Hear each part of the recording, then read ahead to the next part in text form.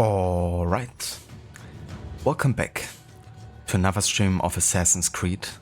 Today, another stream also of the Historical Order run. We're gonna carry on with the Ezio trilogy in the year 1499, at the very tail end of that year, to be precise, the 28th of December 1499. And yeah, we're gonna carry on with our historical focus on the Ezio games. We're gonna be reading all the historical relevant database entries, and we're also gonna be adding a bit of a challenge on top of it, which is doing the full sync requirements for all the missions that we will be doing in the game. So you know, some missions require an optional objective of a sort, like staying undetected or, you know, killing a certain amount of people a precise or particular way. So we will be doing that on top of the missions that we're going to be playing in historical order. And yeah, for the first two sequences, that's pretty much just main story only. It isn't really until sequence 3 that any kind of side stuff will be unlocked. But yeah, then there's gonna be plenty, because this game definitely takes it up a notch when it comes to the side content and the variety of it. And also the amount, for sure. Introducing the Brotherhood system, of course, a brand new renovation system that was taken up quite on a bigger scale than, you know, Monteriggioni. Yeah, we're not yet in 1503, so we're not gonna watch a trailer just yet. But yeah, definitely taking it up a notch, even though the game only takes place in like one region, which is the city of Roma, of course. Whereas in the second game we had, you know, quite a few different cities to visit. What's interesting is that this game really, you know, was initially planned to be part of AC2 until they, you know, wanted to release AC2 and make that a separate kind of like sequel, really. Because initially we really only had planned like 3 games, right? The first would have been AC1, then AC2, finishing in Rome. And then the third one would have been Desmond in modern day, primarily, jumping back and forth between Altair and Ezio and modern day timeline. and kind of like mastering the bleeding effect. Safe to say, we got something quite different with Brotherhood and the subsequent games. But yeah, I definitely don't mind because I love the series and the amount of games we have. Probably AC would have been, you know, better regarded as a series, you know, like as a game-changing series if it ended after 3 games, but I wouldn't want to miss, you know, games like Black Flag, Origins, even Valhalla. But also, of course, Unity, you know, AC3. So many good games.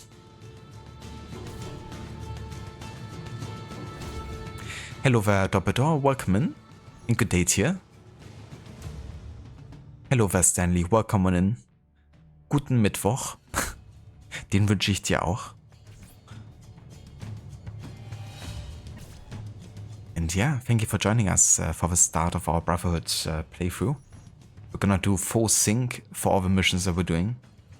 And of course still going with the historical focus, so reading a lot of the database entries. I won't be reading the ones that we already read in AC2 though, because there's a couple ones that kinda repeat themselves. The full sync. You broke the sink. Exactly. Sounds like a job for an Italian plumber. It's me, Luigi. Wait, what?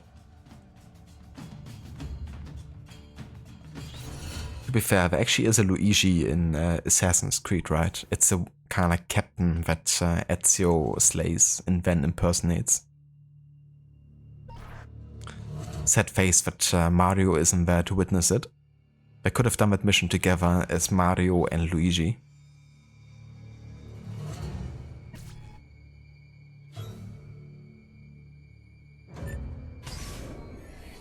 But yeah, still gonna go with English here, subtitles on, and nothing else to choose, so.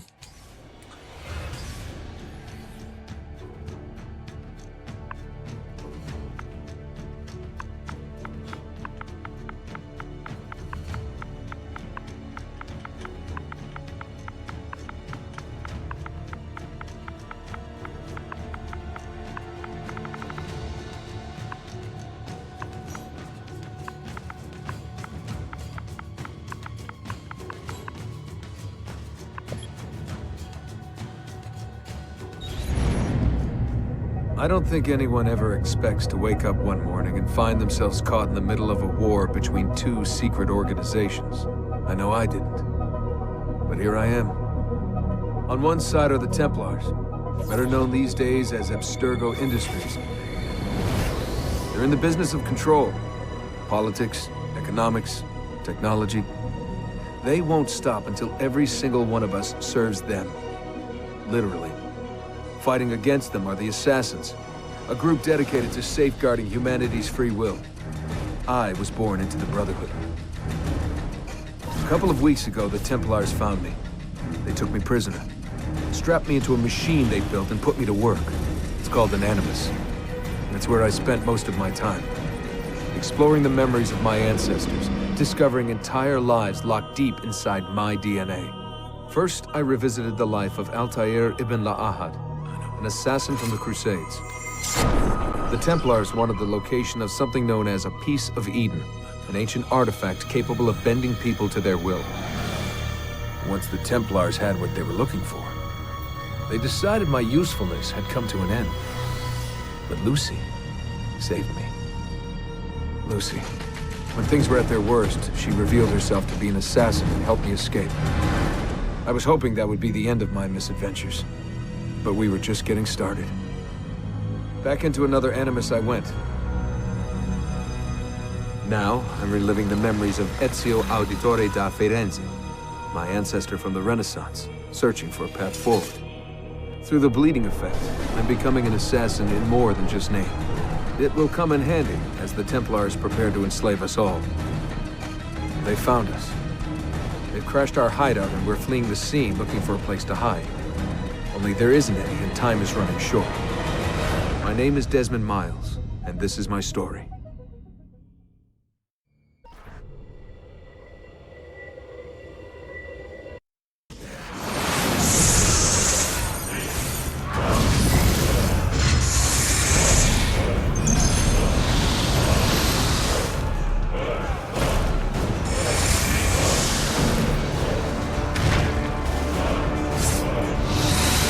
How did you find me?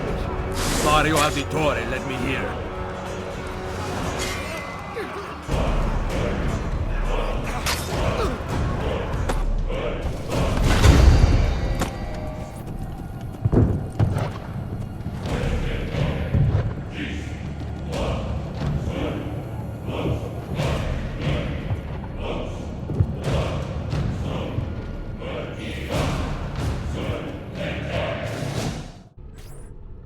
Rebecca, what's going on? I have to run some diagnostics. I'll get back to you.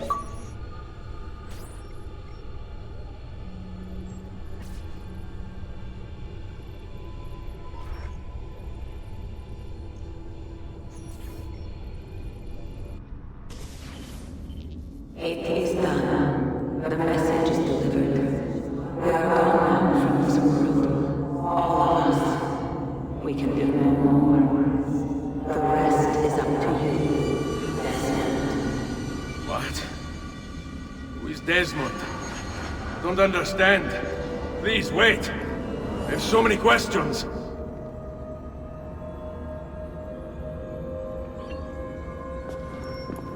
Il Vaticano, December 1499.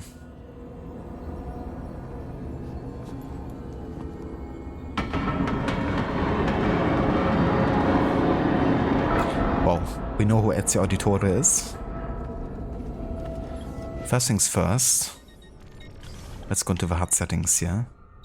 Gonna disable health meter and controls. Makes the screen look a bit cleaner, and we don't really need that at the moment.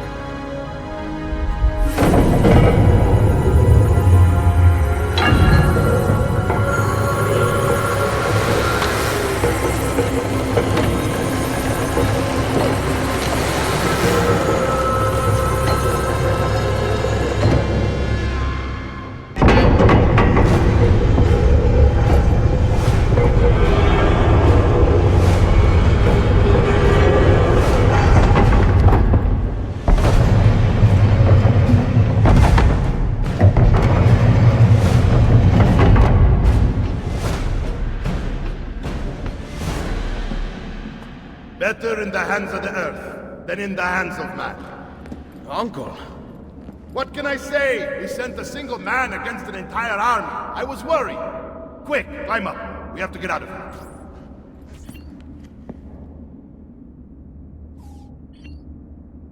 There he is, the myth, the legend. Mario Auditore.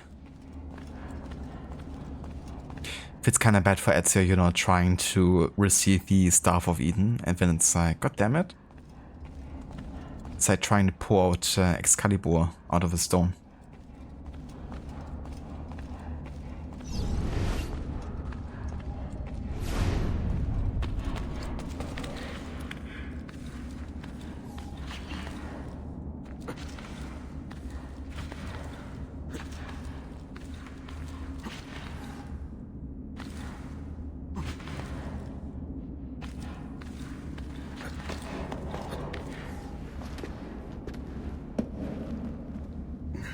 You would not believe the things I have seen, Mario. Then be sure to stay alive that I might hear of them. I expect opposition. And I expect the Borgia to mourn the loss of many lives tonight.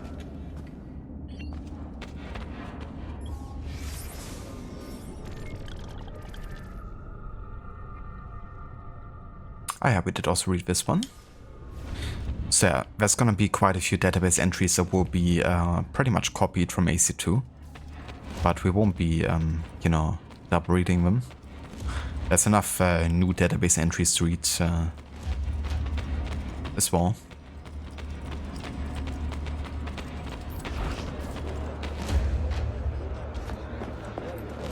Che cosa fate qui? Assassini! God will see you pay for your crimes! You have desecrated the sanctity of this holy place! You condemn what you do not understand. We must go, Ezio, now! Hey, canaille! He's in the voice of the devil! Turn away from them!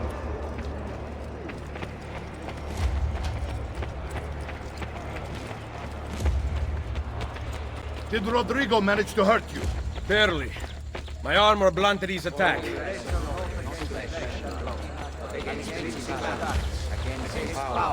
Against the rules of the darkness of this world, against spiritual wickedness in high places. Wherefore take unto the whole armor of God, the shield of faith, wherewith shall be able to quench all the fiery darts of the wicked. For we wrestle not against flesh and blood, but against principalities, against powers, against the rulers of the darkness of this world, against spiritual wickedness in high places. So fun fact, but this is where the Pope Rodrigo Borgia actually hides the Apple of Eden within this structure. Against powers, against the rulers of the darkness of this world, against spiritual wickedness in high places. Wherefore take unto the whole armor of God, the shield of Be ready to fight! What are you doing? Saving you from the look of things! Not bad for an old man. Agreed! You still have some skill! Buona questa. Excellent! Good one! Impressive!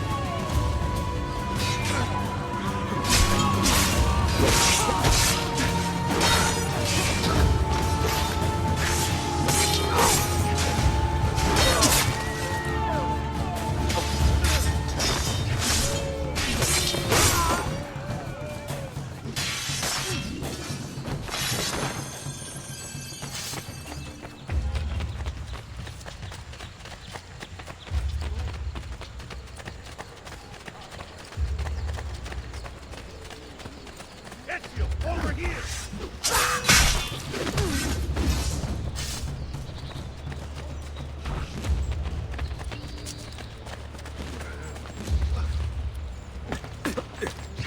I've never seen a stranger man.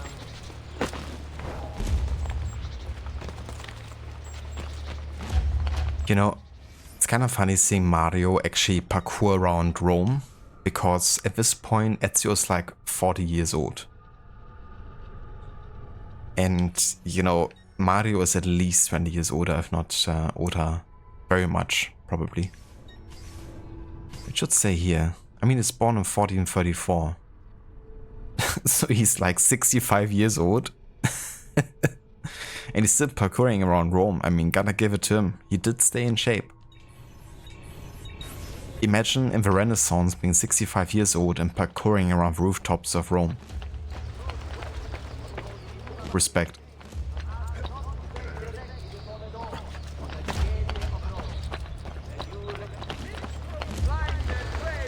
He's like the Tony Hawk of parkour.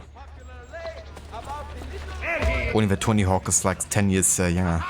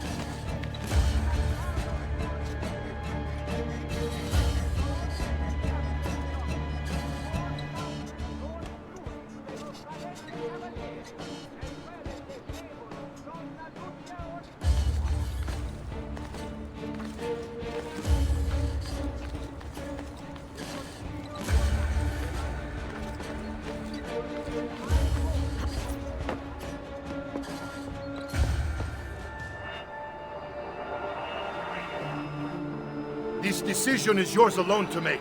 Only do so quickly.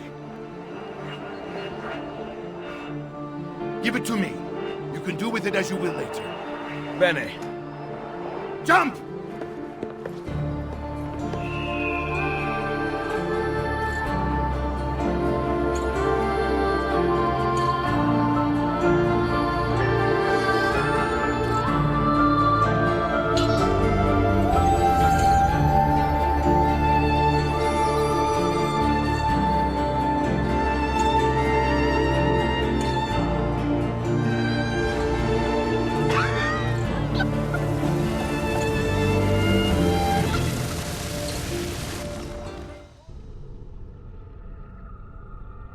Don't know what's so funny about that intro. Hello there, Mr. Gordy. Welcome, dude. Monteriggioni, January 1500. You stir so much shit, I'm surprised your hands ain't stained brown. And then Minerva talked about the sun. She told of a disaster that occurred long ago, and another that is coming. Sometime far in the future, Vero. Then we need not worry about it. See. Perhaps our work is finished. Would that be so bad?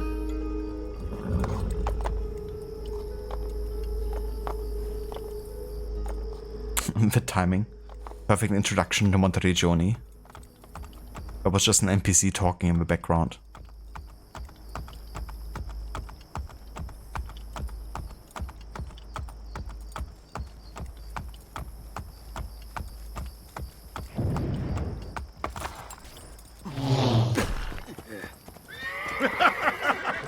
We upgraded the arsenal while you were away.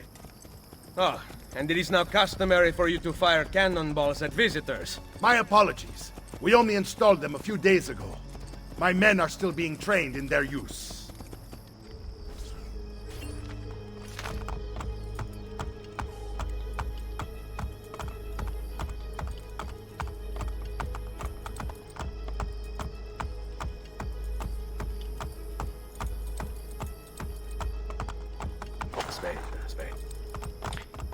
Aspetta. Whoa. Aspetta.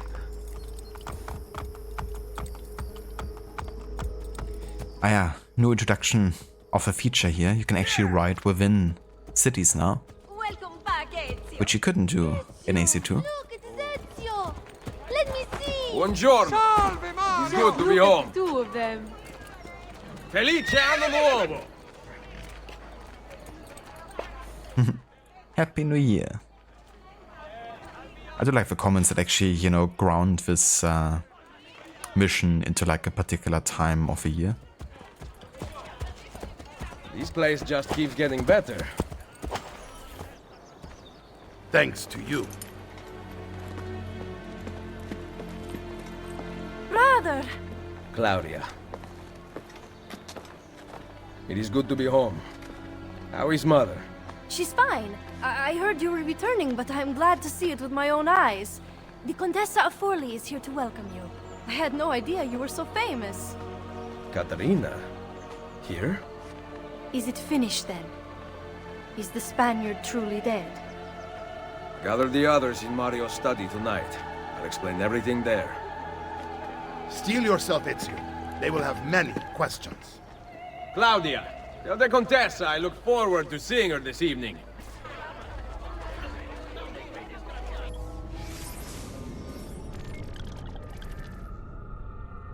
Ah yeah, there's actually a new entry because it tells the story from Claudia, you know, onwards.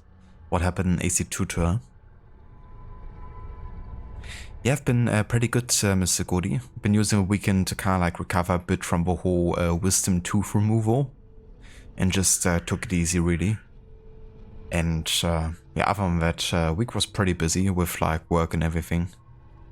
Unfortunately, didn't have the best of news at work with like 2 colleagues being let go. Because our numbers haven't really been the best, apparently. So yeah, that was kind of like a bummer for the team, for sure. Especially, you know, because I kind of question, okay, how's it gonna be like in a couple months when, you know, if things are not gonna be better. But, yeah, Pretty like busy with work and that whole thing. But other than that, doing pretty good. Definitely recovering well. How about you, Mr. Goody? How have you been? Hello, Gorky. Welcome in as well. And good day to you. Claudia Auditore. The third child of Giovanni and Maria Auditore and the first girl in the family, Claudia lived a privileged childhood in Florence high society. After the murder of Giovanni and her two brothers, all that changed. Claudia, Ezio and Maria fled to Monteriggioni and the safety of her uncle's Mario villa. Claudia remained in the villa, caring for her nearly comatose mother, while Ezio set off to avenge the murders. A record book recovered by archaeologists reveals a relatively unexciting existence.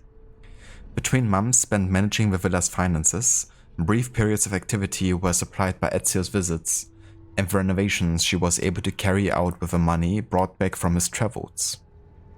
Under her care, the town blossomed, ushering in a new era of prosperity for Monteriggioni. Claudia, however, remained cut off from the world she loved. Quote, "To hear of Ezio's adventures only reminds me of my own lack thereof. This is not the life I dreamed of as a child. Ezio doesn't understand. He treats me so delicately, I despair of ever emerging from his prison," she writes in one particular poignant letter, dated July 1495. Feels bad.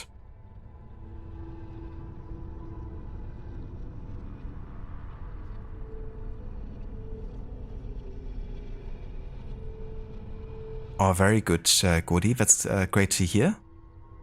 That's really nice of you, taking your dad out for birthday lunch and, I mean, also, having a better stereo for your car. Gotta blast some tunes. I like it. Listening to some music and having some nice food. Two of my favorite things.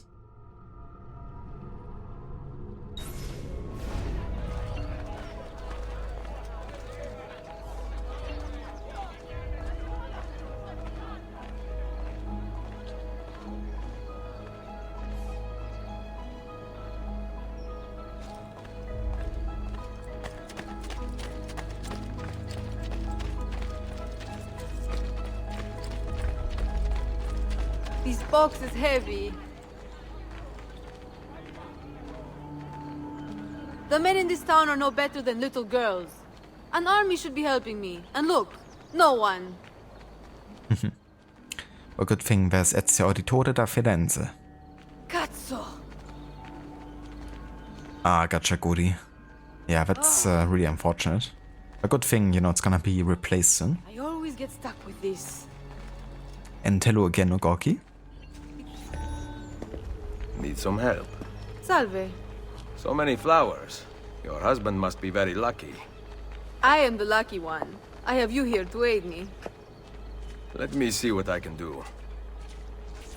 Back there, I may have given you the wrong impression. Oh? I have no husband. The flowers are for a party. Am I invited? To Claudia Auditore's birthday party in the villa. If you are willing to help me again, I need someone with class to accompany me. What makes you think I have class? I could tell the moment I saw you. No one in this town walks with such bearing. I'm certain Ezio Auditore himself would be impressed. Oh? What do you know of Ezio? Claudia thinks the world of him, but he rarely visits her. From what I gather, he's distant. She is right. I have been. Oh no. You? The party was intended to be a surprise. Promise you will not tell Claudia. What will you do to keep me quiet? I am sure I can think of several things. I'll be waiting to hear them when we get there.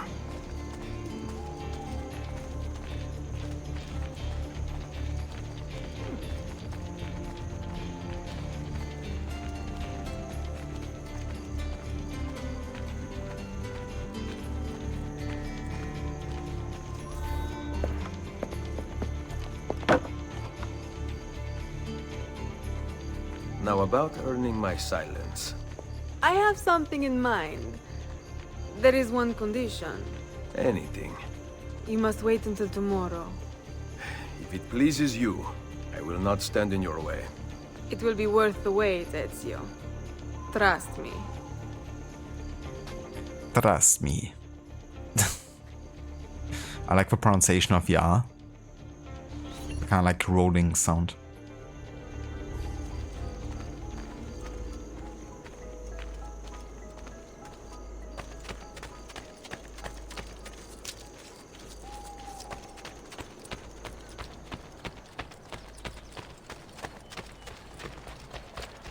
Alright, time to horse around for a bit.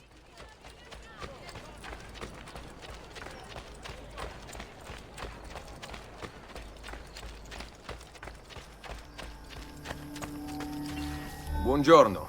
Ezio, Mario is going to murder me. I have lost his favorite horse. Do not despair. I will bring it back. God bless you, Ezio.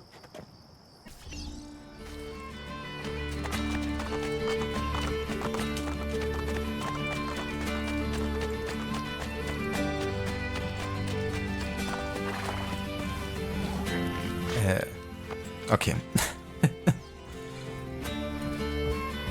Good thing the horse got stuck within the tree.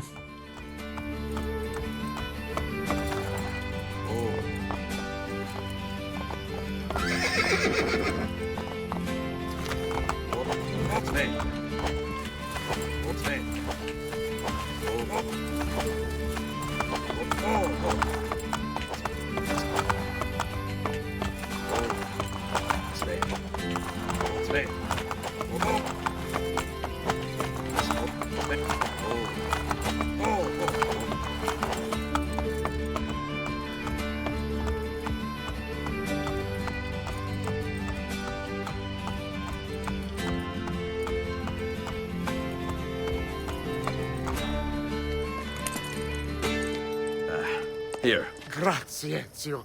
I can no longer keep up with the horses. Promise me you will enjoy your good health. Do not spend as much time in battle as your Uncle Mario.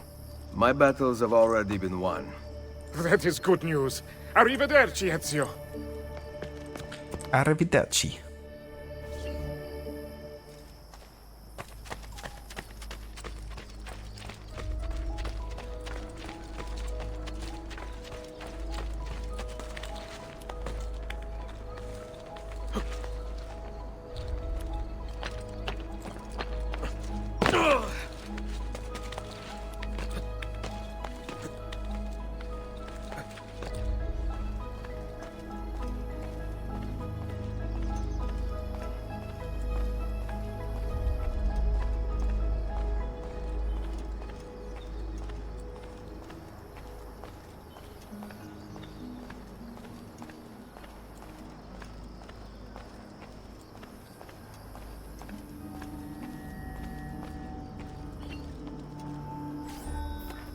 So, these are the new cannons?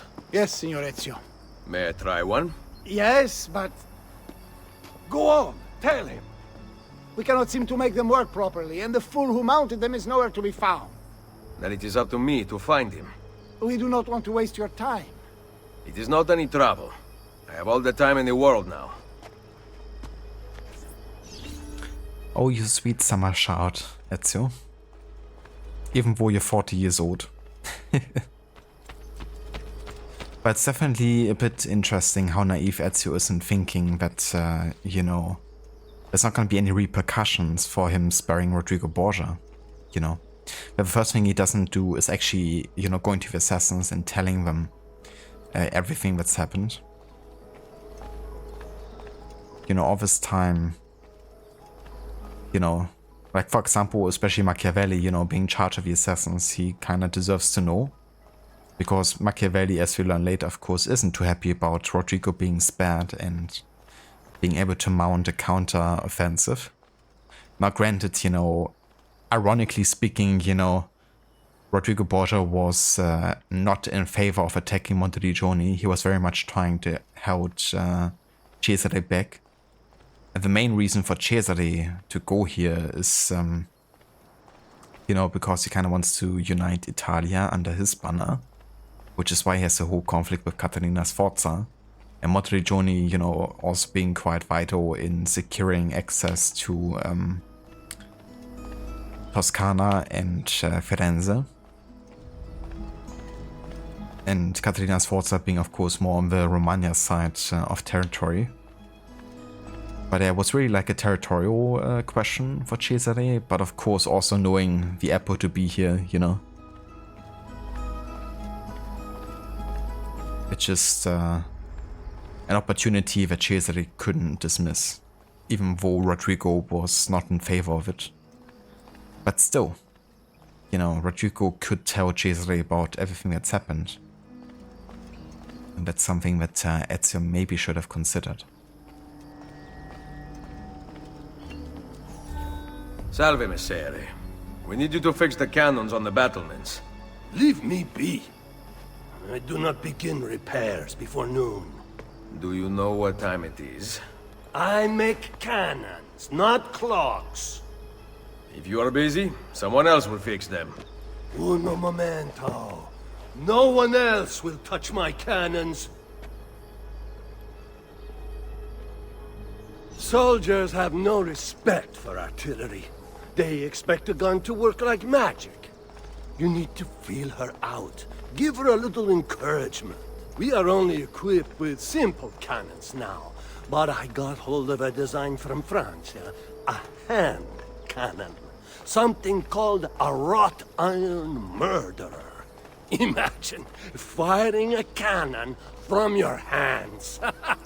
That is the future. It's just like, gee, I wonder how that works. I've never been able to do that.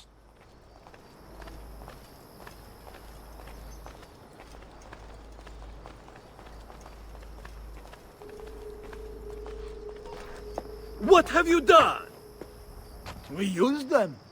They were not ready for firing. You could have gotten us all killed. Let me see. His breath is more fatal than our cannons. Only when you two fools are shooting them. There, try it.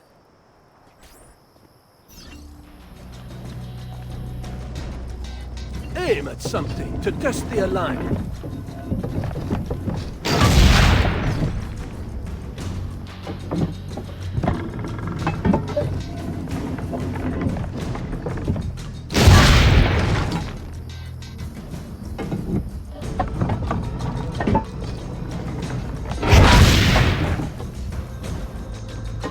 The aiming mechanism is fine. The problem must be behind the cannon.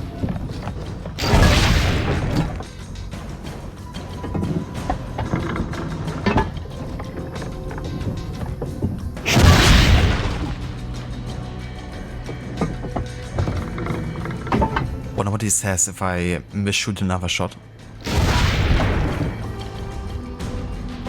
Again.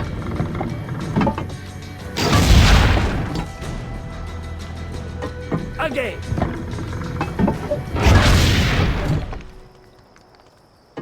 Again. Okay, just repeats himself.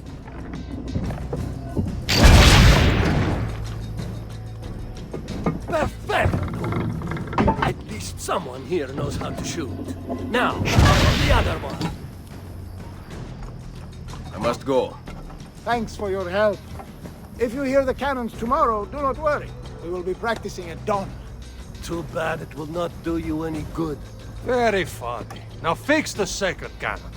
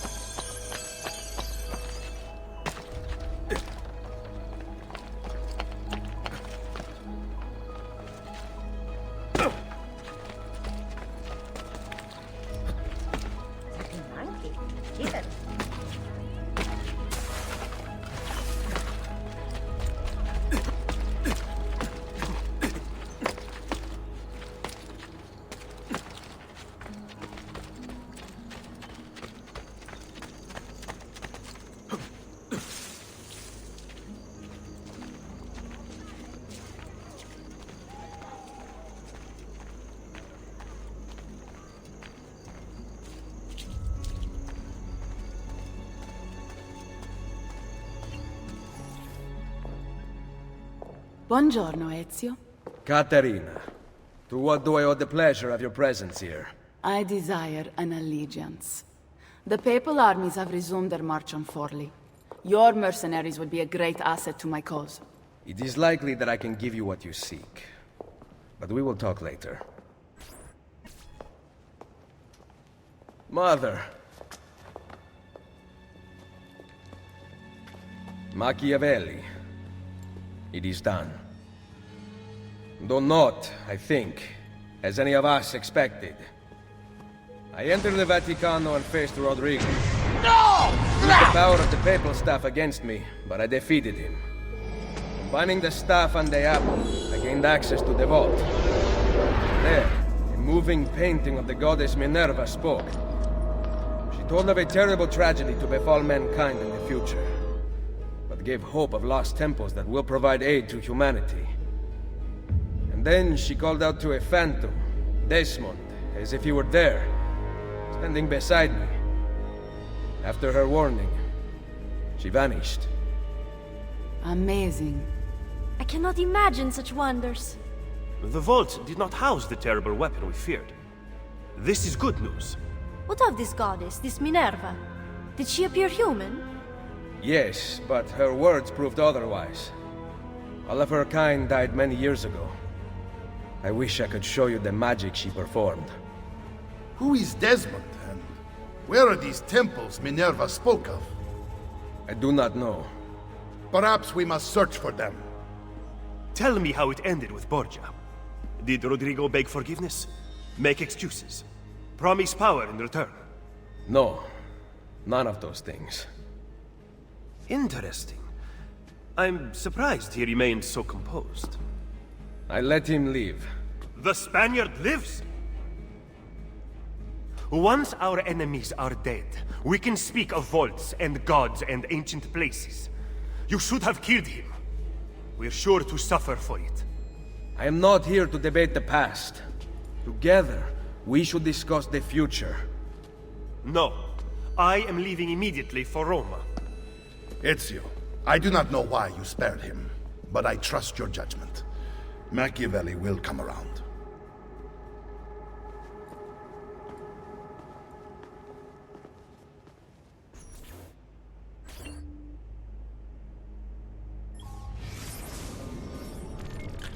Yeah, can't really blame Machiavelli for acting like this, you know. Like, Ezio should have told them from the get-go so they can make their own decision. You know, it's of course understandable that for Ezio it's a very personal kind of like kill, you know. Because it's the one ultimately responsible for everything that's happened to Ezio's family. And it was for his own personal sake that he decided to spare him, because he didn't want to submit to vengeance.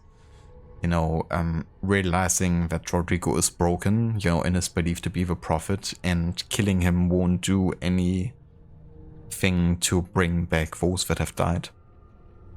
So I think Ezio's logic is, you know, totally fair.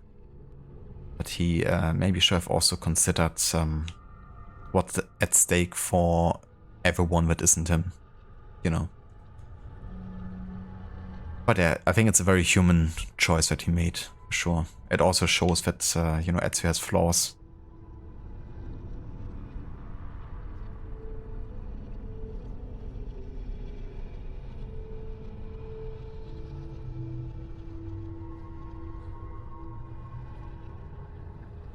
Okay, so this is kind of like new information here. Quote, tomorrow I will make torta bolognese.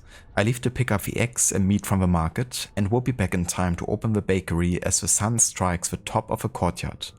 How privileged a life we lead.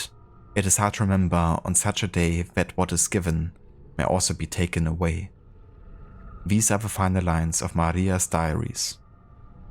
Born into the powerful banking family, the Mozzi, Maria is one of the most famous historical sources of a time period, due to her multi-volume diary, which has been translated by several notable scholars and is on display in the Uffizi Gallery in Florence.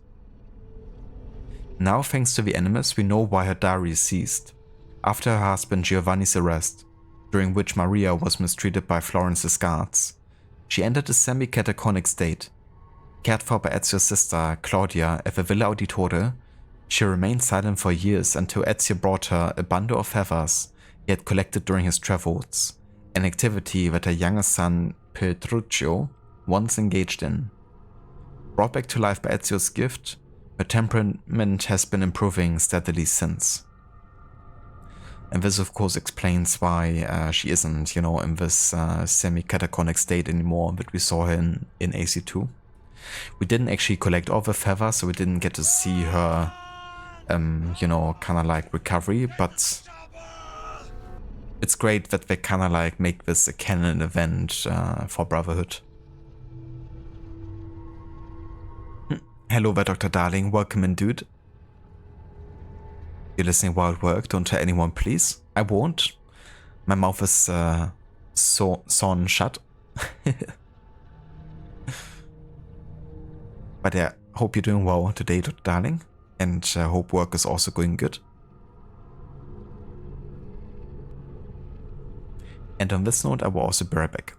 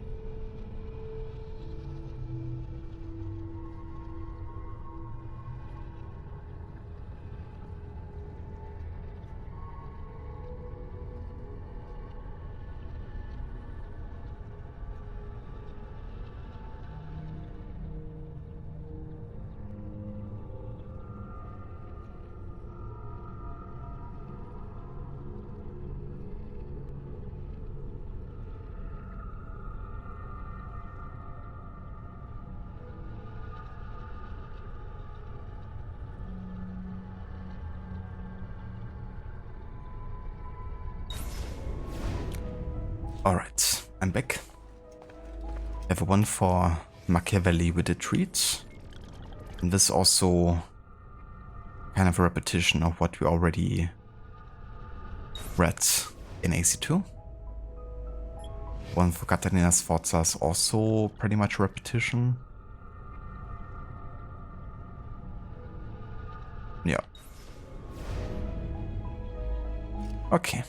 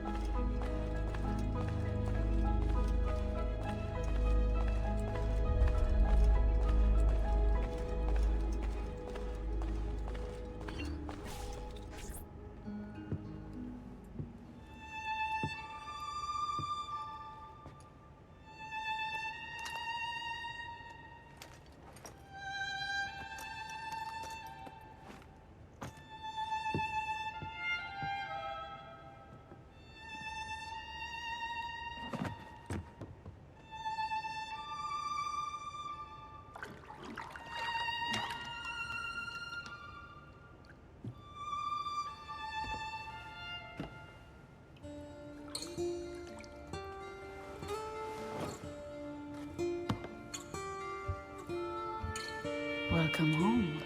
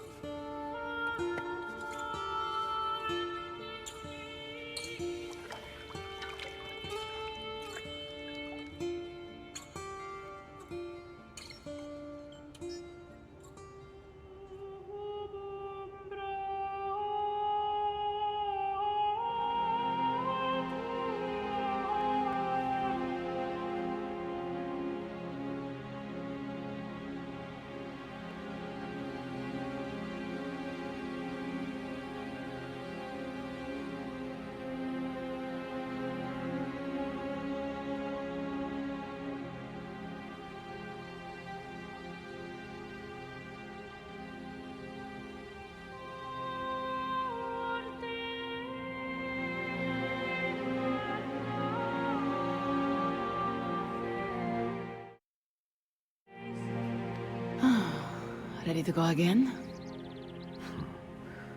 You don't need to ask. One should always have the freedom to choose. Shh. What's that?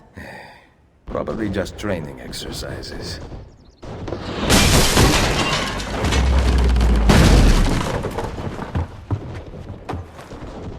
Mierda. I have to find Mario and rally the troops. My men are in the courtyard. I aim to lead them around back and flank our attackers. Stay out of sight.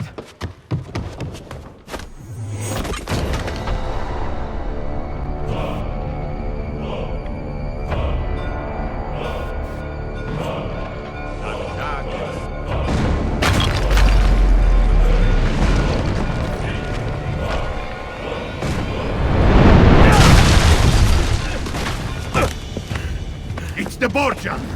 How did we not see this? They must have massed to the east during the night.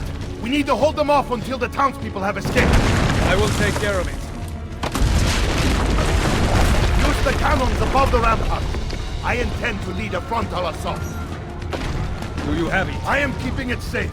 The Borgia must not be allowed to breach the walls until everyone is safely away. Insieme per la vittoria. Insieme. Uncle, be careful. I will.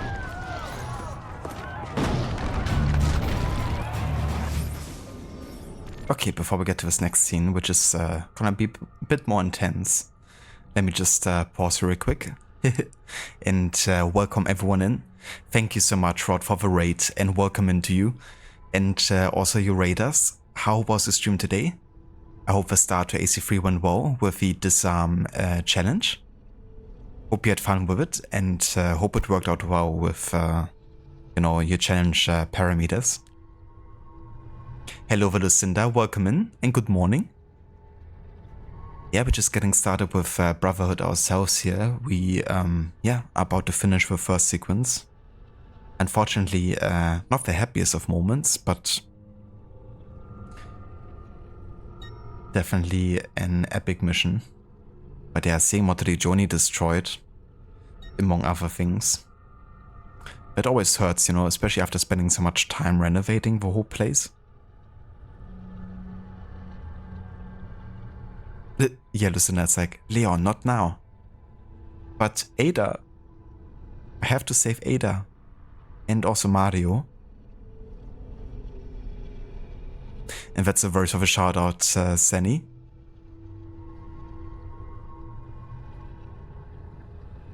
Oh, very nice, Rod, that's good to hear. Glad that you had a good time with the start of it and finishing all the Haven related missions. Yeah, many people don't like that it takes so much time, you know, to get to actually play as Connor, but I really like how much time they're taking to really tell the whole story. It really added another layer, I think, to Haven, but also the antagonists of the game, you know. You spend so much time getting to know them, and even though I don't like those characters very much, I think they're very well written and they have so much depth to them. But that's cool that you're also gonna be doing some more Connor stuff today. As well. I love it, you know, beginning with kid and teenage Connor. The way he's, you know, kind of like being raised and growing up within the tribe. And also that they committed to actually have the Mohawk language, you know, represented. It would have been very easy for them to just go like English with like, you know, accents or something.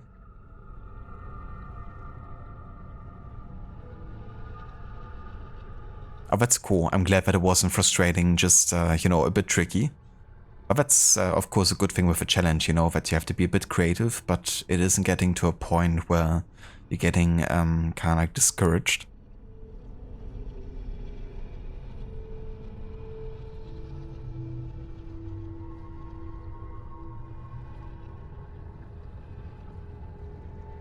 Yeah, that as well, you know, you're not getting thrown right into the action.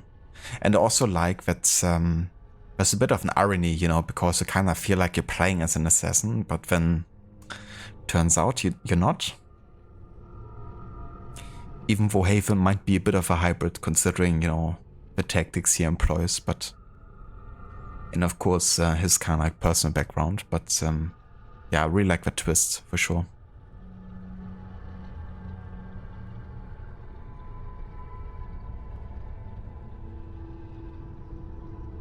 Ah, right, yeah, I remember that happening. There's like a weird bug with the animation or something, right? Like if you shoot too fast after disarming, then they're gonna be like invincible or something? I'm not sure.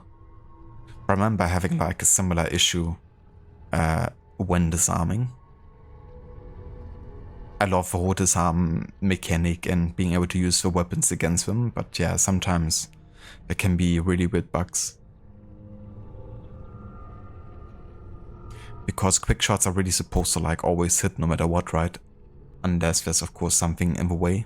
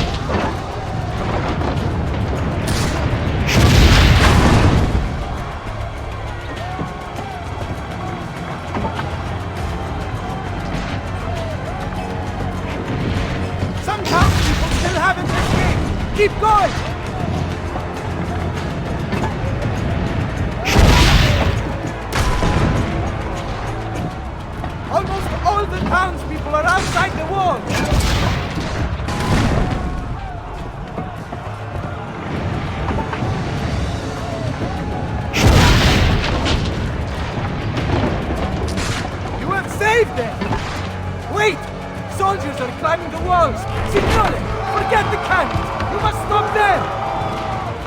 Go! I will carry on here!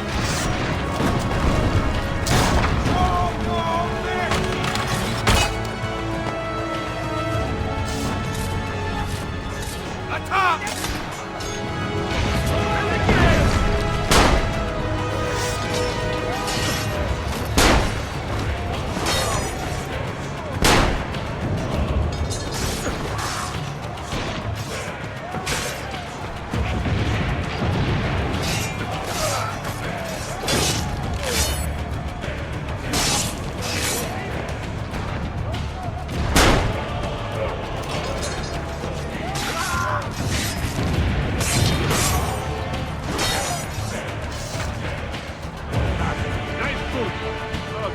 Keep them!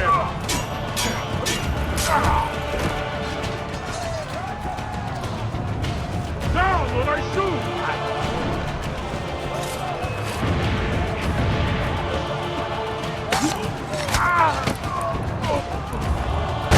They're reaching the gate!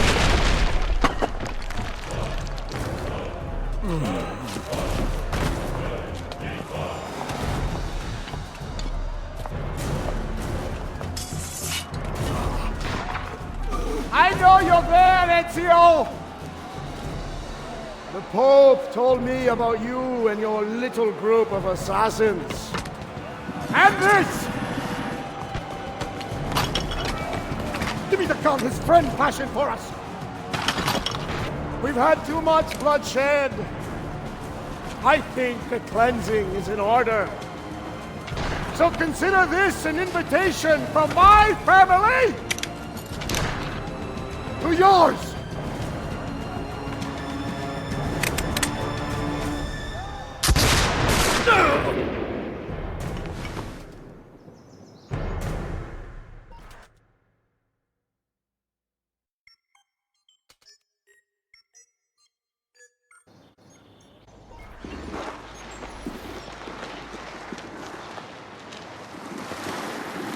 Basta! I can walk. Look out! They are coming! Everyone, retreat to the villa! I cannot fight like this. Stand with me! No! Order to that! Get him!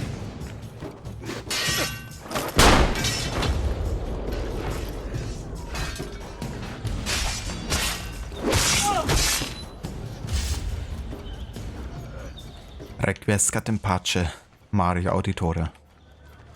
Didn't deserve to go like this. One detail I like is that one of the last things that, you know, Mario and Ezio said to each other was Insieme per la vittoria. And it's the same thing that Ezio will repeat saying shortly before Cesare is getting arrested at the end. But it's kind of like together we stand victorious or along the lines. I like to think that when Ezio says that at the end, you know, he was also thinking of Mario. You're not getting far.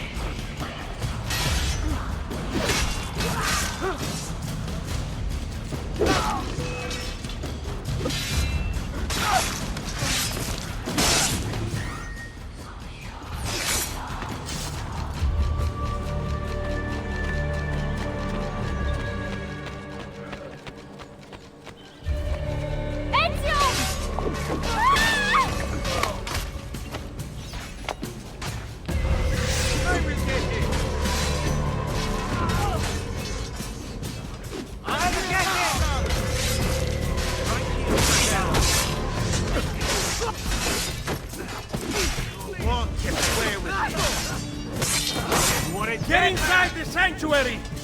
Follow me!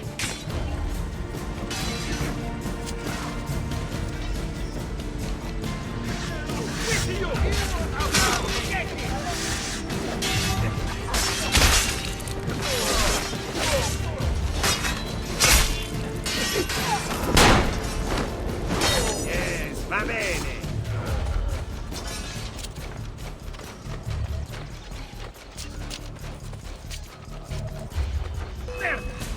On him!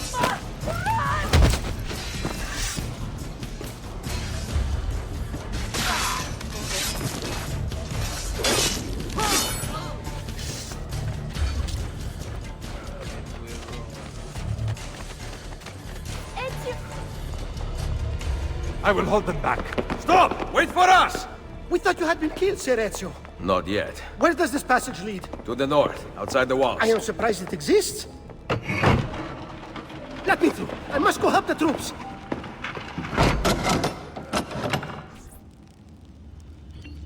Hurry, Ezio! That's true, Rod. You know, they could have shown the impact, but yeah, I also like that they didn't. You know, it's a very gruesome way of dying, and also seeing it being done to Mario, you know. Mother? Is she alright? I am here, Ezio. It's very effective to show instead Ezio's reaction. And Ezio also being, you know, shot at the same time. Grazie a Dio.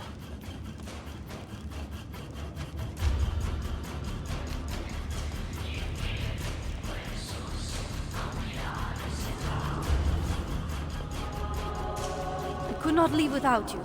The way out will be dangerous. Protect our mother.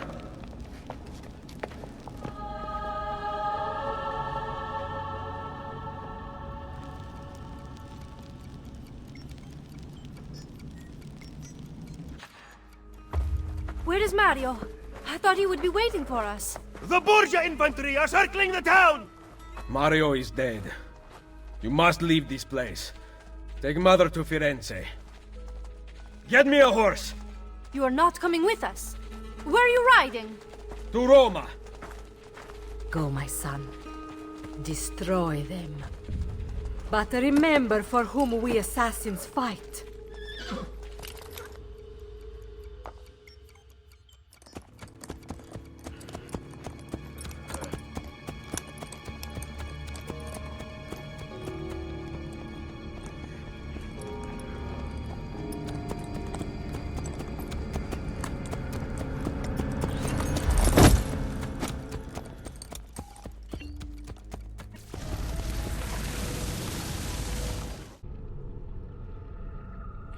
What a way to start the game. I mean, look at Ezio. Lucy, I can't seem to get a position on Ezio's POE. POE? Could one of you tell me what's going on? Sorry, Desmond. Peace of Eden. In the Vatican, Minerva talked about other temples, that they're the key to preventing whatever terrible thing is about to happen to the Earth. Right.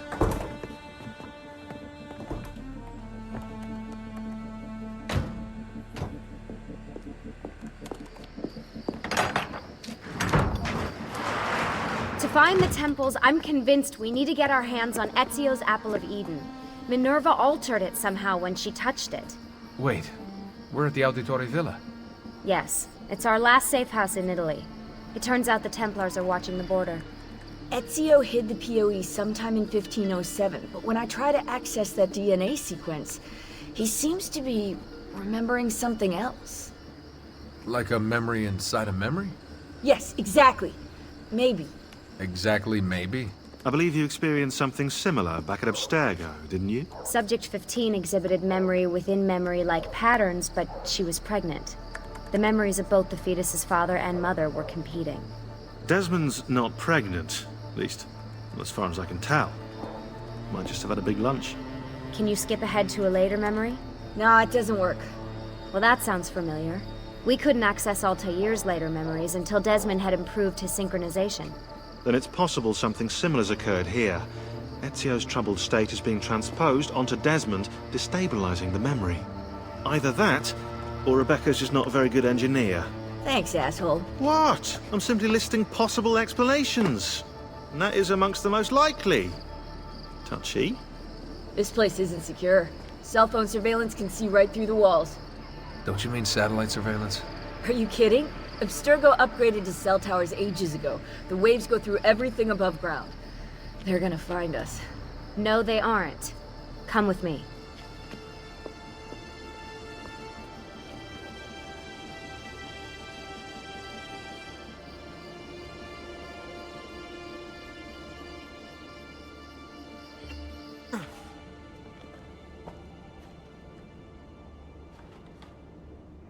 There's a beam blocking it from the inside. We're not getting in this way. What's her next move? The road just loops back into the highway. This is not a good place for us to be right now. Do we have any tarps? We need to cover up the van. I really hate to stress this, yeah, but we are running out of time. Well, help us then, Sean. Do you have any ideas? I don't know. Maybe there's another way into the sanctuary. Hey, I think I've got something.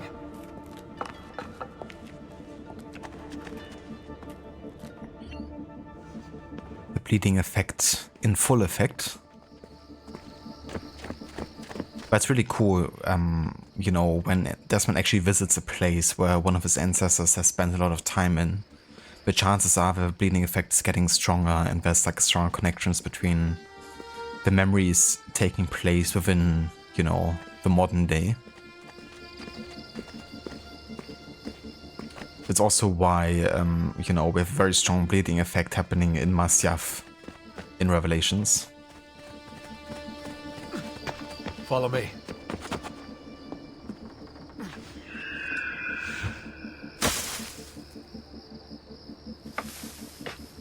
Desmond, that was pretty awesome. It just felt natural. We can get in through here. Right, this is actually the first time that... Shall we? Yeah, all alone with massive targets painted on our backs? This is actually the first time that Desmond does a leap of faith. Just naturally. As far as we know. Unless, you know, he's ever done it as like a teenager. This isn't exactly my idea of a good time. Well, let me guess. You're more the in-bed at 6 type. What? Desmond? I know how to have fun. Oh, that's very convincing. Yeah, I'm convinced. Okay, after we save the world, I'll show you.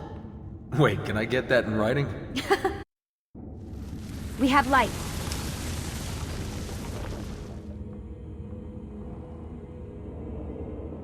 What's kind of cool is we have like a few missions within the modern day Desmond that feel a bit of like modern day assassin tombs. You know, this being one of them. But then of course we have the level in the Colosseum at the very end. I don't see anything. And then AC3 has also lots of like Desmond going out to visit real places missions. Get out before I soldati catch you! Correte! Go!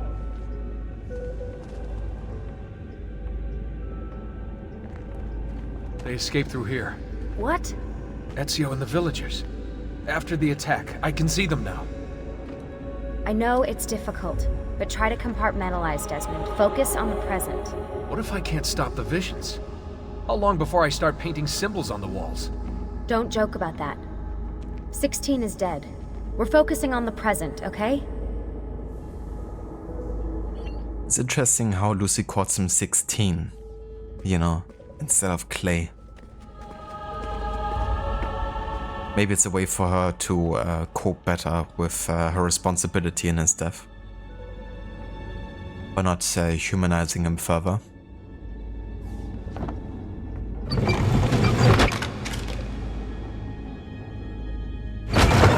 Great, it's stuck.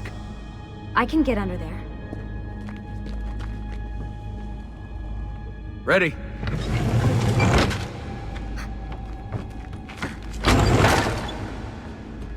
Any chance you can lift that gate? Not unless you want me to end up like that skeleton. I'll find a way around. Hello Valeo, welcome in dude.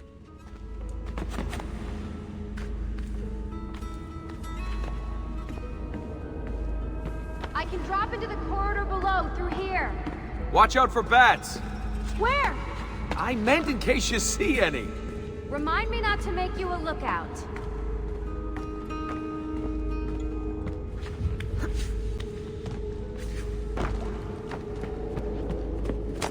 Desmond? More ghosts. I'm here, okay? Stay with me.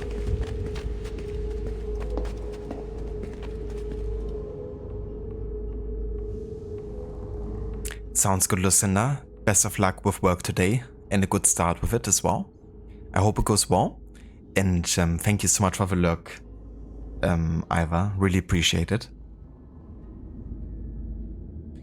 And for those of you that haven't checked out Lucinda yet, definitely consider doing so. She's currently doing a playthrough of Cult of a Lamp, a game which you can play together with a community and Twitch chat. And looks really cool and like lots of fun. Also big fan of games like Resident Evil. And yeah, all around great streamer, so definitely check out Lucinda if you haven't yet.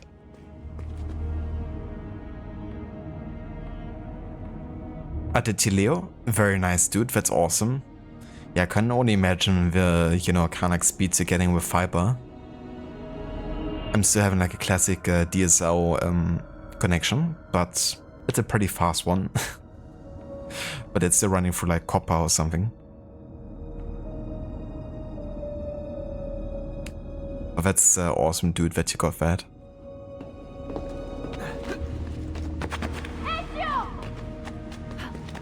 No worries, have a shout out, Lucinda. Did anything fall on you? No. Is Mother alright? Desmond, we can't climb this. How about you give me a boost? That's a bad idea. I could throw you into the air and you grab the ledge. Even worse. Follow me.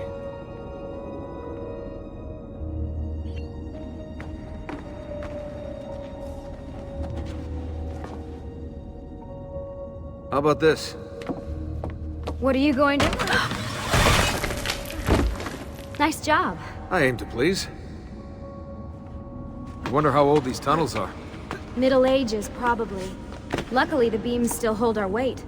After all this time in the Animus, I'm not so sure. Yeah, I didn't want to say anything, but you're really getting fat. Ouch. I even told Rebecca to widen the Animus. Seriously? No. Imagine, it's like, god damn it, Desmond is spending so much time in the Animus and he's eating ships only. We gotta widen the Animus. Up we go.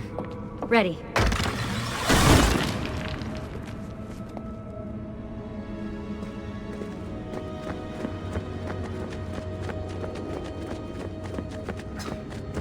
You know, when I came here last...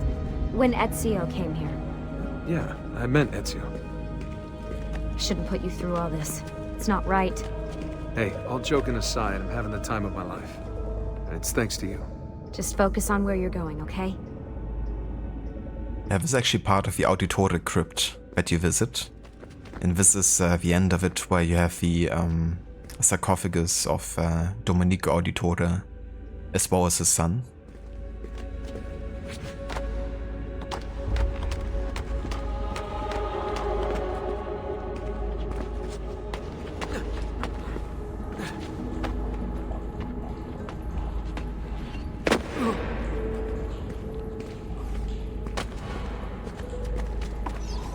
When did this become my job? If I pulled all the levers, then what would be left for you?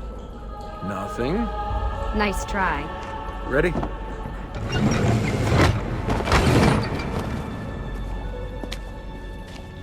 Released a bit too late, that Desmond. Just a tiny bit more early, and...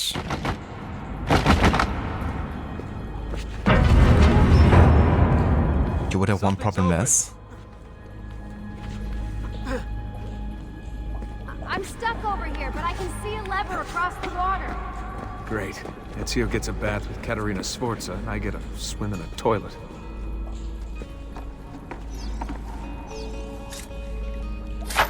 I've got this one!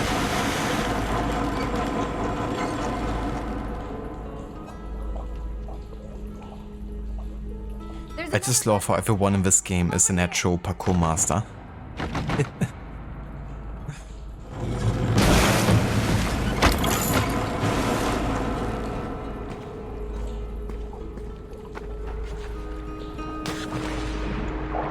Oh man, it's freezing! Stop whining. It's easy for you to say. You aren't swimming in medieval toxic waste. Ugh.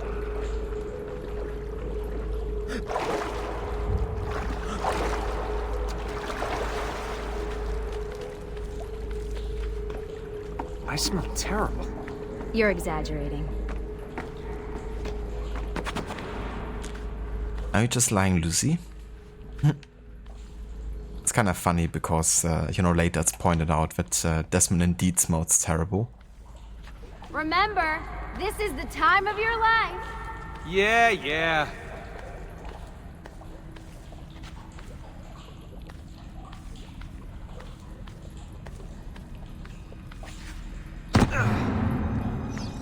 Ready? Go for it.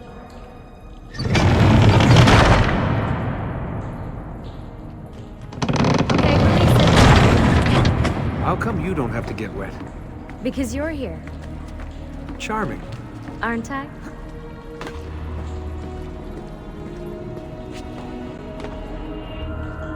I've got you.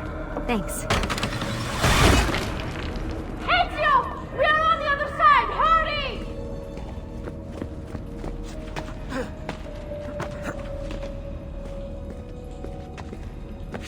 Cazzo!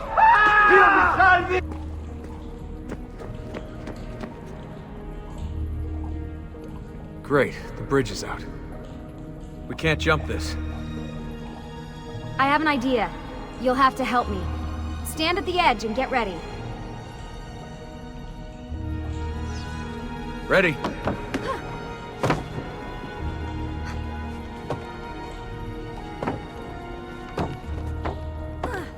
Made it! Let me see.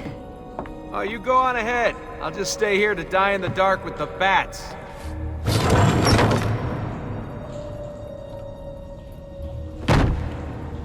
Jump across. Nice work. The bats will be disappointed. For now. Soldati, I have found an entrance.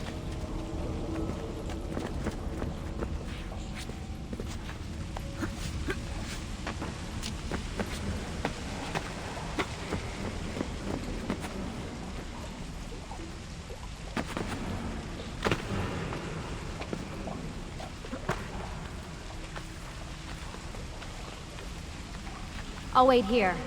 Good. Let me just go and get that bridge down for you. I did the last one. And I'm sure that will be your last one. Haha, very funny. Got it! Thank you, Desmond.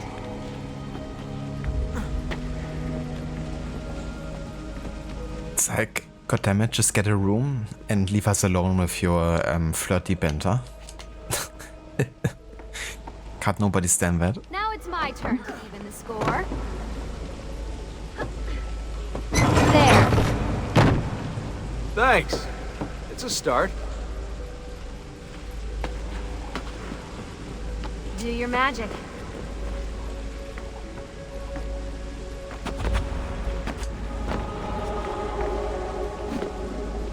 It'd be funny if you could grab Lucy, similar to how you can grab NPCs, but they kind of like don't let you fully grab them. Then it creates like a really weird animation.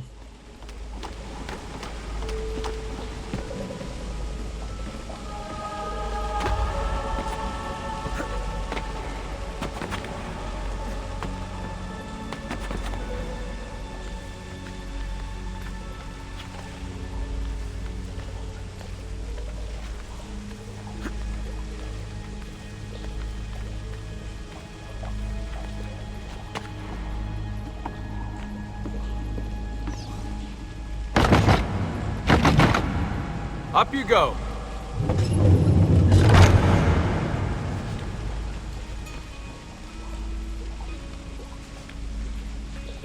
Thanks. We make a good team. Okay.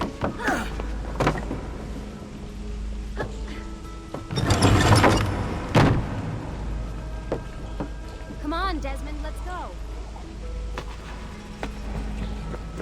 I can see the sanctuary.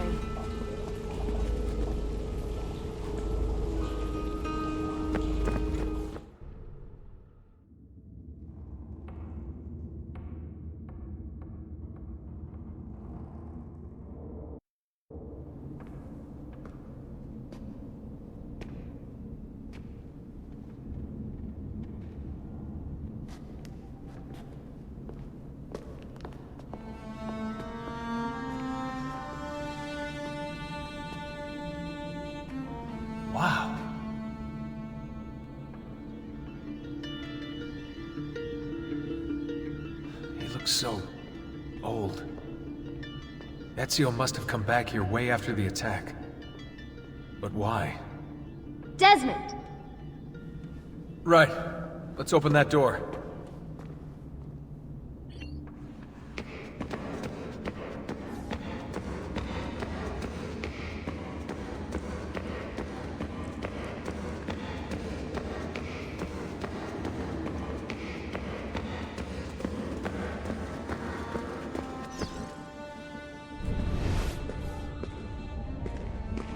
There's something here. Can you open the damn bookcase, Desmond?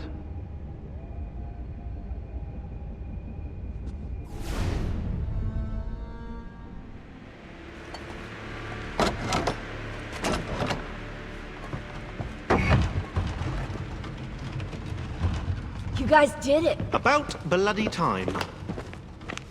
What's that? Looks like something Ezio left behind. There are numbers underneath it. 1419, 1420, and 1421. Maybe you should lie down for a bit. No, it's all right. I'm fine. Whoa, they really built this place to last. No signs of structural damage, no cell signal either. Should be safe to set up. Let's get the Animus down there.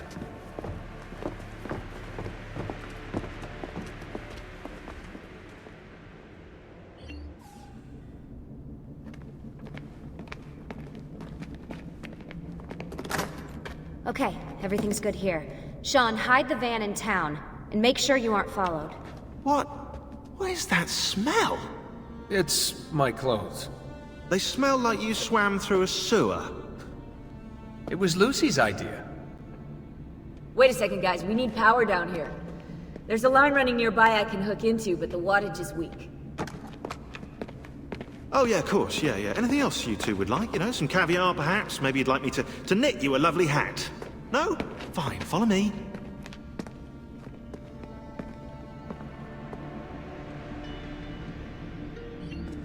You know, a lovely hat would be actually nice if you could knit that for me.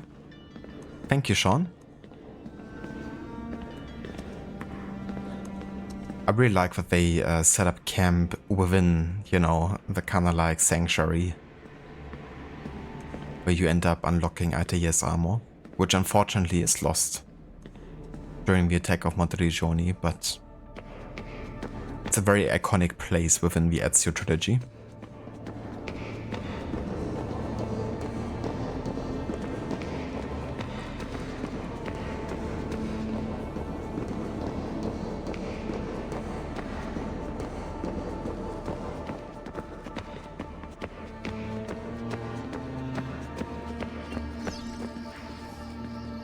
Right, look around Monteriggioni for circuit boxes. Rebecca's little doodahs, they'll reroute small amounts of electricity to the power line underneath the villa. Don't ask me how they work. If I understood that, I wouldn't be the fella hiding the van.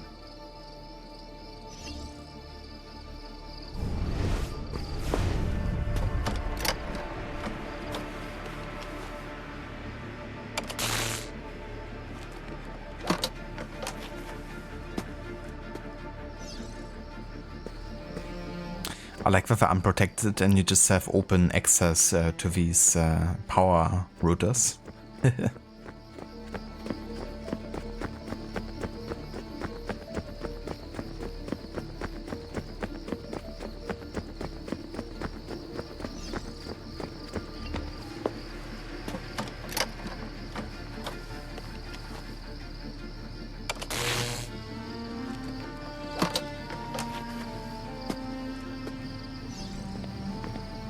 But yeah, how cool is it though that you can actually parkour around Monteriggioni and freely explore the city in like modern day?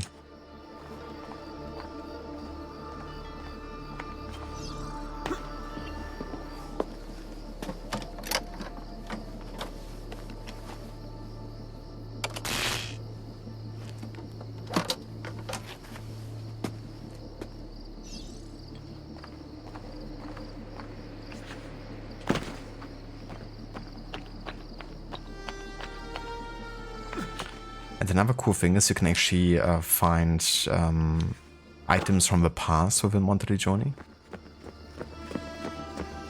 Like within the church you will find a cloak or something later. But those items aren't unlocked until a later point though.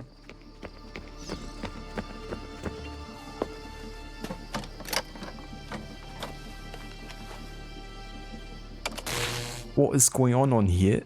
Here. Hello, Ave. Welcome in. And good day. I'm back. Just in time. The sun's rising. Yes, it's booted. We're good to go. Did you miss me? No? Anyone? Hello? Am I speaking out loud? Hello? Workaholics. Let's get started. Well, Sean, I guess you just answered your own question. No one, in fact, has missed you.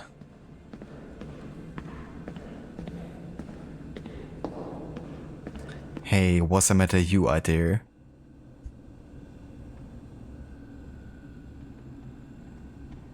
It is Ave, thank you. Yeah, having a good day so far? Been a pretty busy week, but today's very chill, so getting to start on Brotherhood. Gonna do forcing requirements for the missions.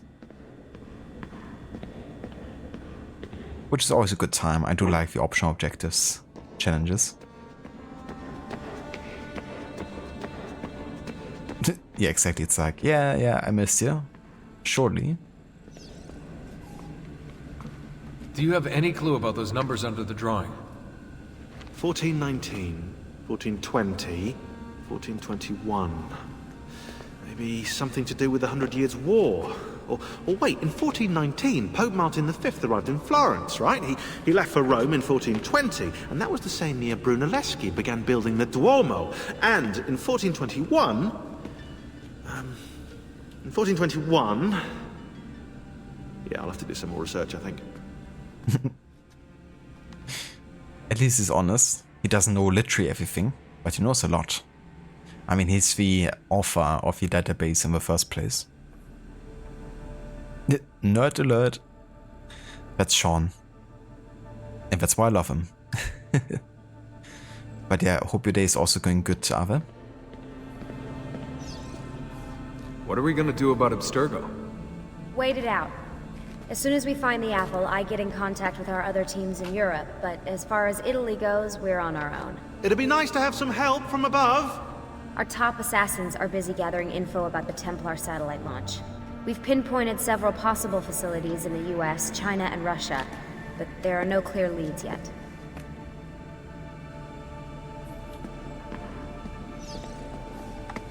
You seem focused. I've been busy patching new systems into Baby here. She's only gonna get better. Is Desmond gonna be able to relive memories this time? As a matter of fact, he will. I love these fourth wall breaks with the enemies and with Rebecca. You know, she's also in charge of like enabling subtitles for, you know, AC2, which you didn't have in AC1.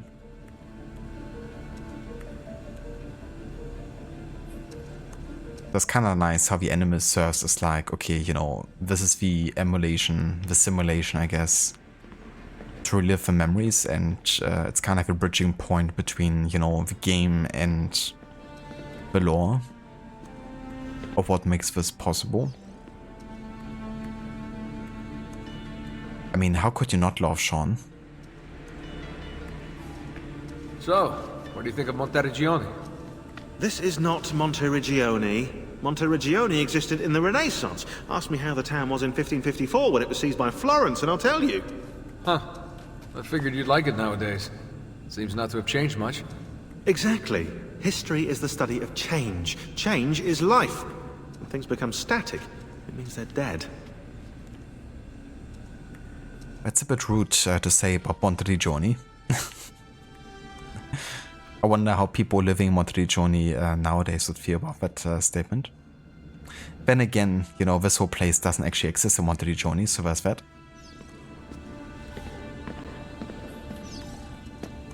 What are the other teams doing? Combating Abstergo's search for pieces of Eden. As far as I know, Abstergo has no clue about the temples and Ezio's apple. We might actually be ahead for once.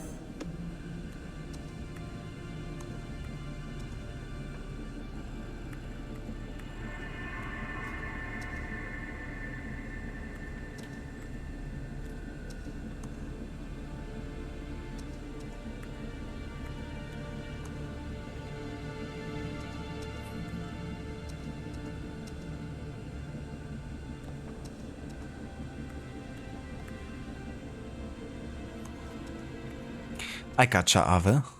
It really sucks with a headache, but I'm glad that it's, you know, kind of like getting a bit better at least. My headaches are really annoying.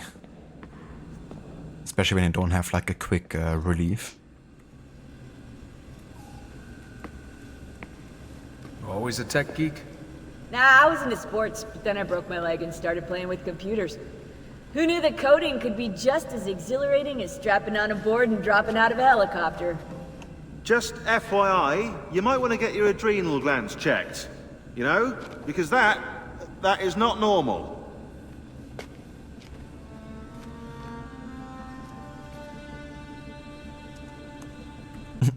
That is not normal. I'm kind of busy here. We don't have time for chit-chat.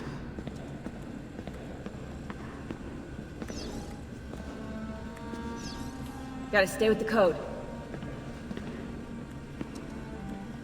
Hello there, Zomb. Yeah, that's the question, isn't it? How do they wire it with electricity?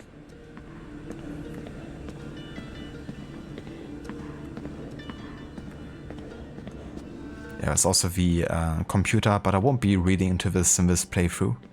Modern day really will have not as big of a focus as, of course, the actual historical side of things.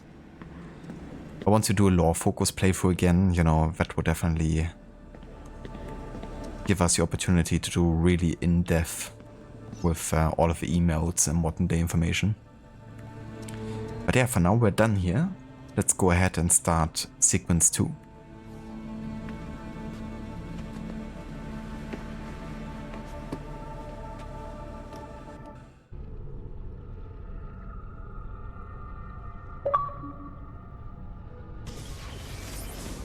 As you may have noticed in the van, I've made some improvements to the Animus, and I've also patched in a new VR training program.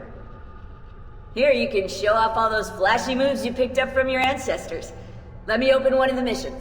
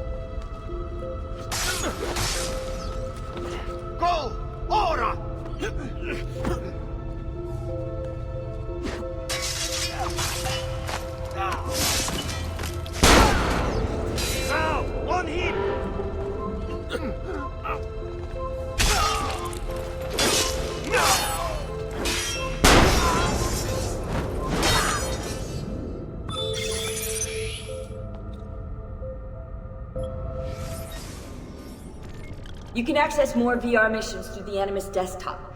As you complete training sessions, I'll add additional challenges. To stop your subconscious from rejecting Ezio's later memories, you're gonna have to live them in the order his genome recorded them. Highlight sequence 2 for me, Desmond.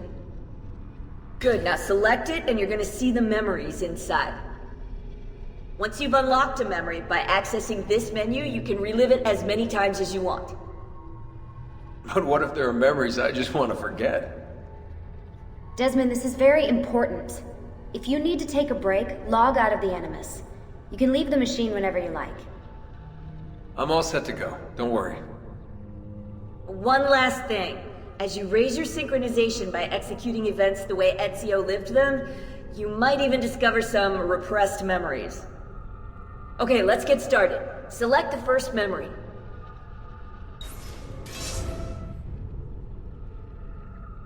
Desmond, I've been looking at those gibberish 5-digit codes from the end of Subject 16's files, and I seem to have discovered a remarkable coincidence. The codes correspond perfectly with coordinates inside the Animus. I've tagged the landmarks pinpointed by the coordinates with eye icons in the database. Now, odds are you won't find anything there, but, well, who knows?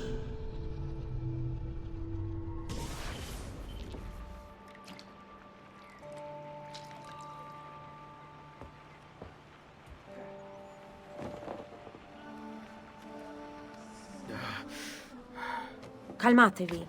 The pain will end soon. Where have you brought me? Nowhere, Messere. A man left you here. Did he say anything? Only this. You are to meet Messer Machiavelli in front of the Mausoleo di Augusto. Let me help you get dressed. The same man who brought me here gave me these clothes? Si, Messere.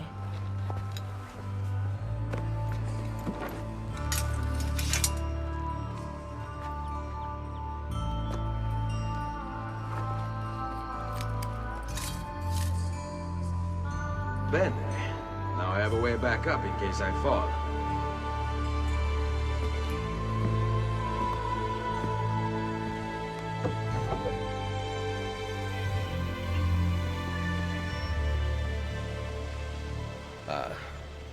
Roma. Yes. Or what is left of it since the Borgia came to power. And the Mausoleo? Unfortunately, you cannot see it from here. How about from the top of that church? Yes, but the stairs up are closed. That should not be a problem.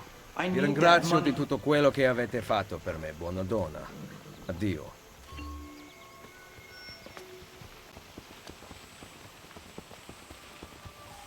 Yeah, Ezio still hasn't forgotten his manners.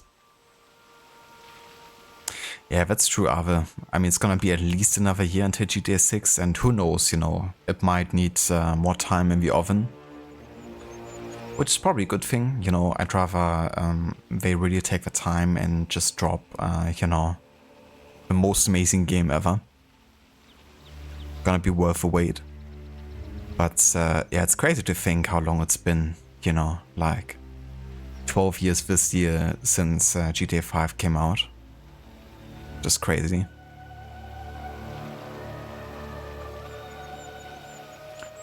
Then it's gonna be 20 years until GTA 7 drops. Or something.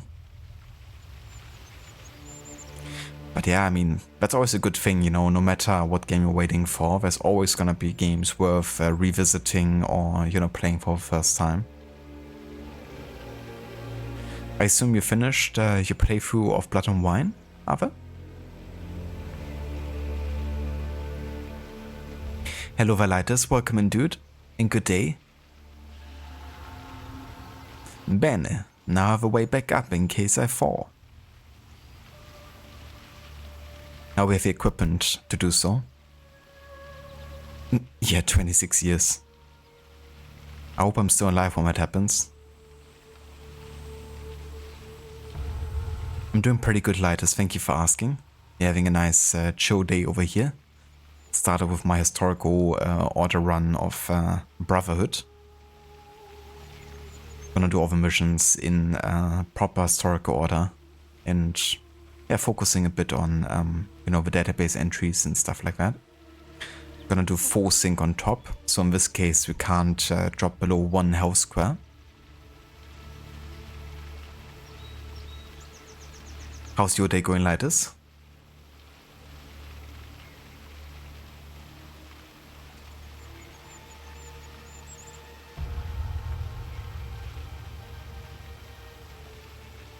Yeah, that's definitely understandable, Ave. You know, like Blood and Wine is good fun, but I definitely understand that too, you know. Playing a game for so many hours, as good as it is, you know, you also want to get a game done at some point.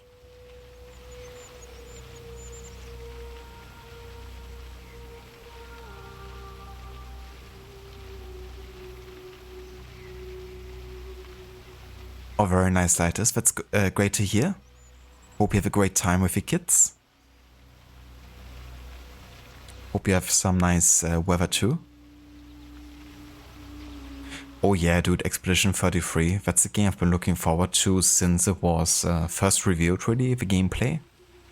I do like turn-based, you know, combat, even though I don't play a ton of games with it. And it looks just so gorgeous, and the story also looks like, you know, it isn't your typical, like, Hollywood-esque, you know, cliche fest of a story. Yeah, like Levi and I were also looking into getting it soonish.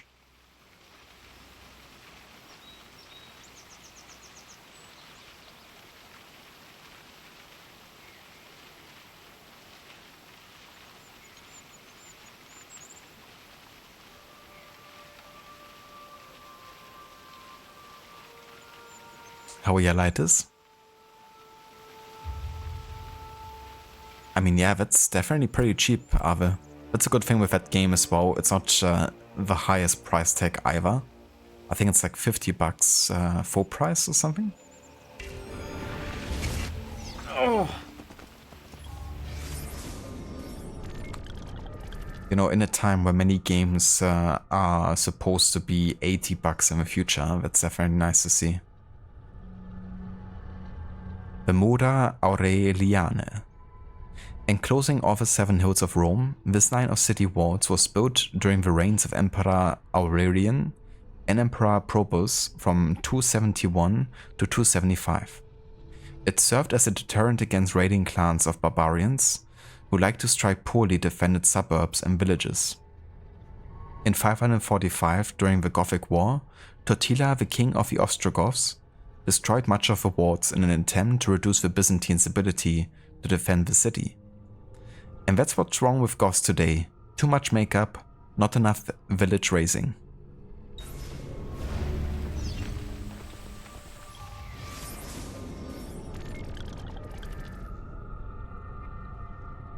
Yeah, for sure. And I mean, that game has gotten so many great reviews as well, you know. I feel like there's definitely a certain sentiment coming along with that, but I feel like a lot of the, you know, positivity about the game is totally deserved. So it's great to see, you know, with a studio that's more, you know, bring out a game that's so well received. Looking forward to the future of that studio.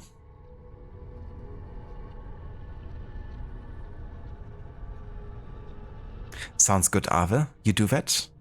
Hope you have a good relaxing time and hope you feel much better soon with a headache. And yeah, maybe catch you later.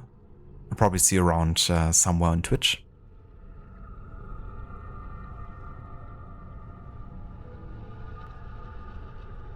Roma.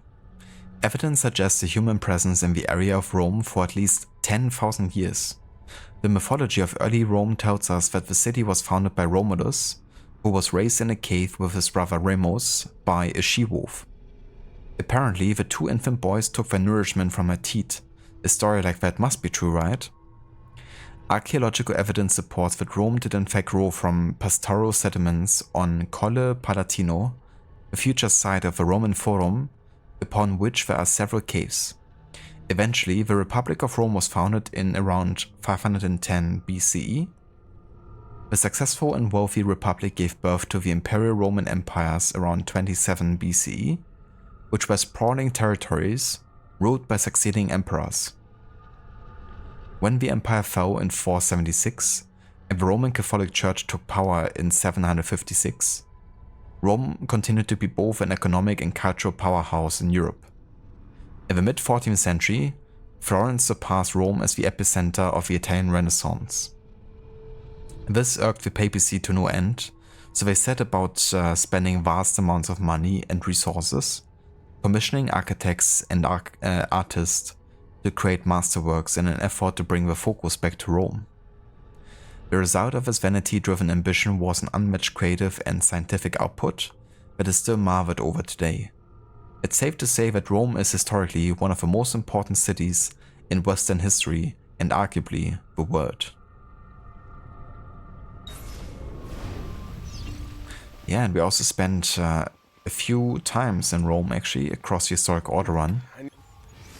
Not just in this game.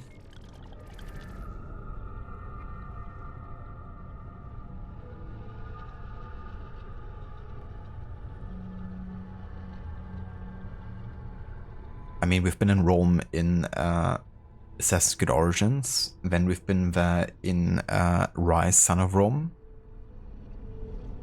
Then we had Horrible Histories, Ruthless Romans.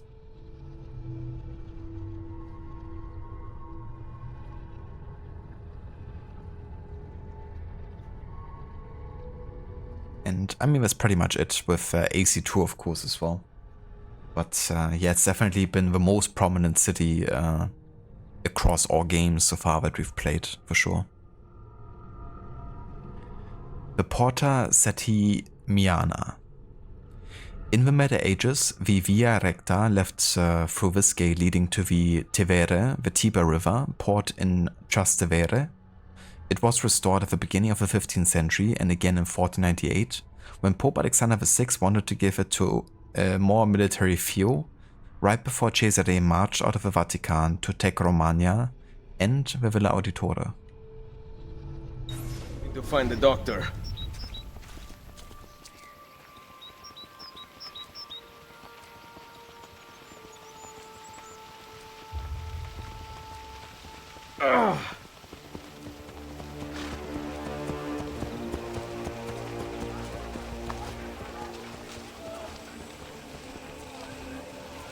My arm. Aqua Vergine. Named partially for the virgin waters that flow through its channels, and the myth that 30 Roman soldiers asking for water were led by a beautiful young girl to the source springs. How they knew she was a virgin is pretty self-evident. The Aqua Vergine is the most famous water source in Rome.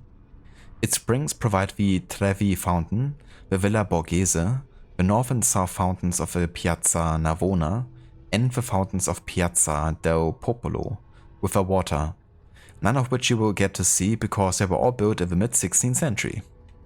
Fair enough. Considered to be some of the best drinking water in the world, Romans and visitors line up to fill containers from the fountains, although after a 2007 construction accident that halted the Vergine's flow temporarily, and the chemical cocktail distilled daily in the Trevi fountain to keep it clean, I would stick to tea. It's kind of funny that Sean says stick to tea because in Valhalla he's kind of like trashing Rebecca for drinking tea. It's just dirty, muddy water. Is what he says. And that as a Brit, you know, I mean, they do love a tea. Salute. I require medicine. Let me look. Someone your age cannot recover from a wound like this with medicine. Here is something to dull the pain. You will heal over time. Grazie. 4 out of 5 doctors would suggest leeches, but they have not proven effective against such things. However, I can recommend several good colleagues around the city. Do you need anything else? Fresh-caught leeches. Probably accurate, but 4 out of 5 would recommend leeches.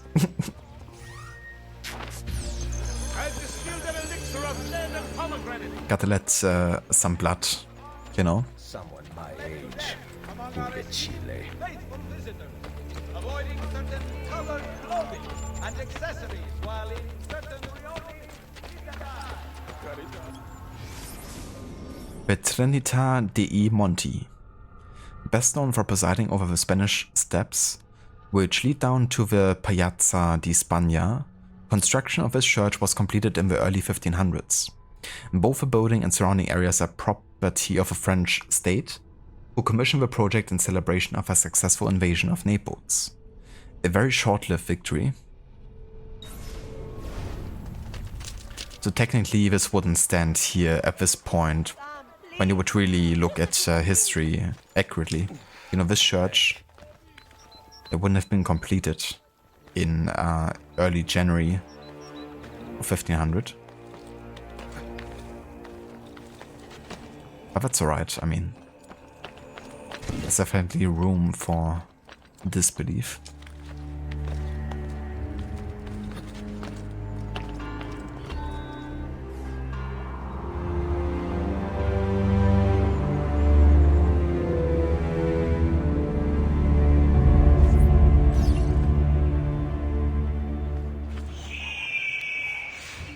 Word has gone out that a peasant is resisting arrest.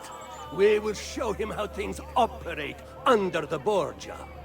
Machiavelli can wait.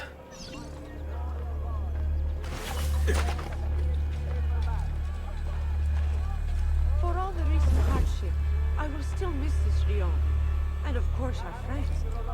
But life is now unbearable. Not the bashful time, is it? Perhaps we will return if he's improved.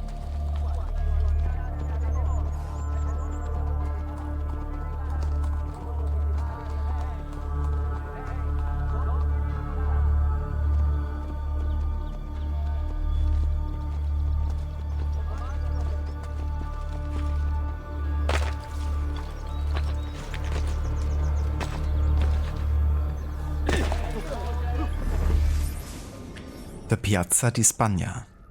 The future site of a famously peculiar Piazza di Spagna, this public expanse at the foot of the Spanish Steps is shaped as an elongated triangle rather than a square. Named after the Spanish embassy to the Holy See, the piazza became one of Rome's most popular meeting places. Notably, the romantic poet John Keats spent his final hours in a flat overlooking the piazza. A thing of beauty is a joy forever, except when you're about to die of TB. Rest in peace. Also to Arthur Morgan.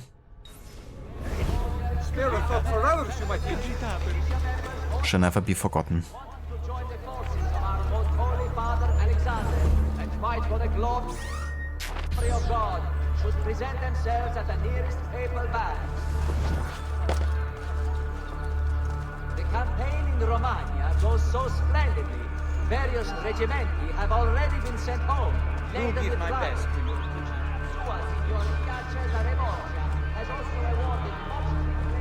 It was nice of the Arcivescovo to come see our plight.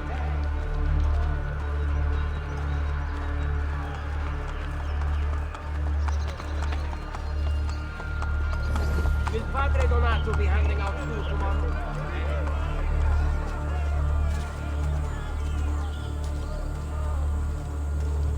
It's going pretty good, Zom. Thank you for asking. Yeah, making a good head start here on Brotherhood. We just started with the second sequence. The guard wanted to question. How's your day going?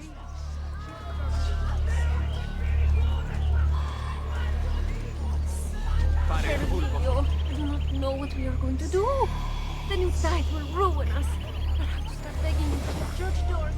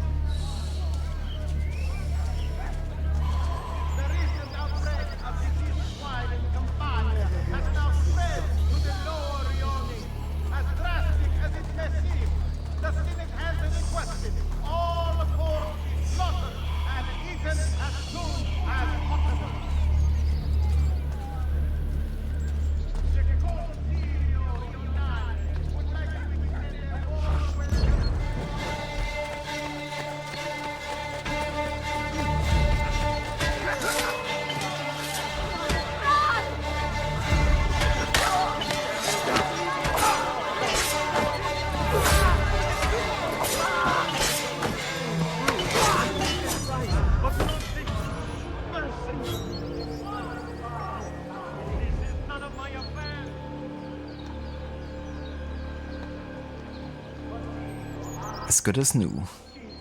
Oh yeah, that's our first full sync requirement done. If I'm playing Abu Jafar's Creed right now. Hope that's going well for you as well, Zom. Abu Jafar's Creed.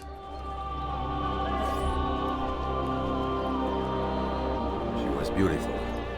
She was, until that porco defiled her. I wish he'd just killed her. I wish he'd just killed La Mia Amata. People who saw her grow up cheered when he spat on her. Smiles on their faces when her neck... I understand. How can you? My Livia was innocent. I have lost family to the rope. Treachery. Il Carnefice watches from his home on the hill above. Threatens to hang me if I cut her rope. Alright, gotta kill target with a hidden blade. When you are ready, take her down. I will deal with Il Carnefice.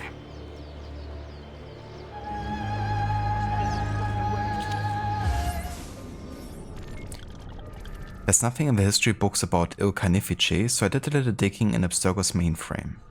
Okay. No historical relevant. So I was saying.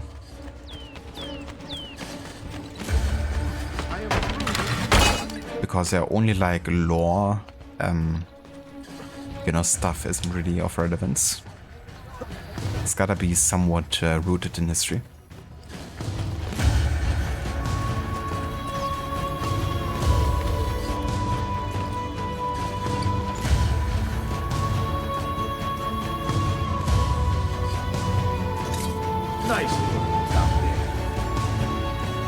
not my best. But it's hard to make art with poor materials.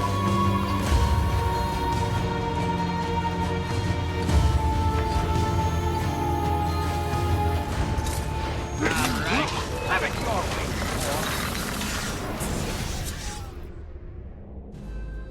Requiescat in pace.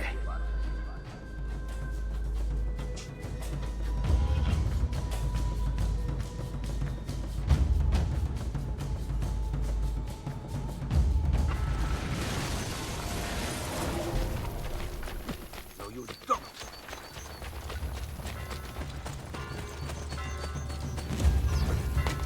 Your culo is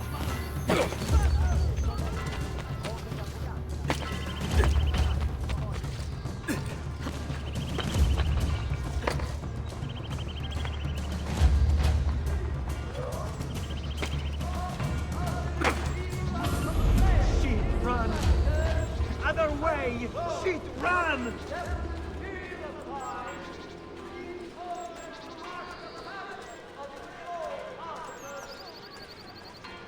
Shit, run!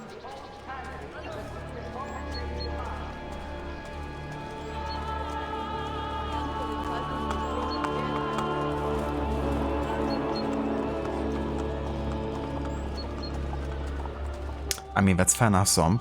Might as well call it Abu Jafar's Creed then.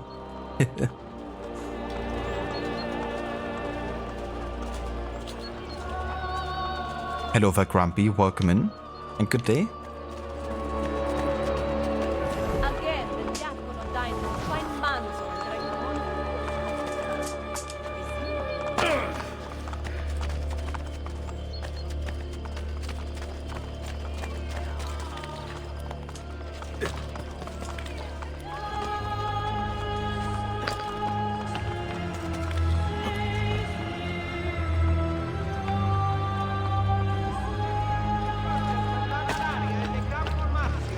Restoration and cleaning work has been temporarily suspended at Santa Maria del Popolo.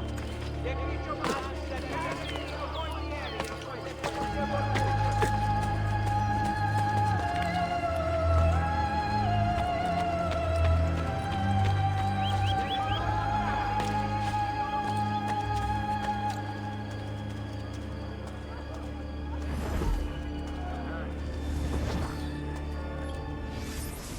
The Mausoleo di Augusto.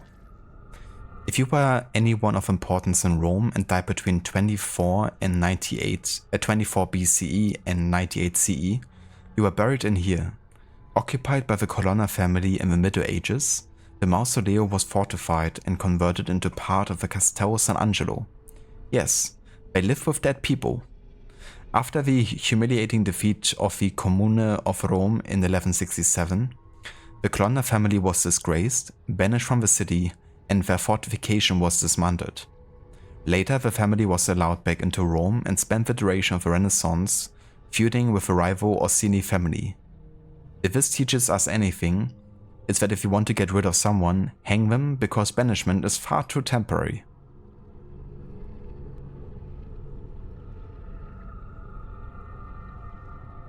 Ah, very nice, Grumpy, that's awesome. Yeah, I've actually been using the enhanced parkour mod for AC2 and AC1 and Brotherhood, like setting it up, and for Revelations. Unfortunately, I had some technical issues with AC2, Brotherhood and Revelations, so I decided to play the Ezio collection on Xbox for the first time. Like really weird issues with the capture and with the controllers, unfortunately. So I decided not to play them on PC this time around. But the next time I play them, I intend on getting all of it fixed and then also being able to use the parkour mod because it'll be so much fun, you know. Being able to vote over anything, for instance, being able to, you know, swing on different projectiles and stuff. It just, yeah, really nice how much liberty it affords you. Ah, nice, so playing with a PS4 controller. Yeah, I was using various different Xbox controllers, but none of them, you know, really worked. Like on Brotherhood, I can't use my triggers, no matter what, like, I just can't assign them a button, which is really weird. Like, AC2 worked fine, but Brotherhood and Revelations didn't, which is really weird. I even tried like reinstalling all my drivers for the controllers and stuff and using 360 CE and all that type of stuff, but none of it would work. It's really annoying because I really wanted to play with the parkour mod this time around, but I don't mind actually, you know, playing a version that doesn't give me too much trouble. So I'm quite happy with the Ezio collection right now.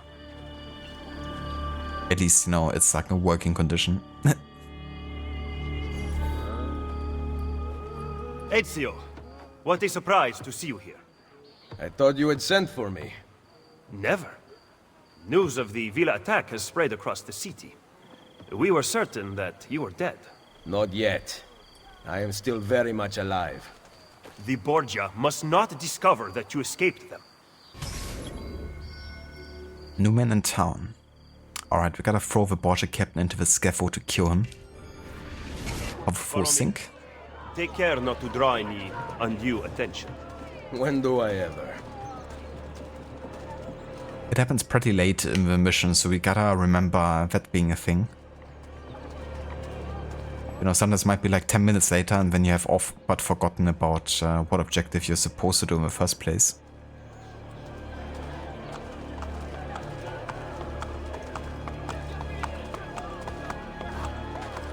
You would be wise to purchase missing equipment. You will not live long in Roma without supplies. I have my blade. And the guards have their guns, courtesy of the Borgia. Fortunately, I can help. Grazie. While you are in my debt, perhaps you will listen to reason. As soon as I hear some, I will let you know.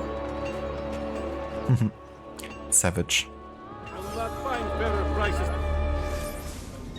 Alright, we gotta buy Stiletto. And the Romans' borders. Yeah, so there's a program similar to what you're describing with DS4. It's called X360 CE or something. It's an like emulation program that lets you emulate your Xbox One controllers to work as a 360 controller. And I did use that one for AC1 and AC2, like before the Eco patch existed. But with Brotherhood and Revelations, I never had to do that. Like Xbox One controllers always worked fine with those games. But now they don't for some reason. And even if I use 360 CE, it doesn't work. It's so weird. But yeah, I don't know. Maybe I just have to do like a clean reinstall Windows at some point. I feel like there's probably some messed up driver stuff happening for me where it's been like remapped. But it's really like with specific games. You know, like if I play any modern game, it's like no issue whatsoever. I can use my triggers fine and stuff. But I also recently installed the first Dark Souls game, which is also pretty old. And you also have to, you know, use controller fixes for that game. And no matter what I do, it just won't work like I wanted to. Like I even installed mods that rebind everything. It still won't work, even with a like 360 controller. So there must be like some underlying issue with older games on my system for some reason. And yeah, not quite sure how I get to fix it, except for like really clean reinstalling some things. Maybe I have to try to replace the D-input file on my Windows. Although it's probably not recommended. You gotta be careful with that stuff too, you're right, because sometimes if you mess around with like device manager drivers and hit compatible devices, then you can really like fuck your system over.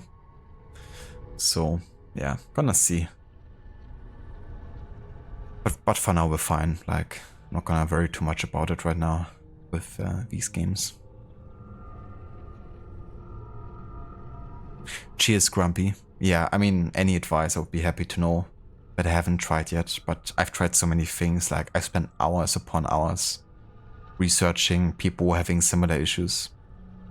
didn't yet get to fix it, unfortunately. In fact, even yesterday I sat down for a bit and tried again to fix it. But yeah, without success yet.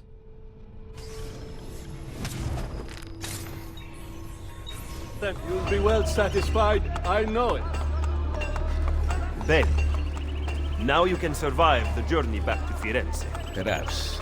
But I'm not going to Firenze. Oh. There will be no peace until we rise up against the entire Borgia family and the Templars who serve them. I do not recall such brave talk at Monteriggioni. How could I have known that they would find me so quickly? That they would kill Mario? Rodrigo surrounds himself with snakes and murders. Even his daughter Lucrezia has been sharpened into one of his most artful weapons. But she pales in comparison to the man behind the villa attack. He is ambitious, ruthless, and cruel beyond imagining. The laws of men mean nothing. He murdered his own brother to take power. He knows neither danger nor fatigue. Those who do not fall by his sword clamor to join his ranks. The powerful Orsini and Colonna families have been brought to kneel at his feet. The King of France stands at his side. Give me his name. Cesare, head of the papal armies. What does he intend to do with his power? What drives the man? That I still do not know. But Ezio, Cesare has set his sights on all of Italia, and at this rate he will have it. Is that admiration I hear in your voice? He knows how to exercise his will. A rare virtue in the world today.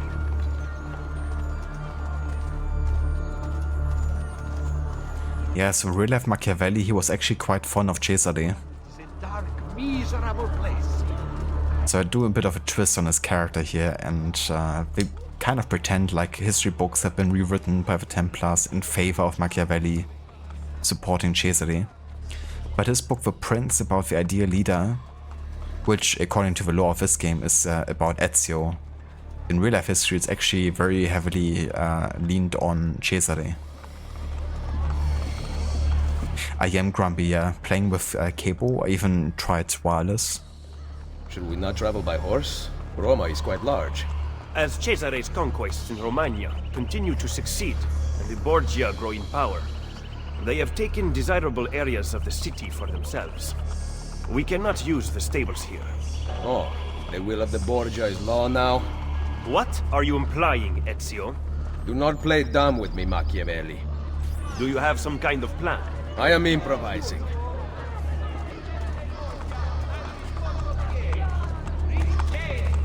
Alright, we still gotta kill the Borgia captain by putting him into the scaffold.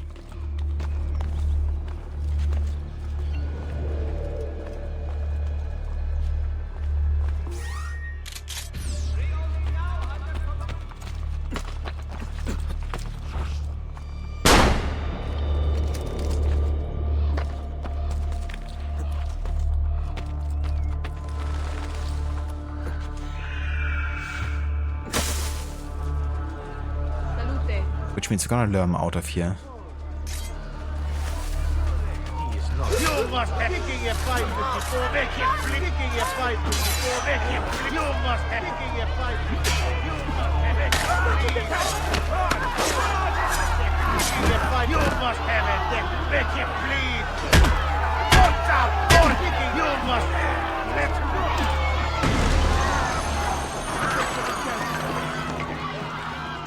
Not forgetting to loot them, because I actually have lots of money and items.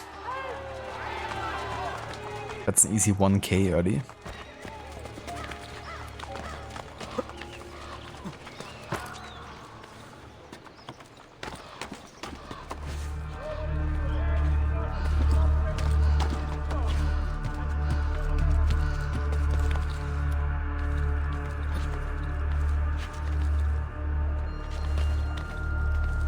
Oh, I kinda forgot, we don't have to climb this yet. I first have to return to Machiavelli and then we gotta burn the tower.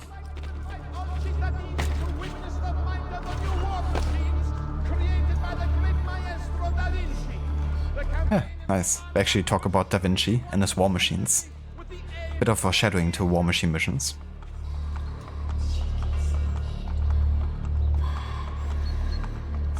Ah, that's cool, Grumpy. Yeah, definitely. Definitely interested in looking up those kind of things. But it's really interesting how different Machiavelli has been, you know, showcased in this game compared you kill a few guards, to real does life. not mean the people will grant access to the stables. You are right.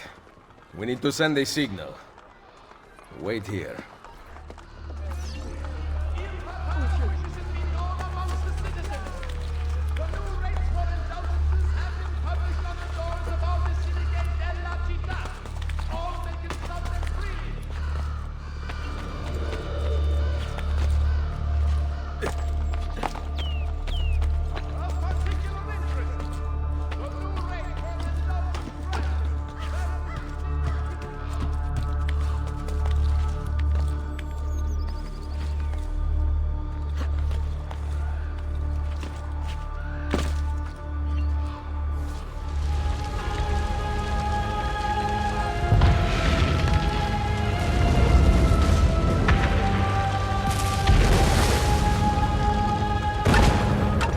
It seems the stable is now available for purchase.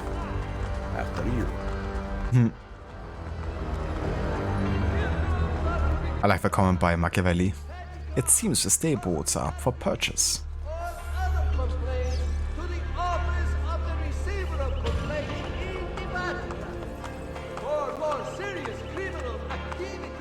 What do you think of AC3 Remastered? Any good?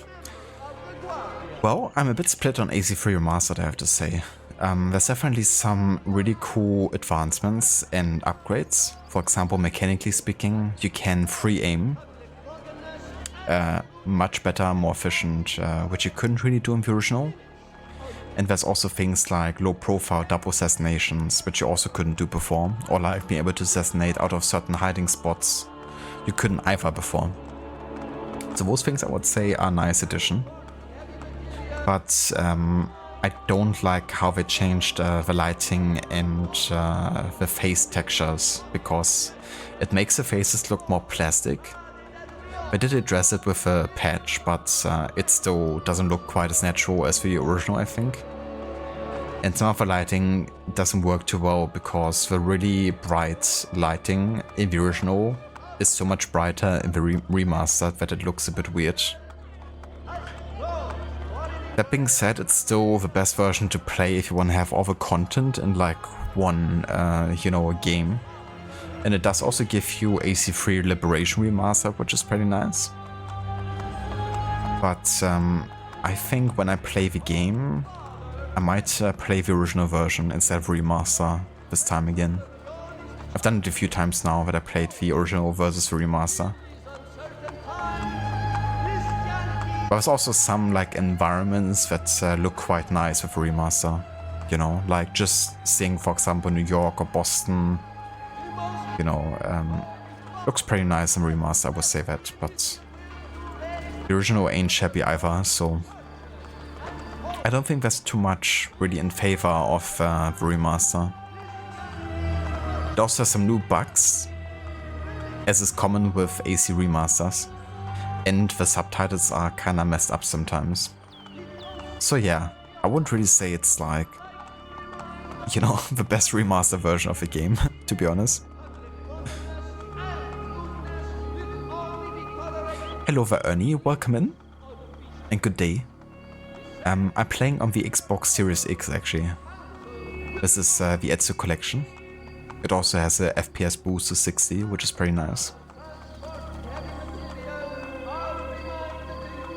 Yeah, that's fair, Grumpy. If you don't have the original, then you can't unfortunately buy it anymore on PC, so your only choice really is to go for the remaster version. But in case you have Odyssey and you care about getting the season pass of that game, it actually comes with AC3 Remastered and AC3 Liberation Remastered. So that's honestly the best and cheapest way to get access to those games, is by having Odyssey and just getting the season pass. If you care about season pass content, that is.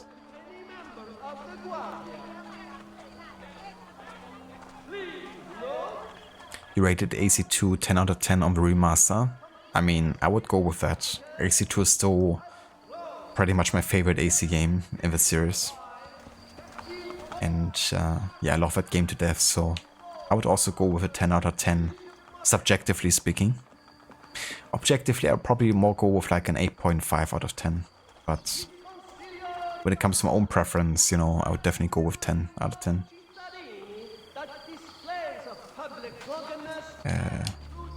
Okay, let's upgrade the stables.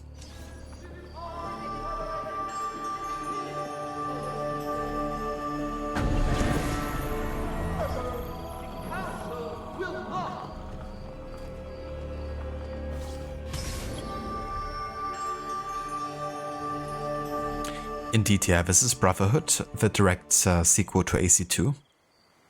It takes place exactly when AC2 ends, pretty much. So it's like a continuous story. Okay, this time we can't lose any health, so I gotta be quite careful here.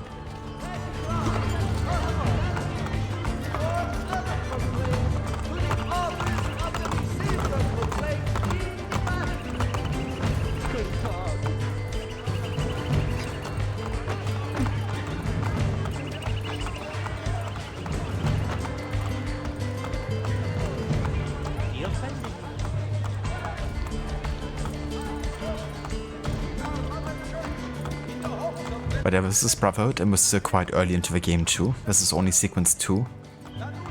Currently we're getting a bit of the introduction to Rome as a city.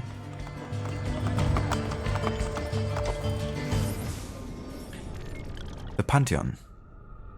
This architecture wonder still stands as the world's largest unreinforced concrete dome 2000 years after being built. The opening of a dome center, known as an oculus, is the singular source of light for the immense chamber. Constructed in 126 CE by Marcus Agrippa as a temple to all of the ancient Roman gods, the Pantheon has since become the beacon of Christianity, which is kind of ironic. The structure has been burned, rebuilt, robbed, modified, torn down and renovated so many times. The interior contains a myriad of conflicting icons and symbols. Apparently most gods had this building constructed in their honor. I, however, recommend worshipping at the modern-day espresso bar surrounding it. This is Sparta? It does look a bit like Sparta, doesn't it?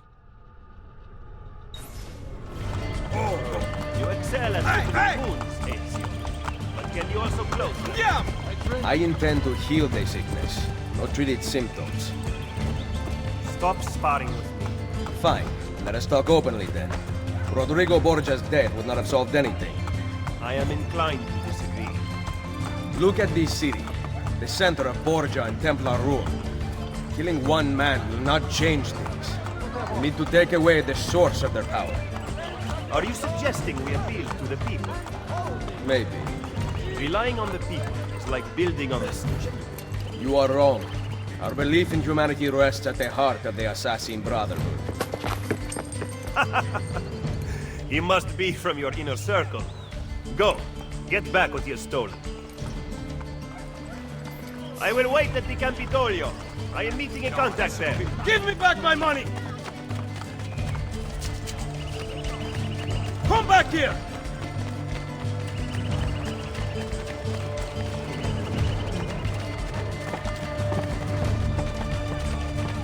You are making a big mistake! Get out of here before I regret sparing your life.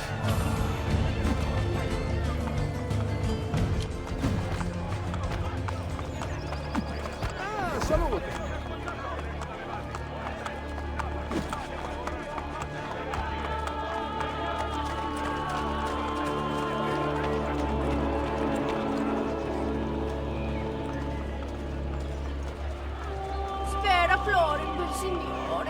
That's a great thing about the older AC games, is how affordable they are, and they're still so much fun to play and also replay. They have a great replayability.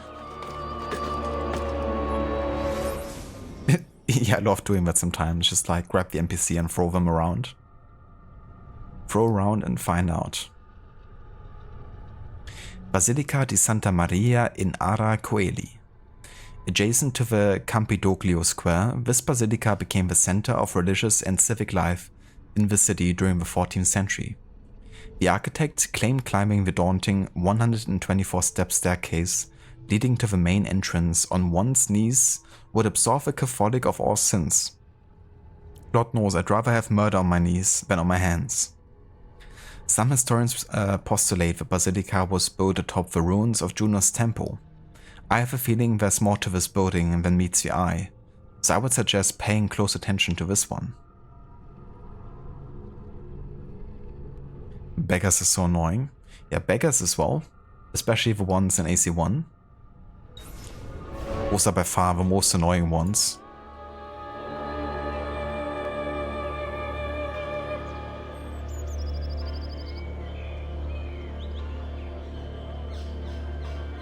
They'd be like, I do not ask for much. A bit of coin, that's all. Please, can't you spare something? I'm poor and hungry. Good soul, spare some coins, please. Just a few. what the fuck? It was at the same time, and we also had the same, like, literal soundbit there. Now, granted, there aren't too many beggar soundbits we have, but that was epic timing. Nice one, Ernie. Oselova Eline, welcome in. Citizens. Citizen. How's it going?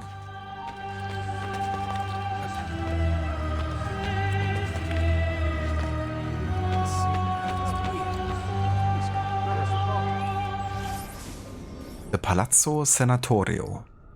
Built during the 13th and 14th century as the senatorial seat for the administration of justice in Rome, the Palazzo is the dominating structure of the Campidoglio. Tourists today would see an impressive double-flighted staircase in front, which was designed by Michelangelo. Not only intended to induce fear in the climacophobic, these stairs were a part of a commission Michelangelo received to redo several of the buildings on the Campidoglio at the behest of Pope Paul III, for the sole purpose of impressing Charles V, then ruler of the Holy Roman Empire. Basically the Renaissance political equivalent of a toddler doing headstands for a steady.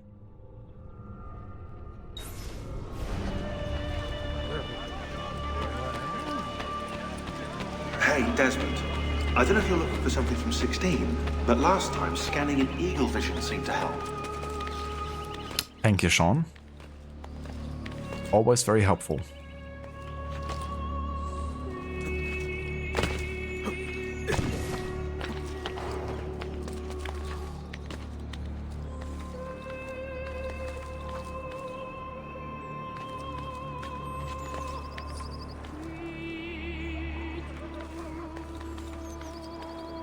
Another day, another hero.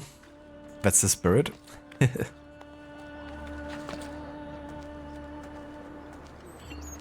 then it's like more euros, more problems. How did I get the Beggar's audio from AC Assassin's Creed in the soundbit? Yeah, so lots of it was recording it myself, and there's also like a website called AC Sounds or Assassin's Creed Sounds or something. They also recorded like tons of sound bits from like various different games, so I did also get a couple ones from there as well. But I definitely had to get creative with getting some of the sound bits that we have available. But yeah, whenever I find something in the games that we're streaming that I think would suit within a soundbit category, then I will also clip it and record it at a later point. So it's like an ever-evolving and expanding feature on the channel.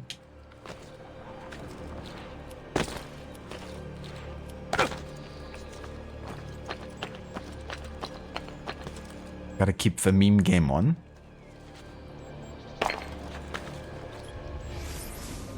The Palazzo dei Conservatori.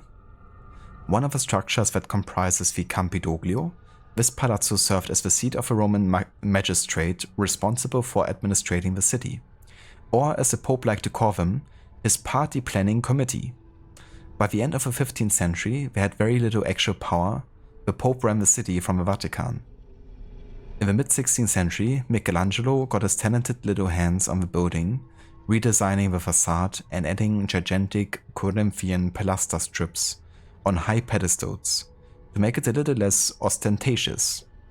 I'm not certain he succeeded.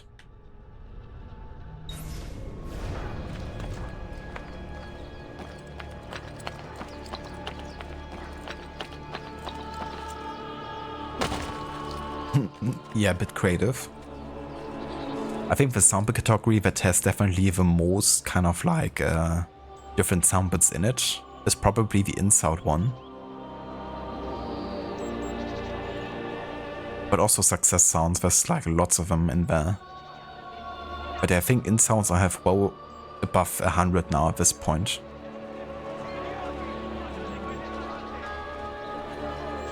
Are you cracked? A nice and simple one from Eivor. From AC Valhalla. Are you cracked?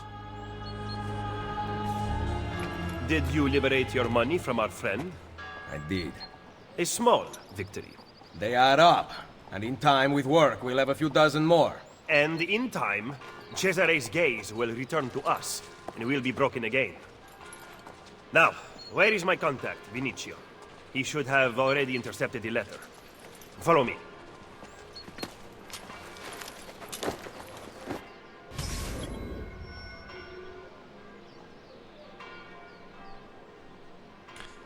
Alright, this time we gotta catch the Borgia courier in under 1 minute.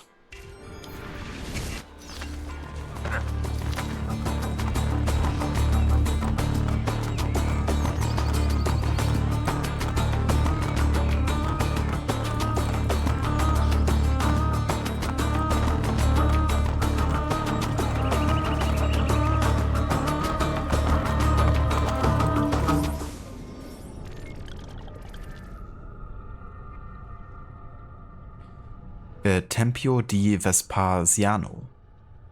Standing at the western end of the Roman Forum between the Temple of Concordia and the Temple of Saturn, the Tempio was built to honor the Flavian dynasty, comprised of emperors Vespasian, Titus, and Domitian.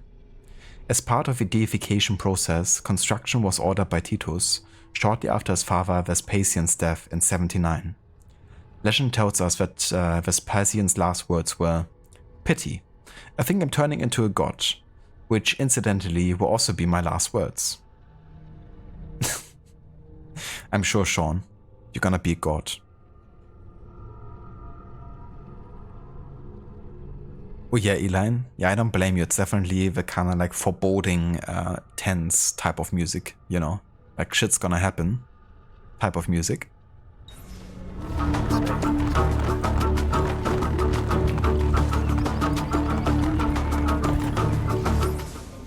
The Tempio di Saturno. A monument to the agricultural deity Saturn, this temple stands at the western end of the Roman Forum. Also known as the Aerarium, the Roman national treasure was kept here along with the Republic's reserves of gold and silver. Like the Temple of Castor and Pollux, it at one time housed the official scales. From this, one might be able to surmise that Saturn was not only rich, but likely had an eating disorder.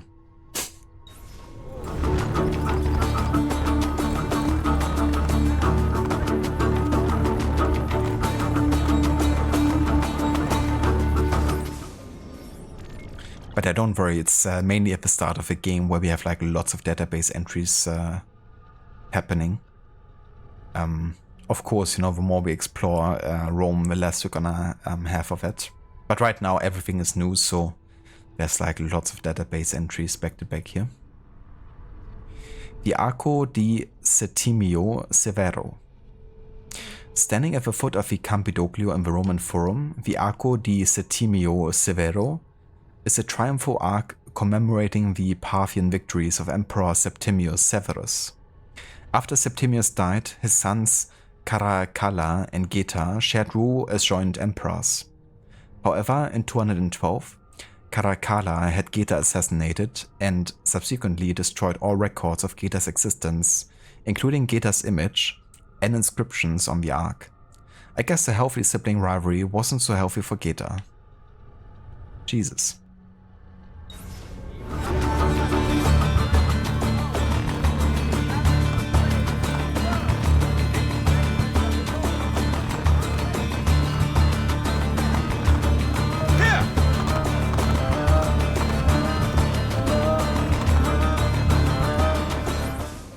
Arco de Tito. Built by Emperor Domitian in 82 CE, to honor his dead brother Titus, the Arco de Tito commemorates Titus's victory in the sack of Jerusalem. This arch became the inspiration for many arcs to be erected thereafter, most notably the Arc de Triomphe in Paris, as well as Constantine's arc. Look at these facades masquerading as government. The Pope is very clever to keep this place in business. It fools your friend, the people, quite easily. When did you become so cynical? I merely describe the reality of Roma today.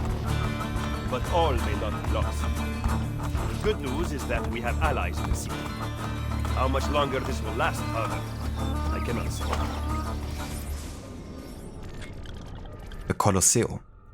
Constructed from 72 until 80 CE under Emperor Titus, the Colosseo held up to 50,000 spectators and is considered one of the greatest architectural achievements in Roman history. The majority of its shows, be they gladiatorial, dramatic or otherwise, were privately funded by rich families to demonstrate their opulence, creating spectacles that were universally adored by the people of Rome. Unfortunately, a massive earthquake in 49 caused large-scale irreparable damage, and the Colosseo was left to ruin. In the mid-16th century, Pope Sixtus V wished to make use of the remaining shell and resolved to convert the structure into a giant wool factory to provide employment for Rome's prostitutes. Sadly, the Pope died before his brilliant idea could become a reality.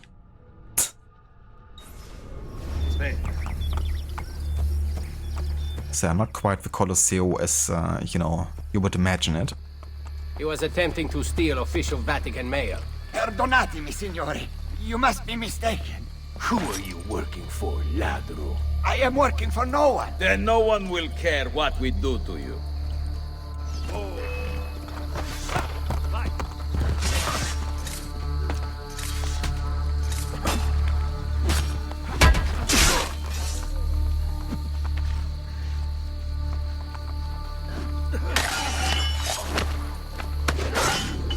Grazie. Where is it? The courier still has the letter. Ezio, stop him! Find me at the Terme. A letter? For me?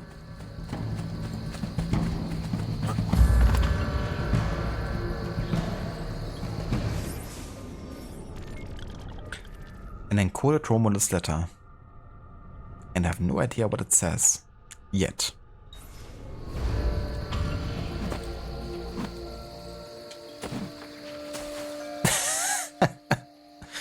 Nice. You can throw him into the haystack. And then he comes back running to you again.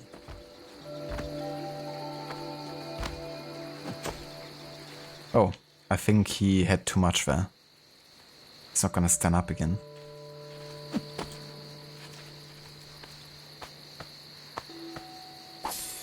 Jesus, he had 1,500? Damn.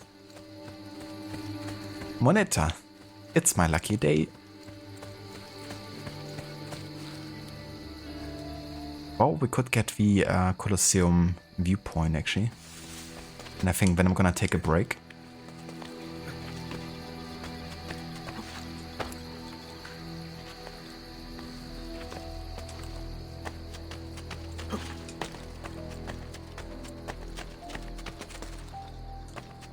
Exactly, Eline.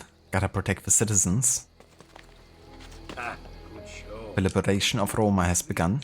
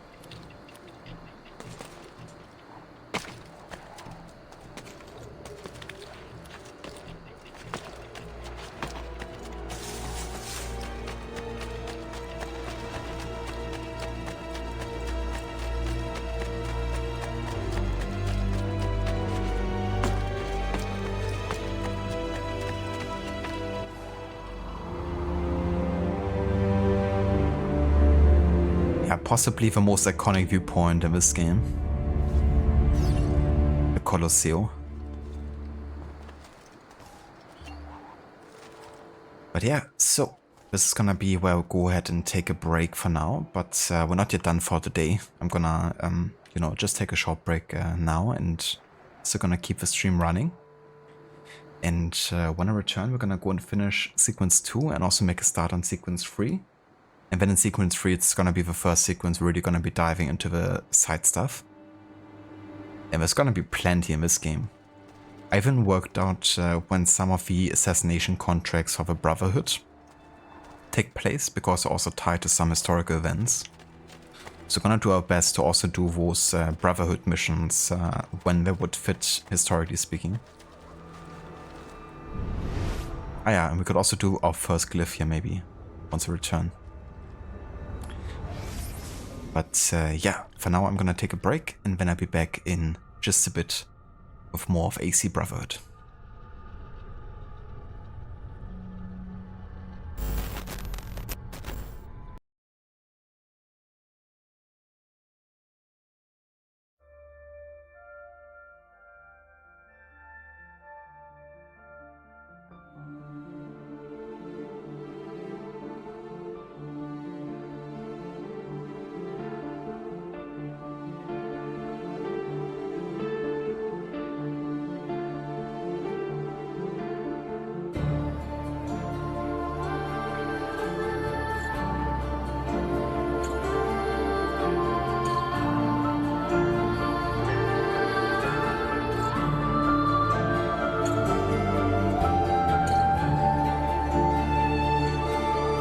That's a bread knife, my lord. Do you mean to butter me?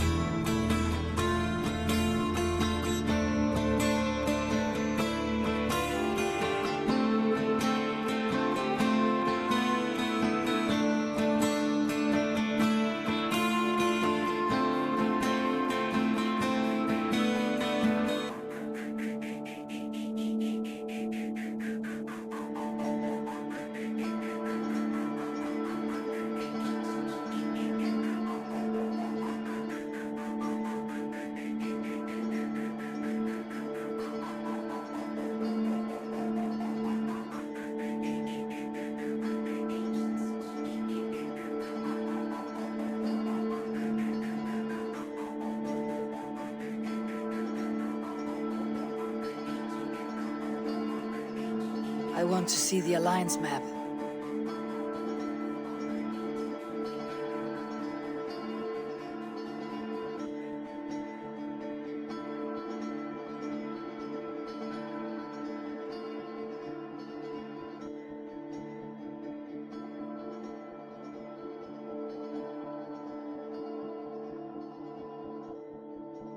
Here's the tomb of Osiris, motionless, motionless like Osiris, motionless, his limbs like Osiris.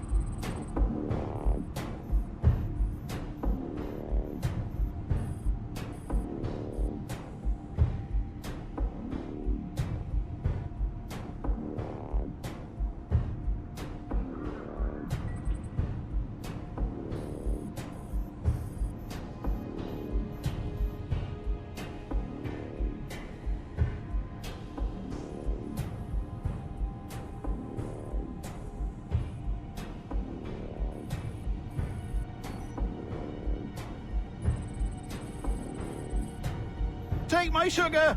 Take anything you like!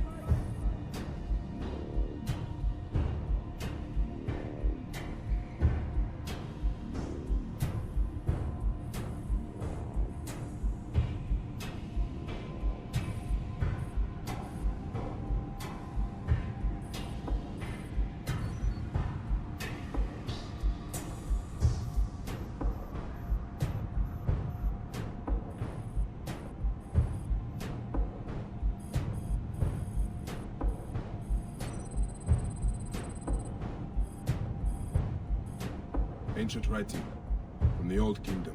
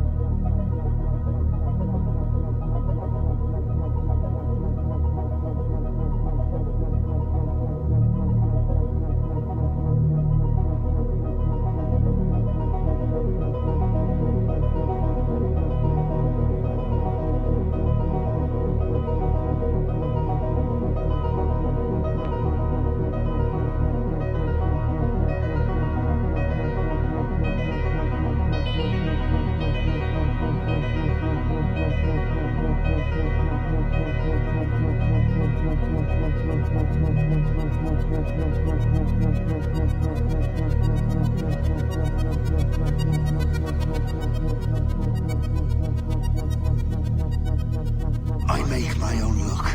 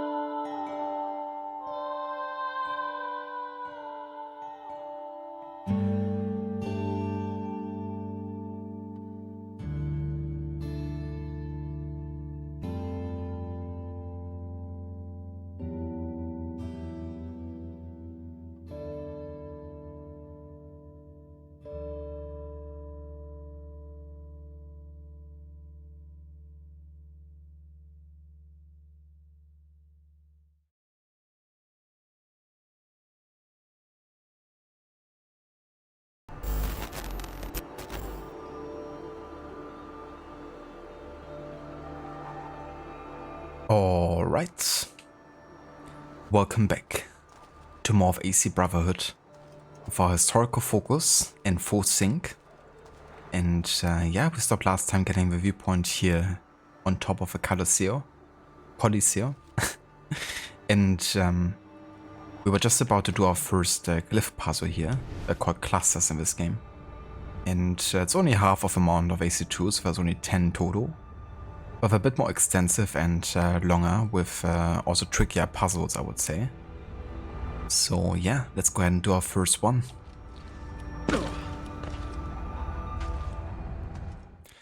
Also, hello there, Seraph. Welcome in. Good day to you. That'll be quite a lucrative business, you know, bottling up your own luck. Why didn't Shay do that instead of killing the assassins? It's like a shit took a shit. You talking about Shay? Indeed. You dropped out of the grid. Where were you? Not sure. Some kind of fragmented memory?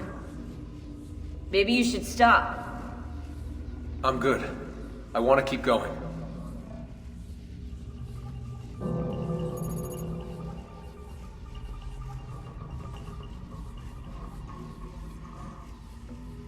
Loading.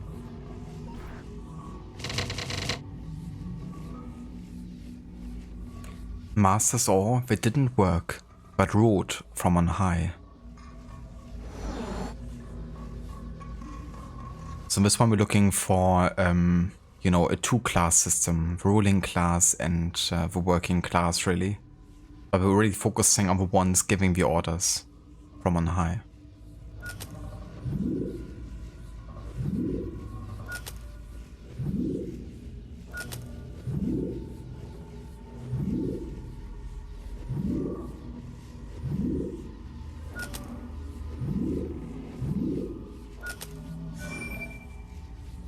Loading.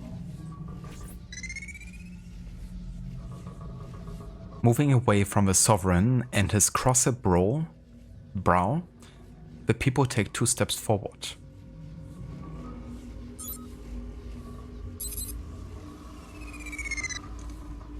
Loading. They become increasingly aware of our existence. We can no longer rely on the divine right of the aristocracy to maintain control. We need a new system, something much more subtle. So this is of course the Templar cross and, you know, first they consolidated the power within the ruling class, the one having the highest power. But, you know, at the dawn of capitalism, they see that as an opportunity to control the world through, you know, trade. And get commercial control, essentially. That's really what most of the glyph puzzles are about here, and they're also like a bit more focused on the 20th century than AC2 was. Insert imaginary insult. Do you feel insulted by an imaginary insult? I owe you nothing. What about this insult, though? You're kind of annoying, my friend. Hey, at least he called you my friend. Loading. Quarantine zone.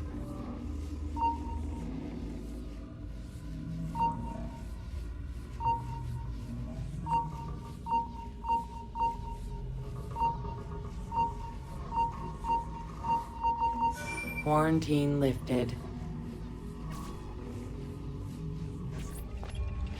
I'll put 16's video files here. Hopefully they'll begin to make sense as you free up each file. The truth. Another truth. But yeah, only 10 in total, and I also intend on doing all of them. There's some pretty cool historical references, especially when it comes to modern history. Well, it's definitely at a bridging point, you know, it goes beyond 1945. Which is technically the end of what we wanted to focus on, but we also have modern days, so you know. There's some things you just can't avoid.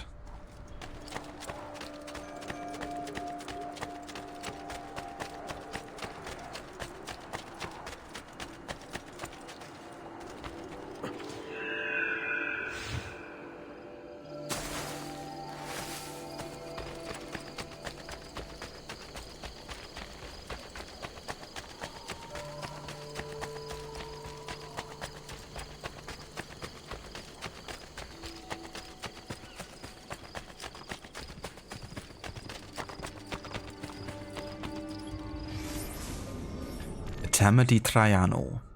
As with many of Trajan's projects, its belief this massive leisure and bathhouse was designed by Apollodorus. The structure was built atop a section of Nero's ruined Golden Palace and was poetically intended for use by the commoners. In 537, the siege of the Goths destroyed most of the Roman aqueducts, and the Terme di Traiano were subsequently abandoned due to the loss of a water supply. Another public works project gone terribly wrong, but I'm sure throwing a few Christians to the lions in the Colosseo made up for it.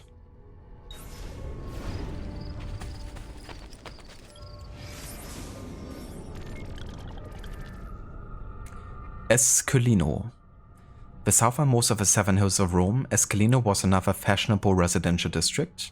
In a demonstration of humility and graciousness, Nero confiscated property here to build his opulent golden house, which was, to put it mildly, excessive.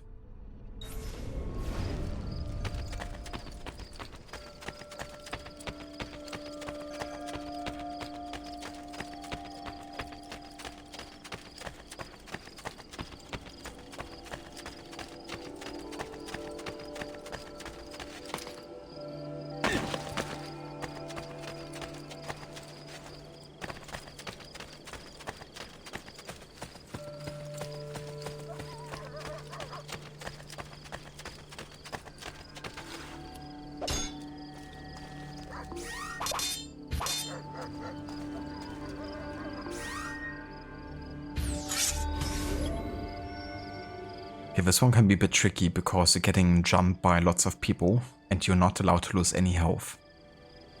Some animations are much quicker than others, so you have like very little preparation time sometimes, so gotta be careful here.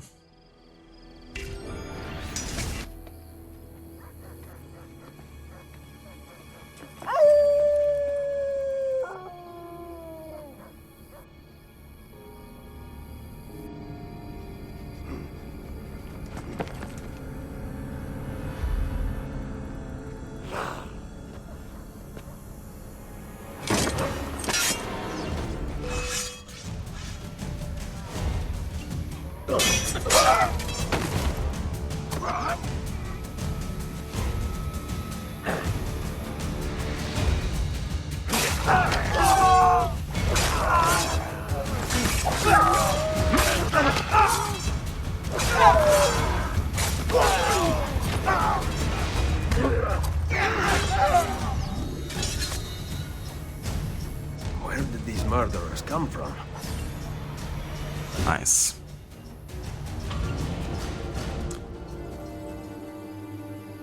That went pretty good here.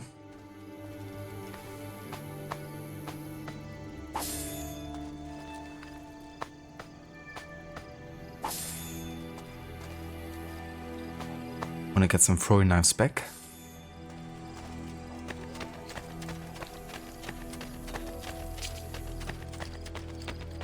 They must have come from in here.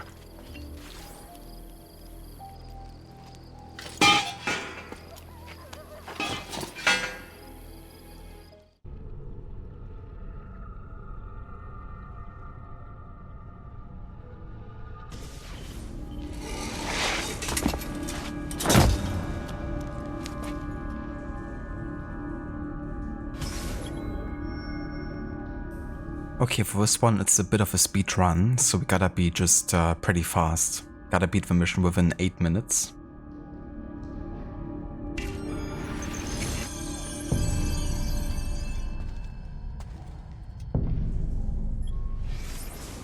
Nero's Golden Palace. Perhaps the best example of early Roman Imperial machismo, Nero had this gaudy monstrosity built after the Great Fire of Rome. Thought to have been as big as 300 acres, this gilded and bejeweled palace contained vineyards, pastures with flocks, groves, and a man-made lake. To top it off, Nero commissioned a 35-tall bronze statue of himself to be placed just outside the main entrance, reassuring any doubters as to who exactly owned the building. The palace was known as a party villa considering there were over 300 rooms, none of which were sleeping quarters.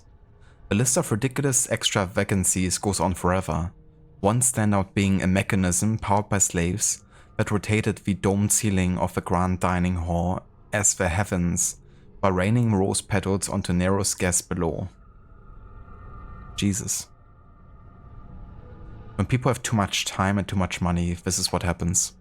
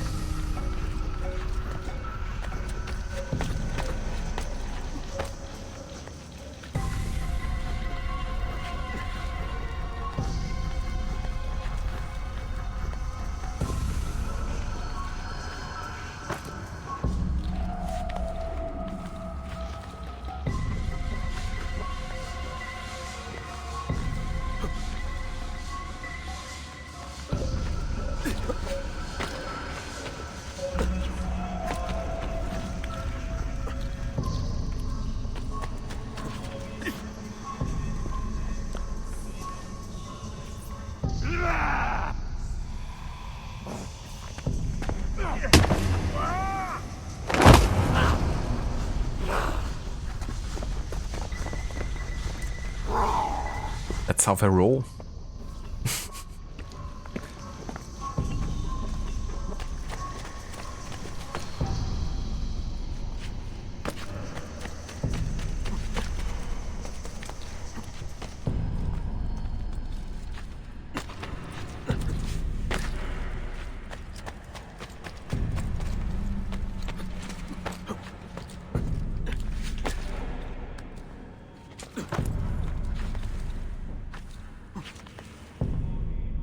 Imagine having to kill all the wolves to have an outfit for all the members.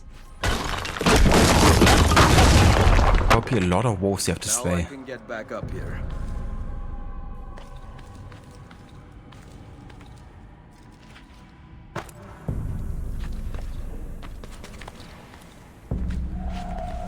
They probably engaged or kind of like hired Connor to do it for them. He definitely slays a lot of wolves, that's for sure.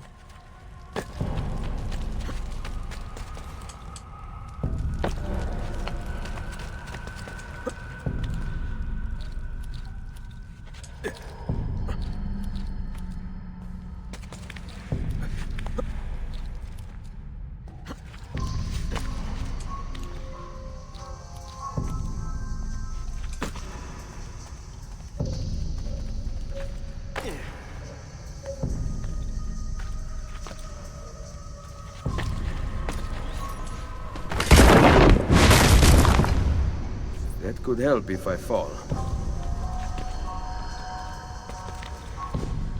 Yeah, I don't blame you, Eli. They can definitely be a bit of an annoyance. Having to deal with him. Oh, what the fuck, Ezio? Why did you jump diagonally?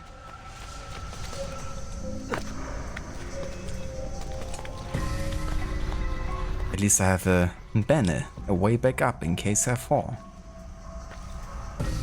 Now we actually had to make use of it for the first time. I'm just gonna do it how the game wants me to do it then. No shortcuts.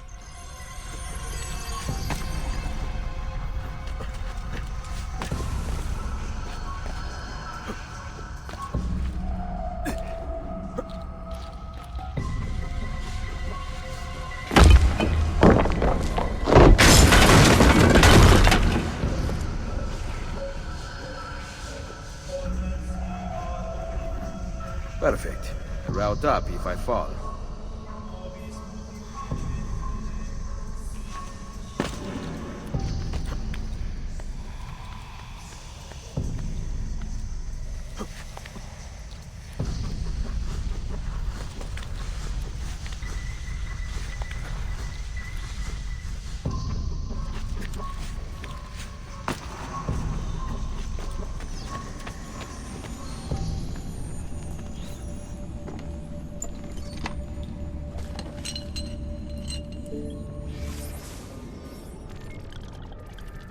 The Scroll of Romulus number 1.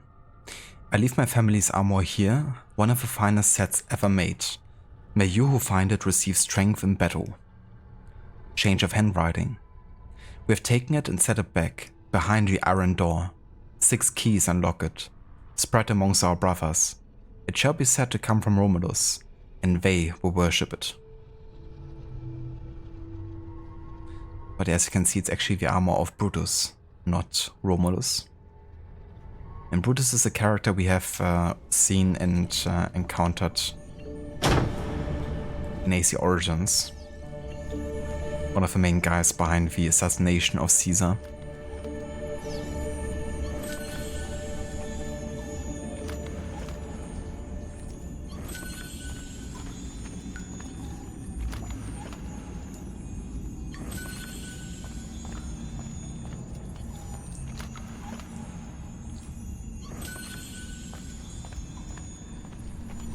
I think we have to make some tomato sauce with all the tomatoes we're finding. Or maybe some nice bruschetta. Just gotta find some onions and bread.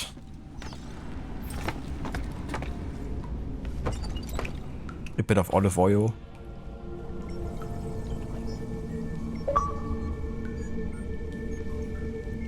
Some Bloody Marys. So much you could do with him.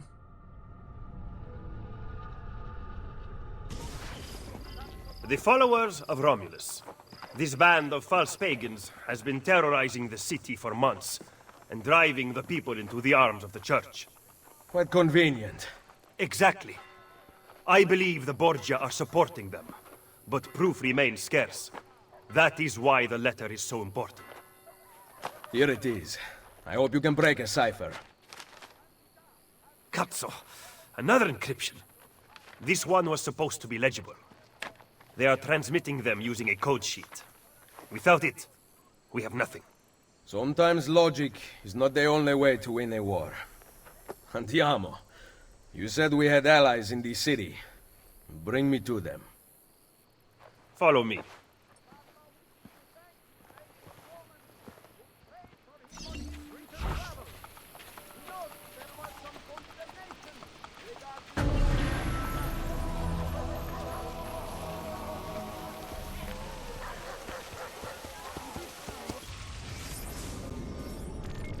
Aquedotto Claudia.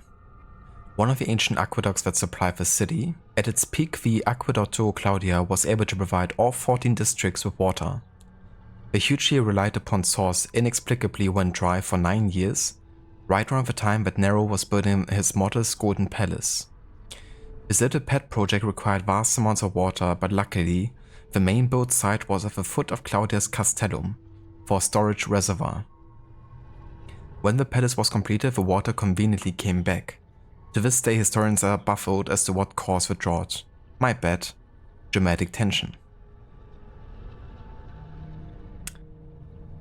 That's next level egoistical. It's like I gotta build this huge temple and palace for myself, so water supply to all 14 districts is just, you know, dried up now. Good luck finding water elsewhere.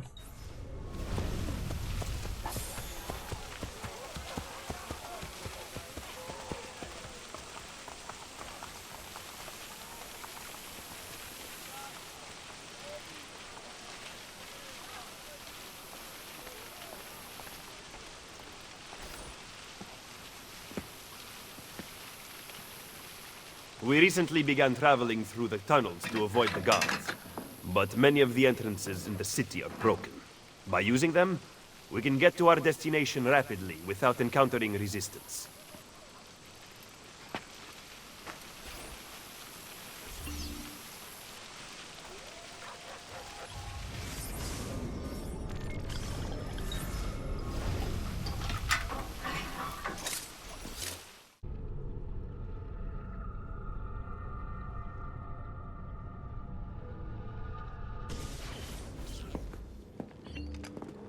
Ben trovato, Nicolò.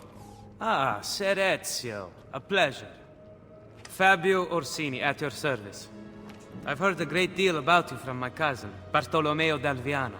A fine warrior. Fabio has lent us an unused storeroom on Isola Tiberina. I know you were used to better accommodations in Toscana. It is perfect. Bene. Then I am off to begin preparations for Romagna. Today, Cesare commands my men, but soon, I hope we will be free. Now I propose we begin planning our assault on the Borgia. Oh, you think we are ready for such an attack? Si. Do you know, for instance, where the Borgia troops took Caterina Sforza? What? Are you also unaware that the Borgia have captured the Apple of Eden? How could we have lost the apple? So, you do not know what goes on with our enemies. Do we at least have an underground here to work with? Hardly. Our mercenaries are ensnared in a losing battle with Cesare's French allies. We have girls working for us in a brothel, frequented by cardinals and other important Romans. But the madam there is lazy, and would rather attend parties than further our cause. What about the city's thieves? Do they have a guild? Si, but they refuse to talk to us. I don't know why. What are you going to do? Make some friends.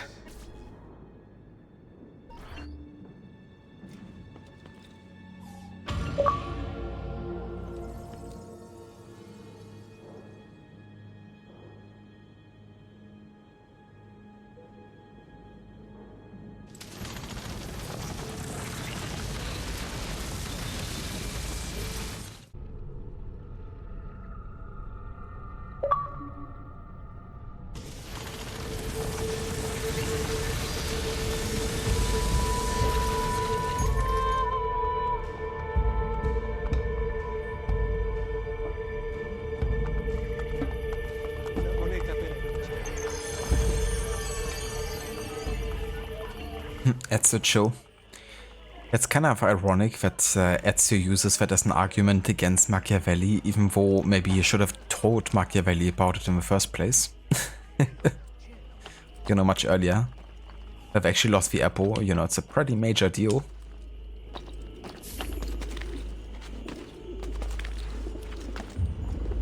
I would say.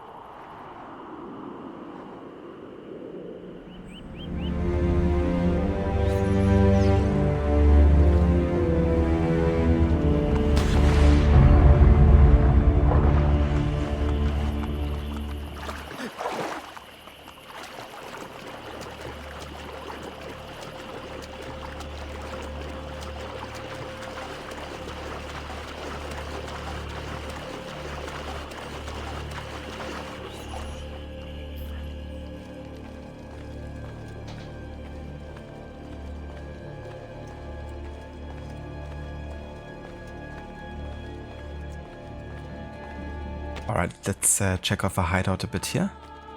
Got another room for the weapons and armor. Got another box to deposit feathers, only this time it's 10 instead of 100. I guess I realized we couldn't go for another 100 feathers this time around. Then we have the... I don't know how I would call this. It's almost like the church of the Brotherhood. It's definitely a very ceremonial type of room. People will be initiated into the Brotherhood.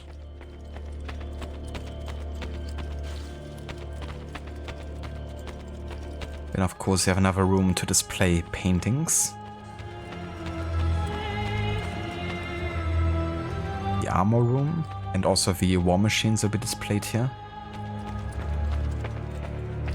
And of course just the main base of operation. It's gonna be some things to interact with here as well, like for guild challenges and the Brotherhood and the likes. But right now it's pretty barren.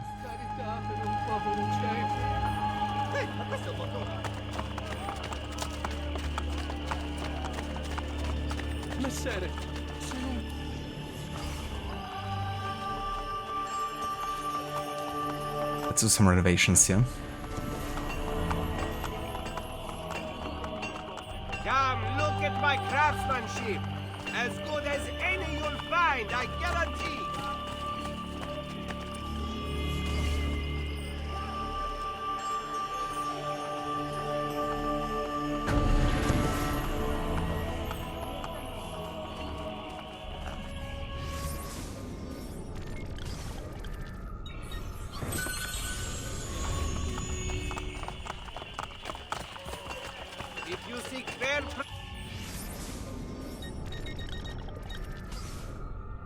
Yeah, there's also a shop quest for unique items, where you can only get them if you get a certain amount of items.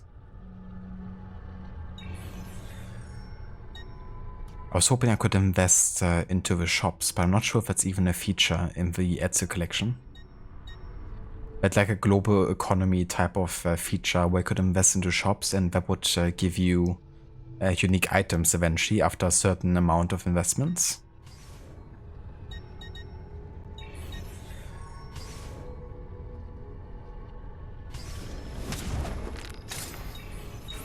Please come again.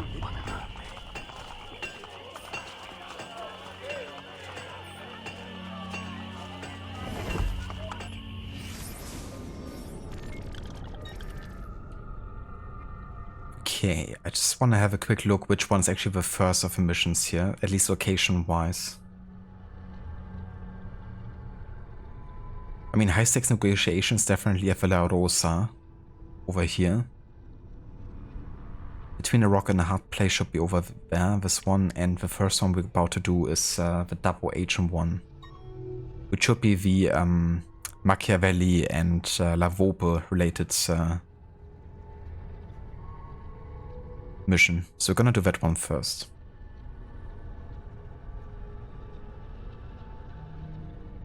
And this mission actually takes place between January and February of 1500. I assume they go by the date provided from the novel that goes alongside Brotherhood.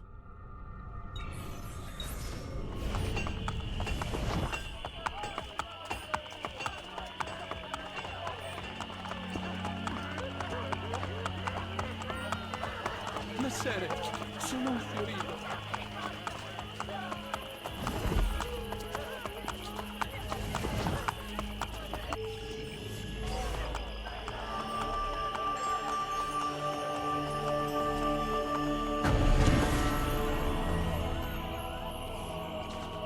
I can also lance boils, pustules, cysts, and various other fleshy deformations.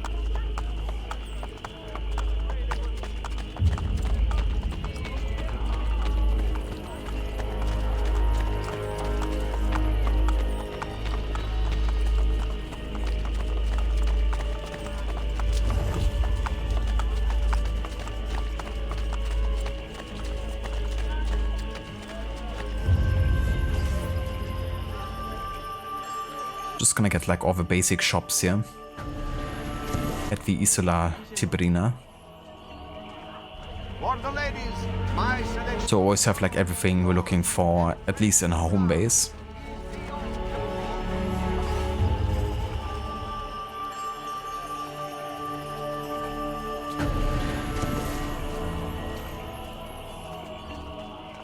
Vanucci, Tibeto, Alberti, Bondone, Sanzio, Buonarroti.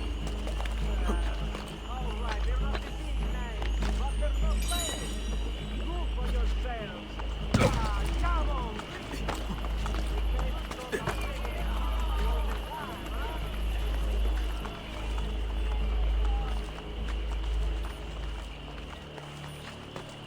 Hey, that's certainly audacious. What would make a man pronounce it? Qualche spiccio.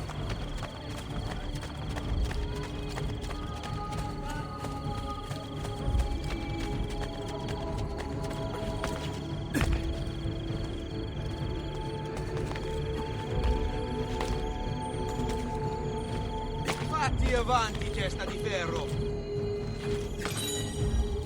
Indeed. Gotta love some good Italian insults.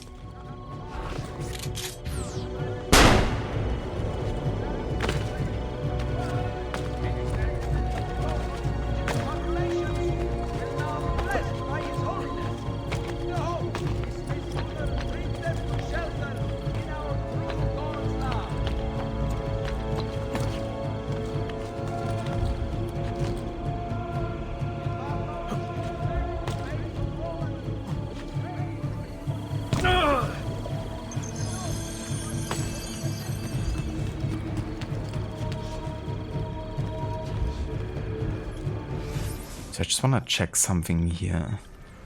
Do they have a name?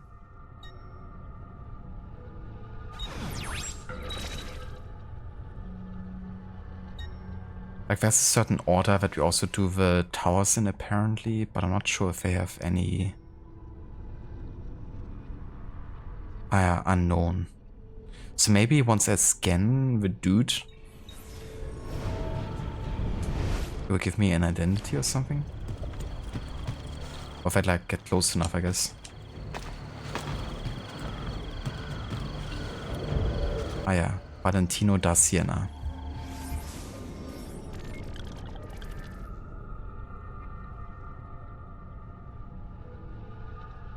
Okay, never mind. I mean, the border towers would just take place during 1500, so we can really do them at any time. But we're pretty much gonna do all the available border towers during the year 1500.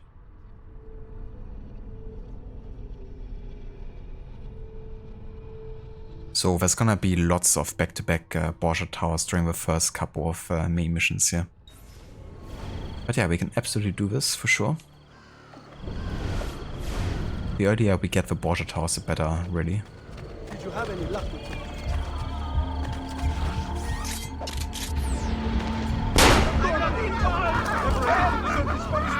Sorry!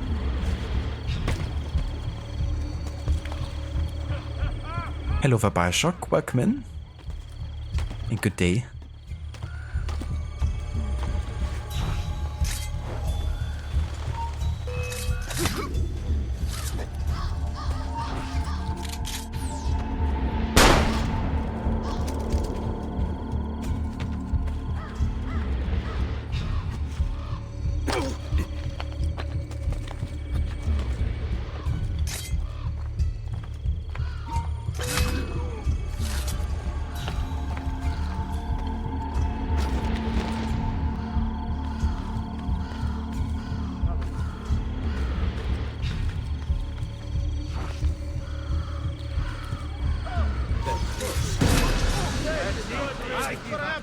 I'm going to become a mercenary.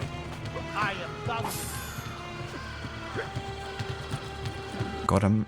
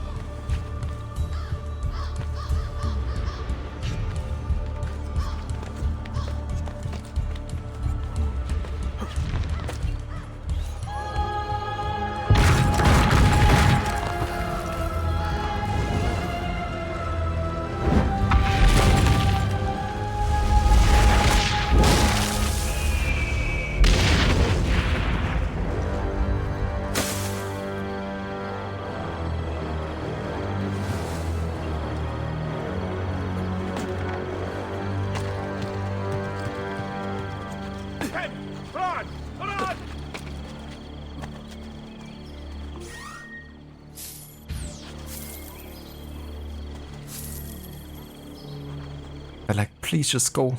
Don't even throw money at me.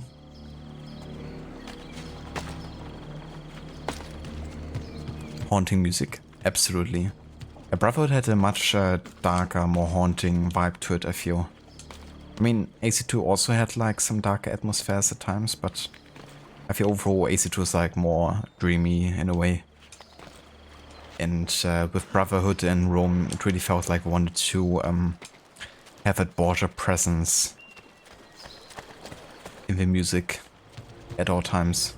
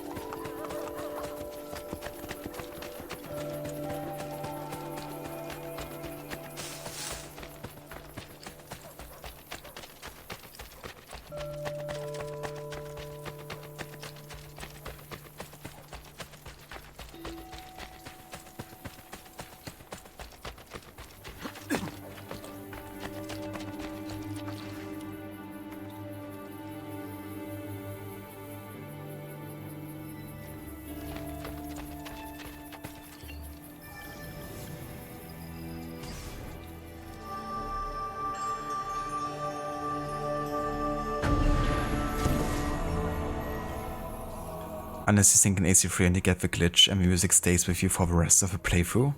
That's like one of the worst things. I hate when it happens. And the music is just underlying, you know, even like cutscenes and stuff and like other types of music. That's in a bug that you didn't have in the original either. That's like exclusive to the remaster, I believe. But there's an easy way to fix it. You just gotta fast travel Like, even if it's within the same city or something, but upon fast traveling you get rid of it kind of like looping music. But it's really annoying. I think you could also exit the enemies and like rejoin it, but I mean, if you want to do that after every viewpoint, it's kind of bothersome. What I did my last time playing the remaster for AC3 was I just collected all the viewpoints back to back in Boston. And then for like half an hour I just listened to that soundtrack. But yeah, safe to say, not ideal. La Volpe Adormentata. Popular among the Borgia guards for the free drinks served nightly, La Volpe Adormentata guaranteed a good time had by all, and the patrons must have always felt a little lighter leaving than they did coming in, judging from the abnormally high reports of stolen items.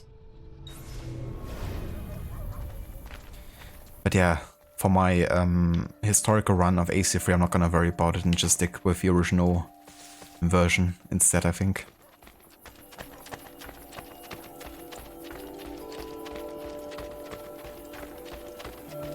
I have some exclusive veils from the east for your wives, signore.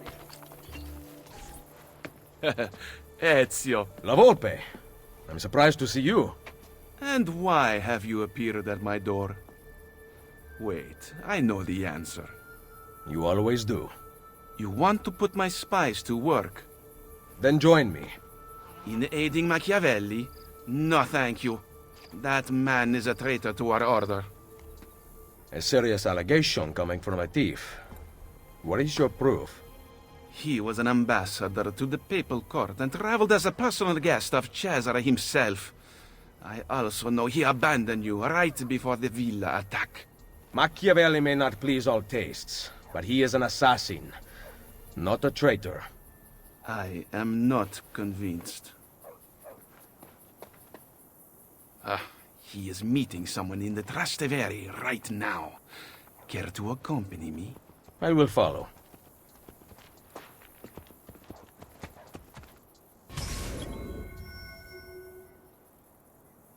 Yeah, that's the mission we're looking for.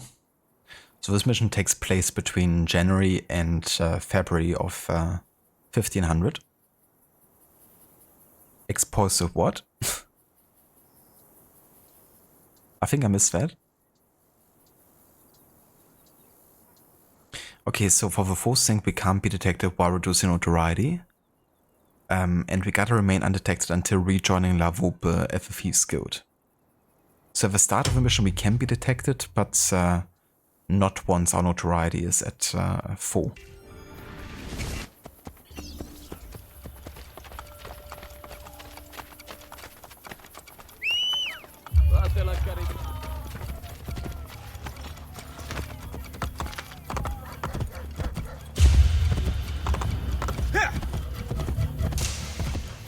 Something explosive for someone's wives. Ah, okay.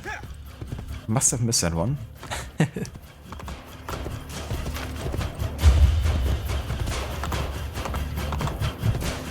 Let's not question it.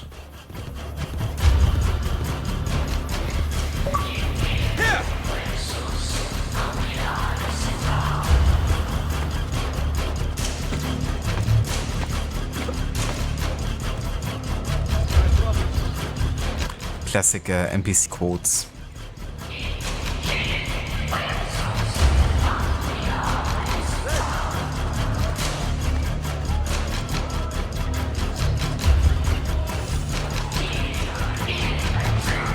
They say the wildest stuff.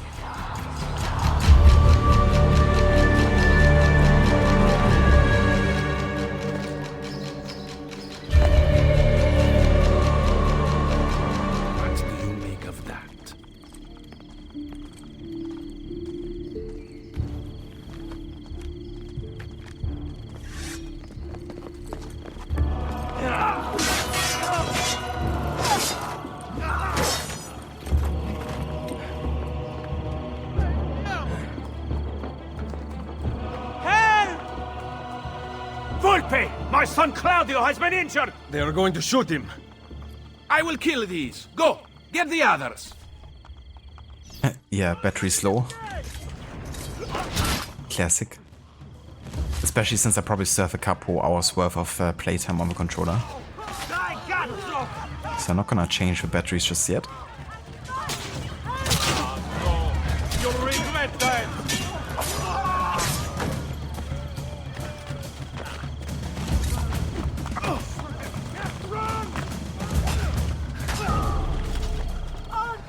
Quick, hide from the guards. I cannot. They are going to kill me. Pay attention, do what I do. Andiamo.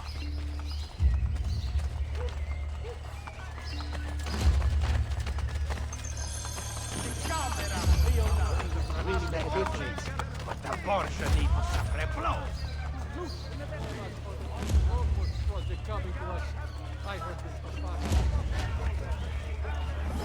There is no money left. How can there be business? They taxed it all away.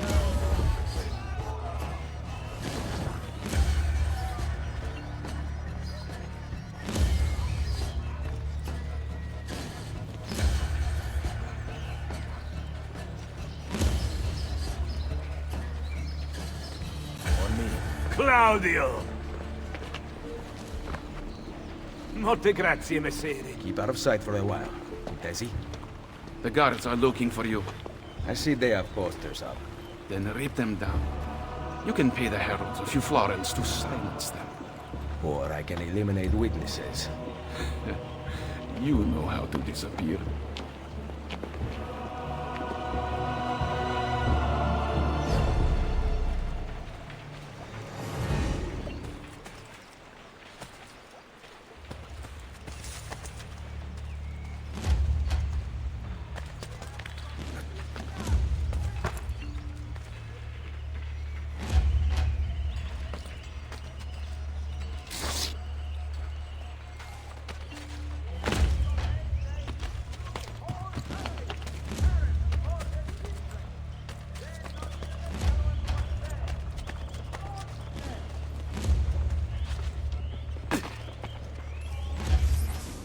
The Porta Metronia.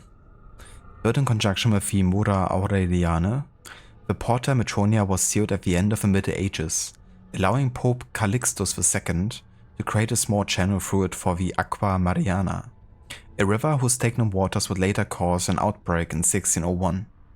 Good deed plus passage of time equals plague. That's the circle of life.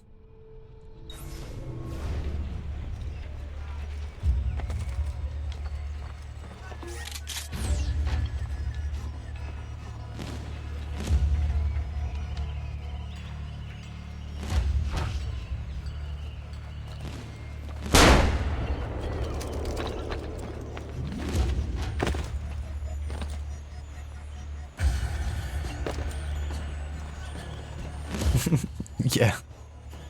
It's like, wow, that kinda backfired.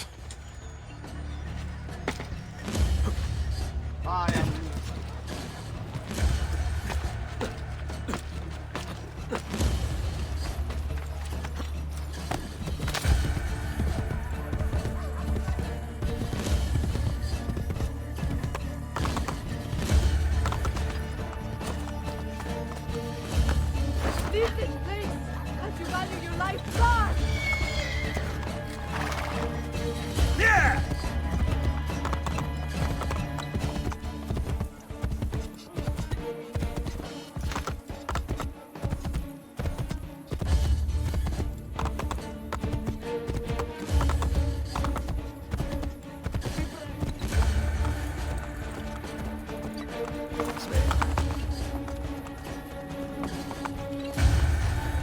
What a night this has been.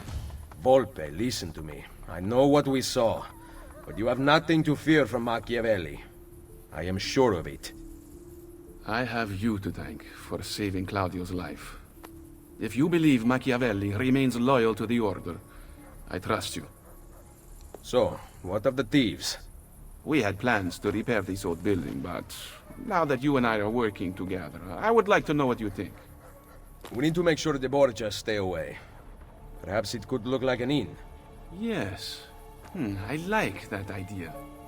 Then I will make it so.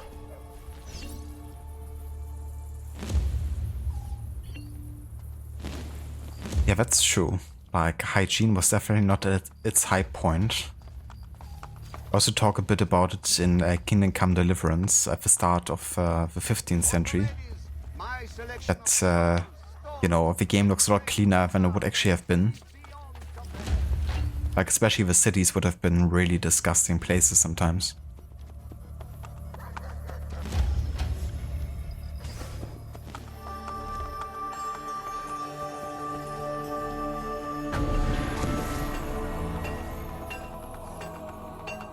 Just last month, the Visconti bought 300 of my finest sabers for his cavalry.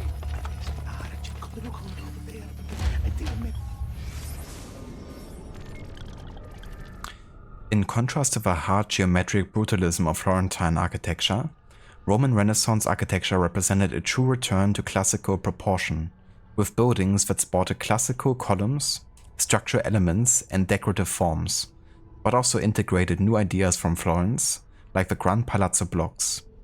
Although many of the architects in Rome came up north, they were inspired by the old ruins, creating an interplay with the ancient Roman structures throughout the city. Roman architects saw themselves as fulfilling all of human history, creating the essential expression of human will through the perfect cityscape. Out of this tradition of formalized expression came the great Renaissance architects Bramante and Michelangelo. Citizen? Hello there, nerd.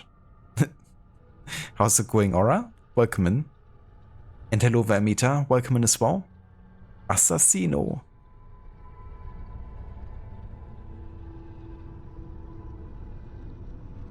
Assassino!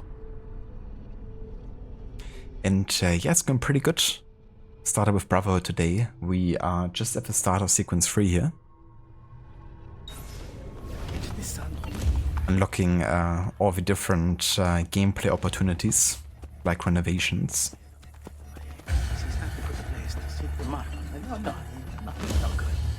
How's it going for you, Amita?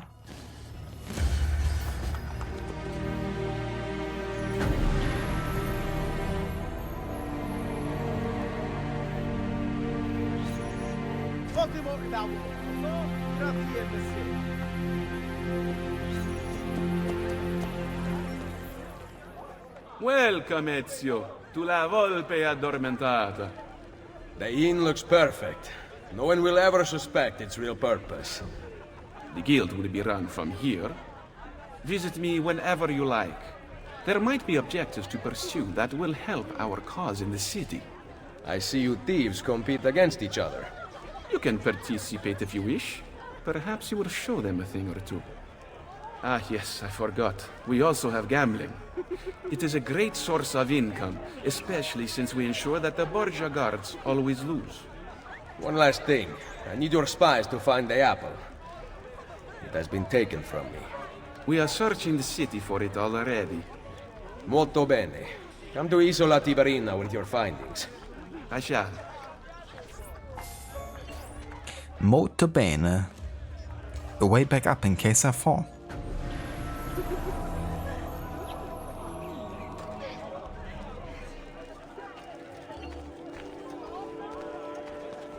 Okay, let's do a bit of gambling then. You feeling lucky, amigo? Even though it's kind of like rigged against me. Glad to hear, Aura Amita, that it's going good.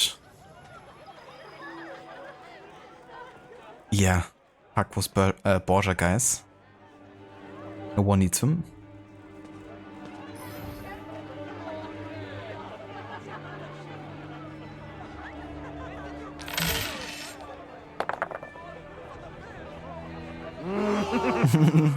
First row and we immediately lost.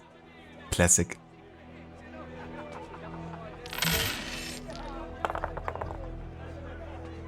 Let's up the ante, yes?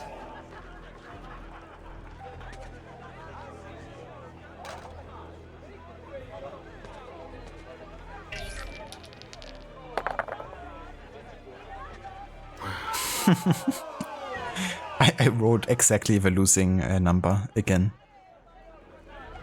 Wow. Gotta win something, right? So we gotta keep on going until we win something. That's of course the true gambling spirit. Not only that, we gotta make up our 300 we lost. So we gotta bet 300, right? Proper logic.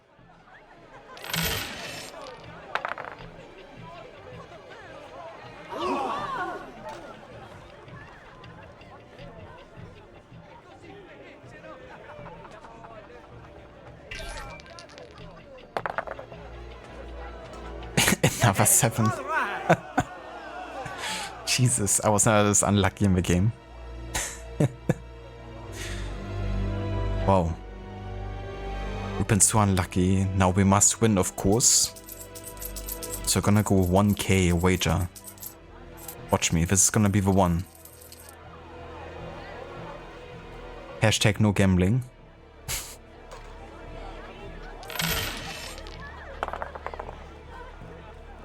Let's up the ante, yes?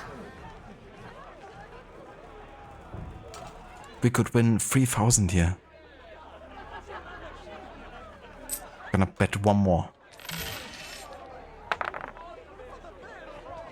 Let's up the ante, yes? Let's up the ante, yes?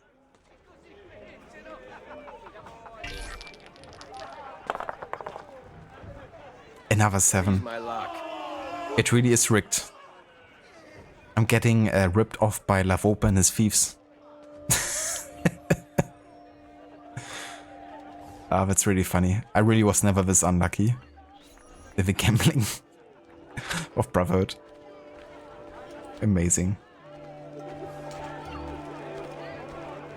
Right? The thieves would never cheat. Preposterous. Yeah, Ezio's a true gambler. The only thing that could gain more of his attention would be a round of Gwent. Ezio, You have need of my assistance. the thieves in Roma are young, skilled but young, prone to rivalries. Another gang. The Centocchi, Cesare Borgia's bootlickers. They cause us significant trouble. Where can I find them? My thieves will show you. You mean the same thieves that just robbed me of my money? I'm sure they're gonna be very helpful.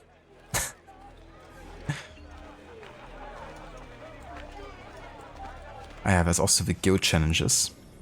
Now, we're not gonna do all of them, but they're still fun to try, like some of them.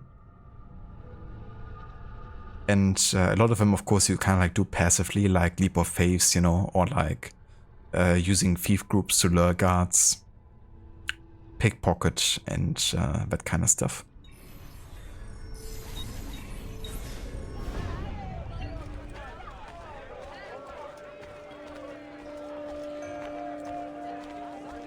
Yeah, the thieves would never cheat, would they? Cheaters never prosper.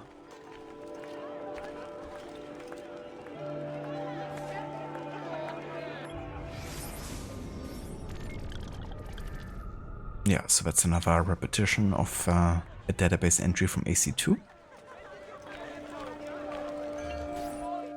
Finally found a new hobby. Hey, it's a hobby, alright?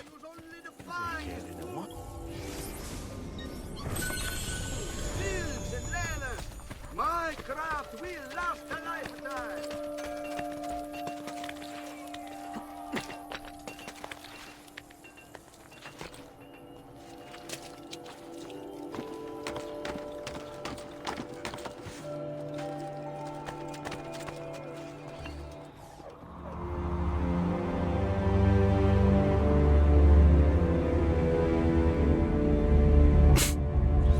The double sing sound.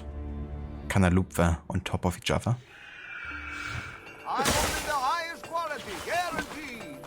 My prices reflect the exquisite workmanship of my tradesmen. Alright, so the next main mission would be between a rock and a high place, so that should be the one with Bartolomeo over there. But yeah, we can do a couple border towers in between here. Let's check out this one.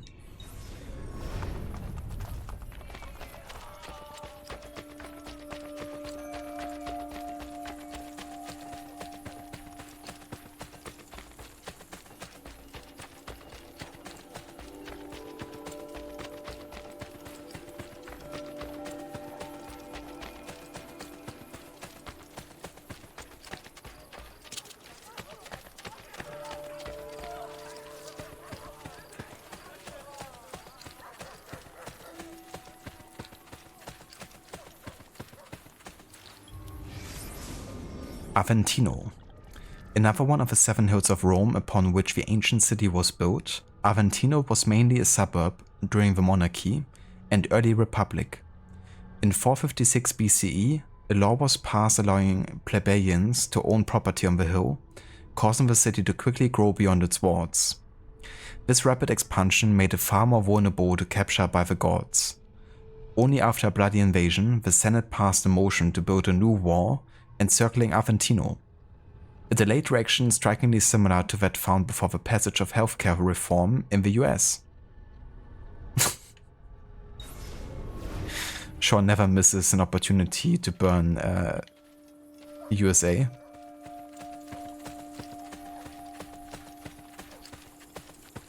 Okay, let's find a way up here.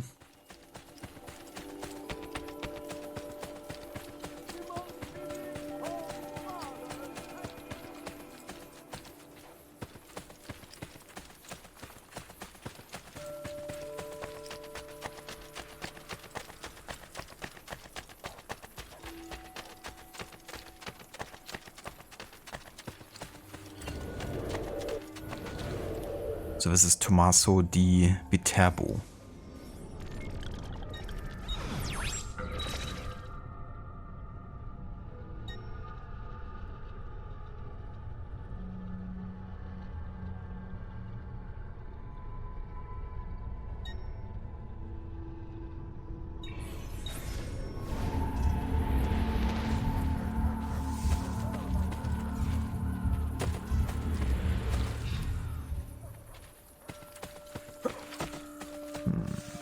Wonder if there's another way around those guards.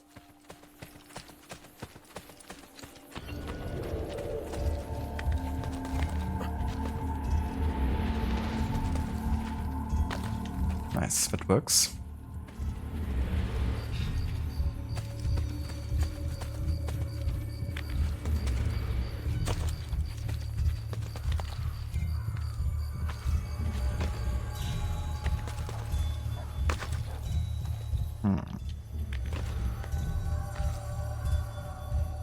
Unfortunately, I don't have the leap up ability yet.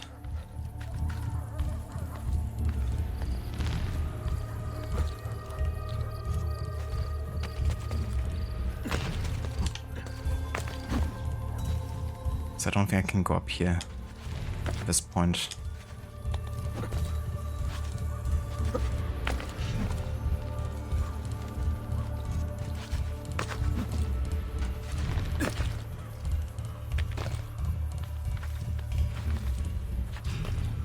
Or maybe?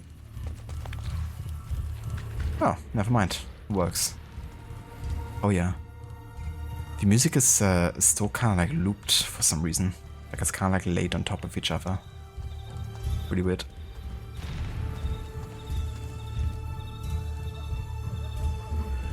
That's not very Samita. Thank you so much for dropping by and saying hello. I hope you have a good rest of the evening, dude. And yeah, for anyone that hasn't checked out Amita's channel yet, definitely recommend doing so.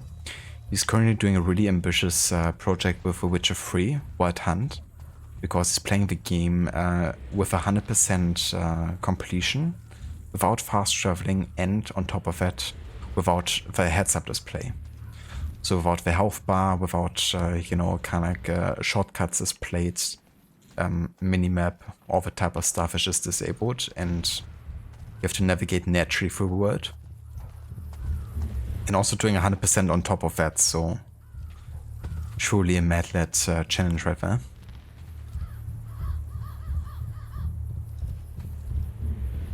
And And that's no worries for the shout out, Amita.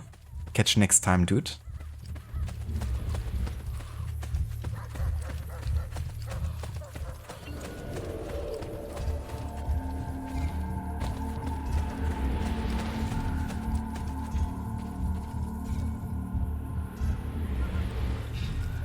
Oh shit.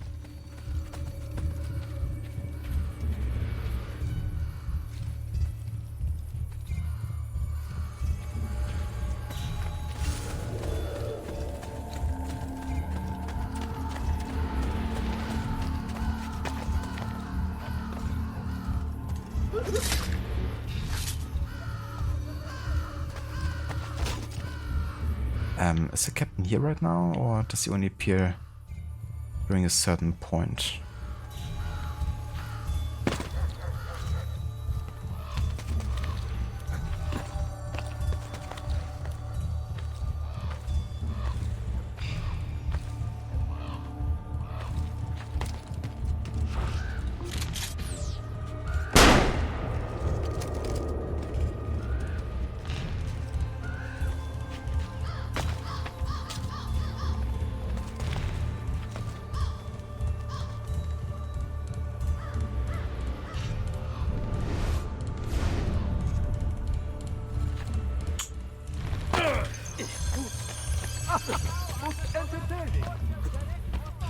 Okay, there he is.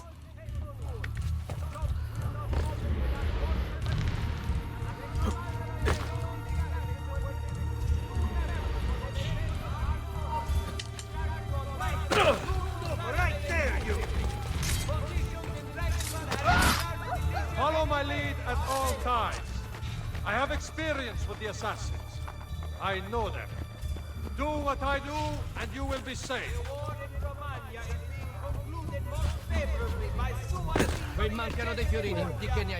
You there! Pay attention. I could have murdered you right now.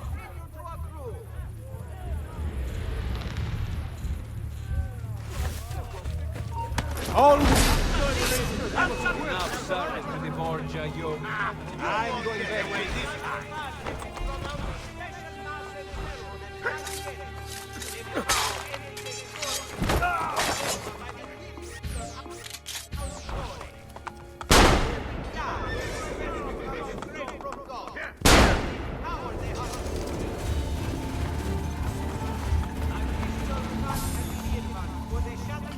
Yeah, the soundtrack is just double looped right now. Might have to join the game.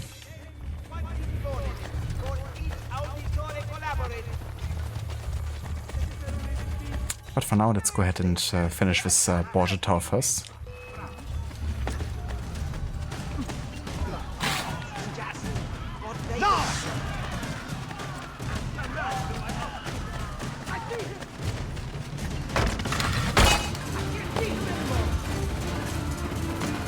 Jesus, the music sounds very trippy. Like that.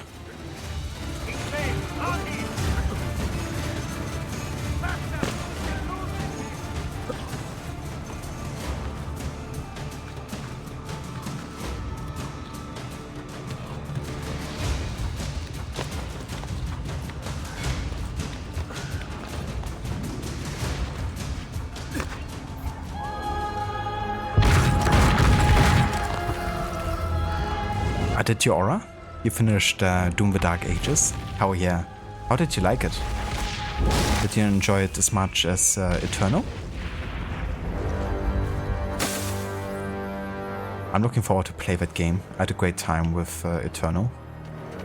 Even if it was very fast-paced and quite chaotic, but I quite enjoyed it. Must have been drinking the good stuff.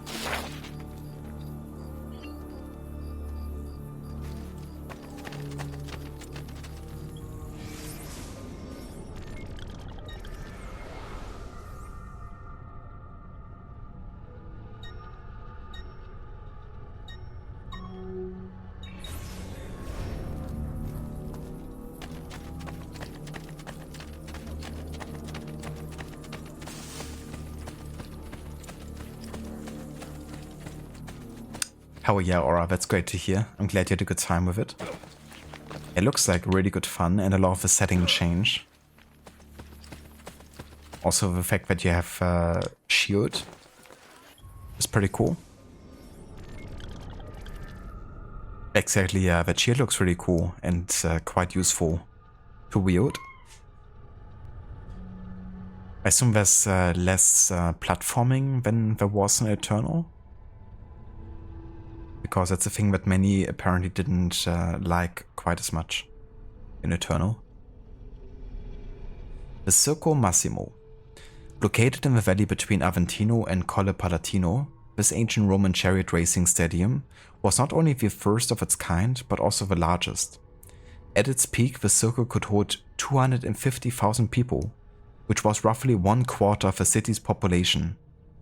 In 140 CE, one of the upper tiers of the circus collapsed and killed 1,112 spectators. This tragedy has stood the test of time and remains the worst sports-related disaster in history. Not England versus Hungary in 1953, as some people would like to believe. I'm looking at you, Dad.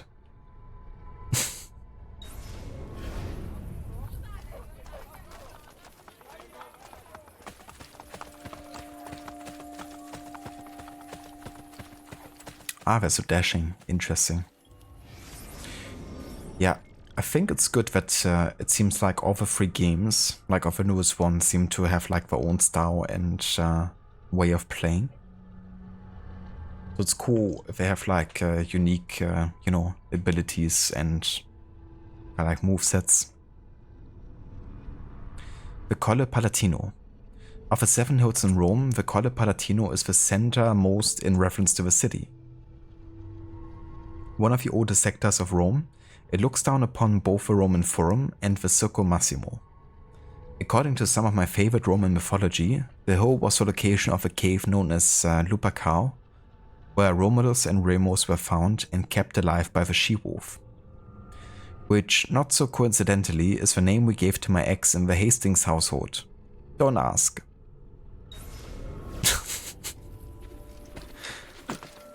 Learning the Sean Hastings family dynamics at play.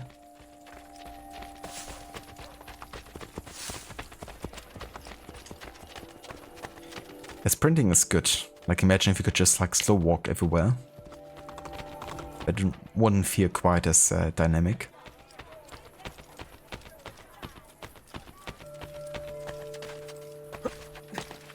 Ah, most impressive.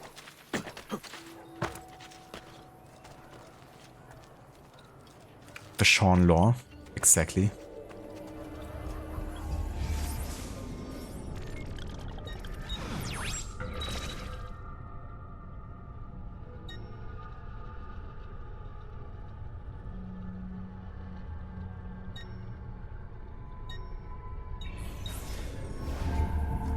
Okay, that's one of the toughest enemies. The music is still looped. That's freaking annoying. Let me try this. I'm gonna leave the enemies and we're gonna rejoin, see if that fixes it. If it does, I'm just gonna relaunch the game.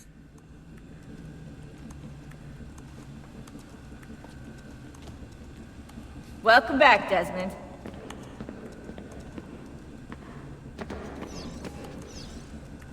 Oh, that's really cool, Aura. I love when they do that, you know. When you are. It's nice to have like presets for difficulty, but being able to change different parameters really allows you to customize the game how you want to, and even for like a challenge run, you know, that could be a nice thing to have.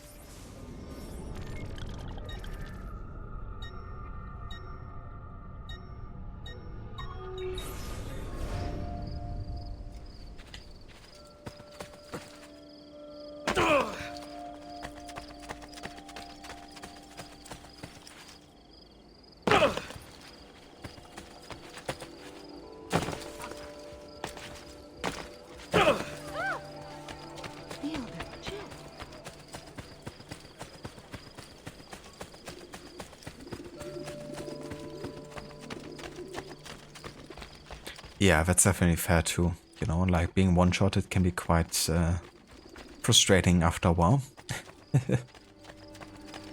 So being able to adjust that according to what feels good. Through only do you walk in the That's nice. I also had to think of Valhalla with the parameters you could adjust. I'll be here should you have need of me.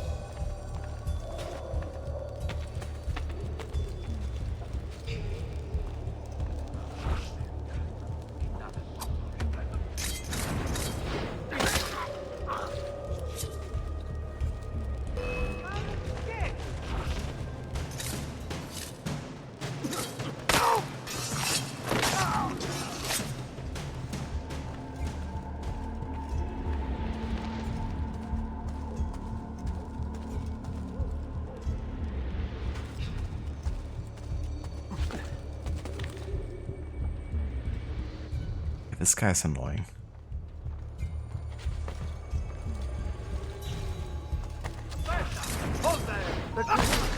Okay, got him. He's a coward, so he flees upon being like detecting us. But not like this. We shall not escape. Where did he go?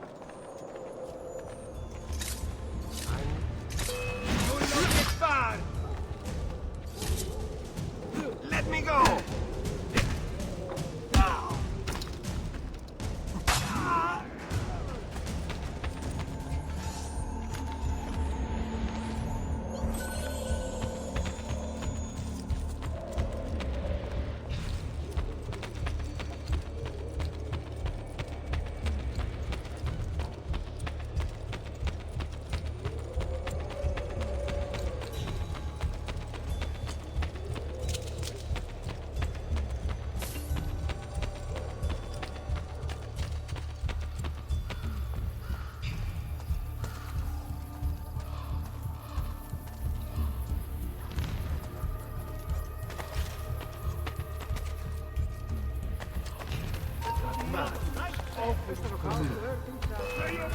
Damn it! Where is he at? I see him! Hurry!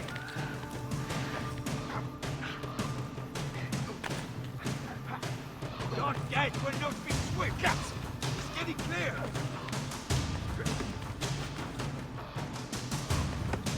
Whoa!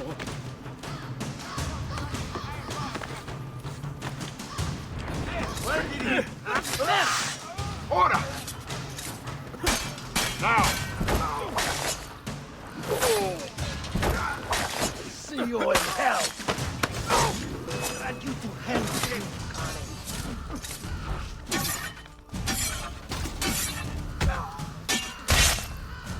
you won't survive me long. Are you ready to die?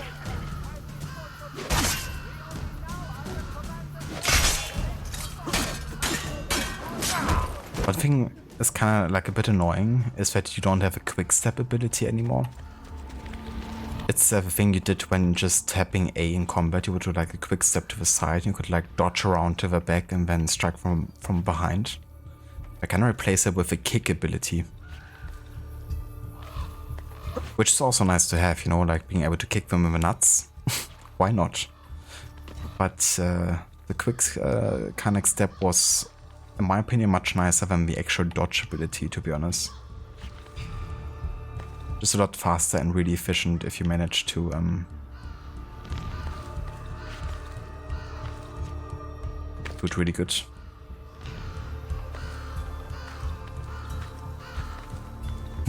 He's ready to die. He better be when facing Ezio Auditore da Firenze.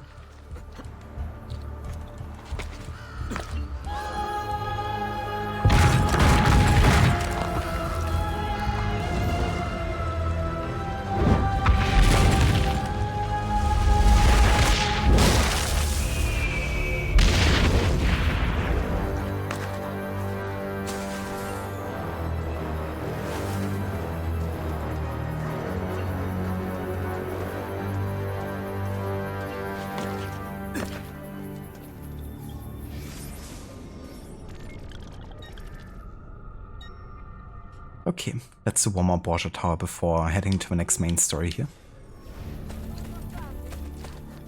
Just gonna do the ones that are currently on the way from one mission to another.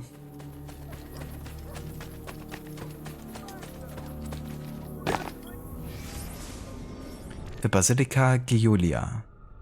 Initially dedicated by Julius Caesar in 46 BCE, the basilica's construction was funded by the spoils of the Gallic War. Completed some years later by Augustus, he named the building after his father. It was used mostly as a court of civil law, as well as for sessions of the Centum Viri, who presided over matters of inheritance.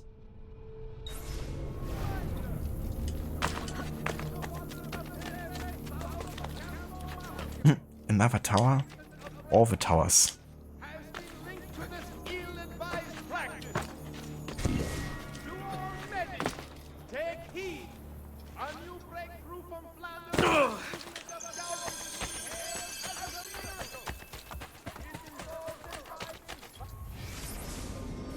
The Tempio di Antonino e Faustina. Standing proudly among its brethren in the Roman Forum, the Tempio di Antonino e Faustina was originally erected in honor of the deceased wife of Emperor Antonius Pius, Faustina the Elder. 20 years after its inauguration, Antonius Pius also passed away and the temple was rededicated to both of them. In the 11th century, the Catholic Church decided to make use of the ruins and converted them into the Church of San Lorenzo in Miranda, which you can see now.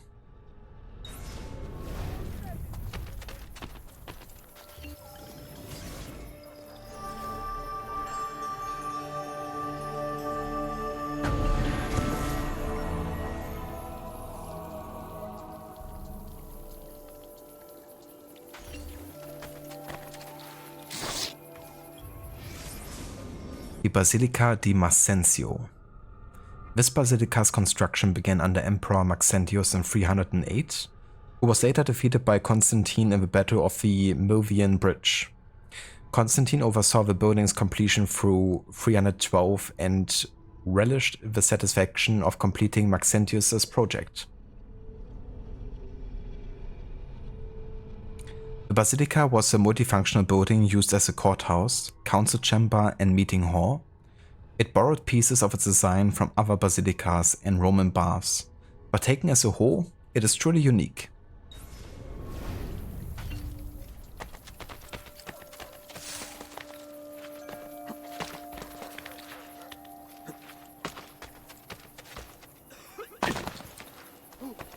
What would make a man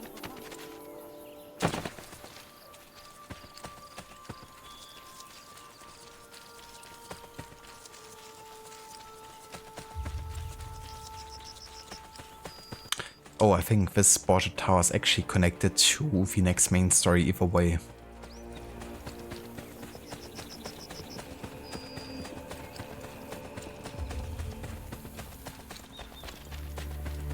So we're just gonna do it as part of the main story.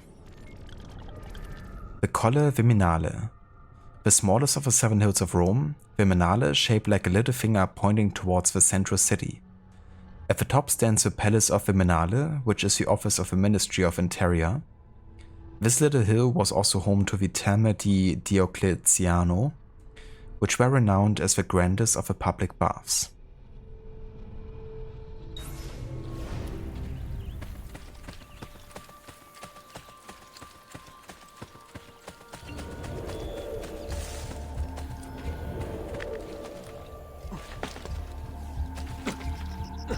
Never mind, this one we can do.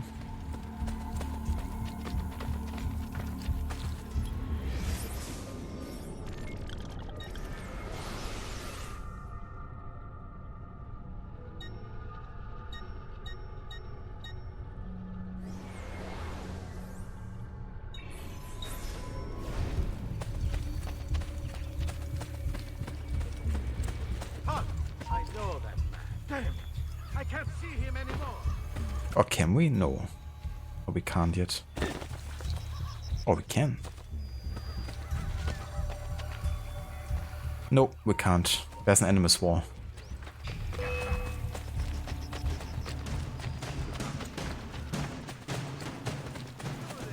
I'll get it!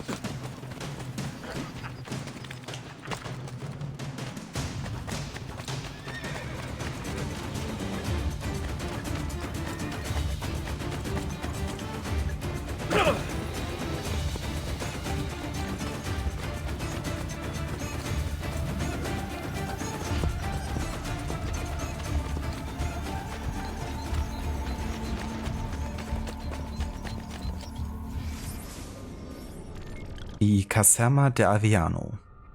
Used by Bartolomeo until 1503, his barracks became a training ground for mercenaries until they fell into disrepair and were leveled to make way for the enlarging city.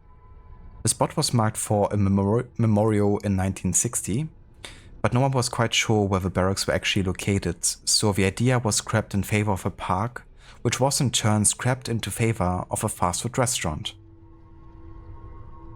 Probably McDonald's is what stands here now.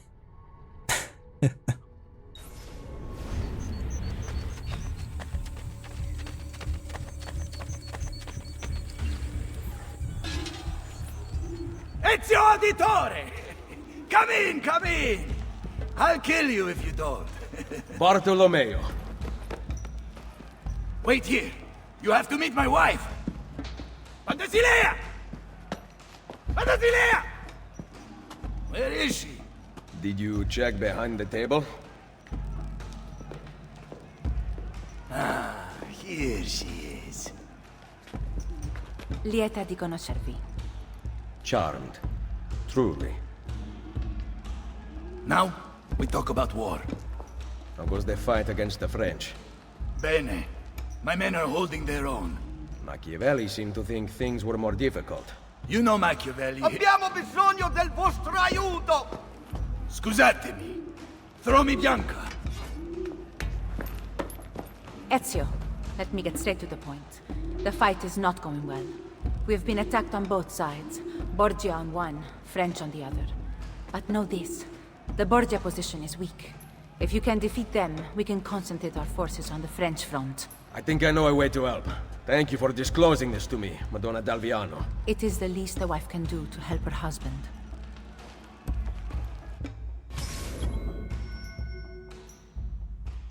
Alright, this time we're only allowed to kill the Borgia captain, and only the Borgia captain.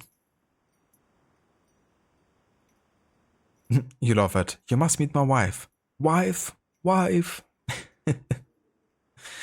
Pantasilea! You gotta get here now. It's like, geez, dude, can't you just chill for a sec? I'm taking a huge dump here. Give me some privacy.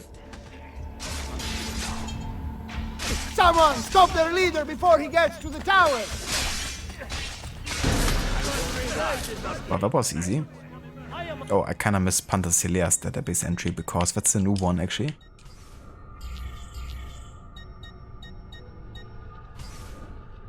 Pantasilea Baglioni. Although she may look harmless, Pantasilea comes from a long line of fierce fighters. The Baglioni, rulers of Perugia, had been at war with the Oddi family for some time, and skirmishes in the squares of the city became an almost daily occurrence. At one point the cathedral was used as a barracks.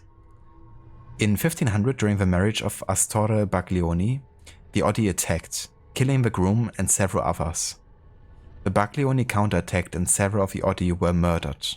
The marriage party became a massacre. Pantasilea was a product of that rough environment. She was smart, unafraid and tough, and unlike her husband, she attacked. Pantasilea was known for sharp strategizing. Quote, whenever that girl encounters resistance, like the waters of a Tevere, she changes course until she has that for which she came.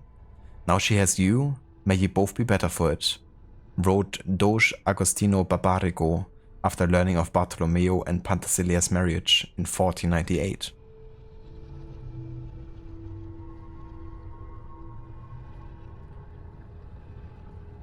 She's busy, exactly. Your dog used to kick the bathroom door open like he was the police. You know, my dog actually likes to do that too, sometimes. when the door isn't like fully closed, but it's like, you know, almost closed, I guess. Sometimes you will just like barge in there, you know. Like, here's Nalu. Ready or not, here I come.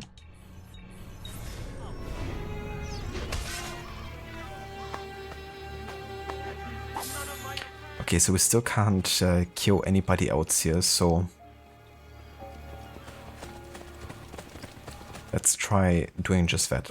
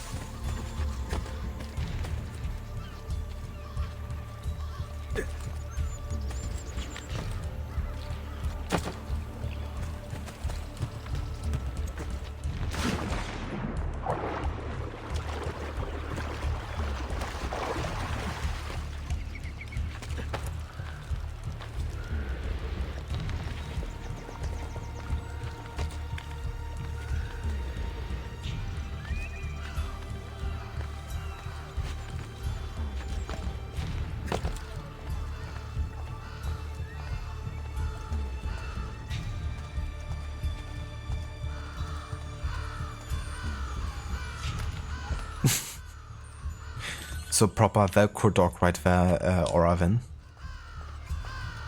Just gotta follow you everywhere.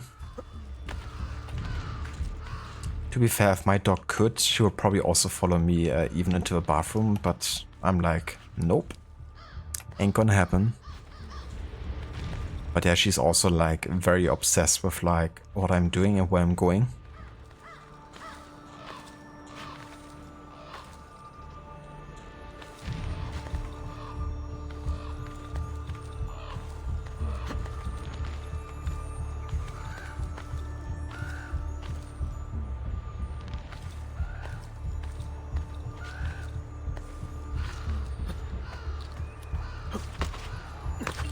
It's kind of funny, like the timing, because she's actually currently standing in front of a door and she wants to get in to my room. She had to stay with Levy for like the last hour or two. And now once, you know, she gets access to the main floor again, she's like, gotta get to, you know, Dad.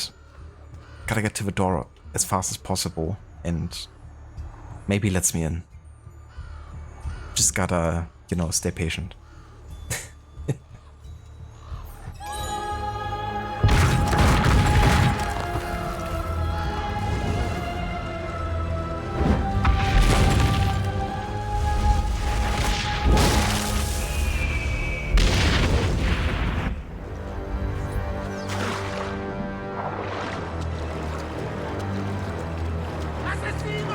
She's like, Dad, it's me, Nalu. You remember me, Nalu, right? It's more like, why did you leave me alone for so long? How dare you? Now let me in and give me some pets and play with me.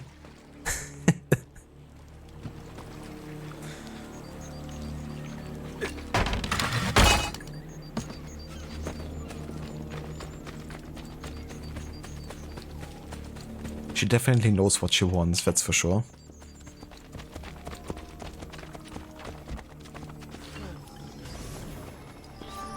Welcome back again, Zom. Assassino.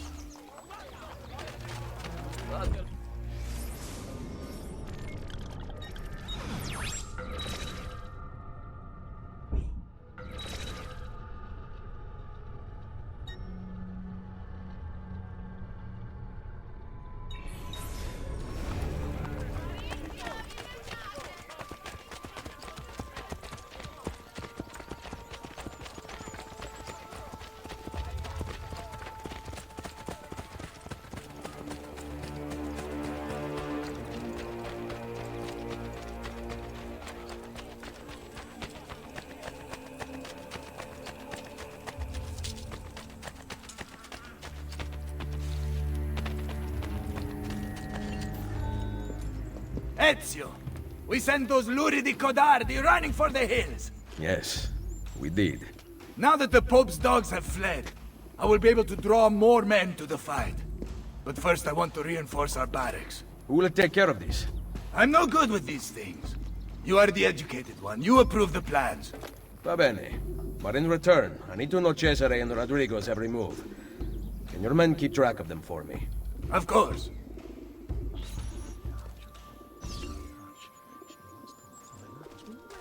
Architetto.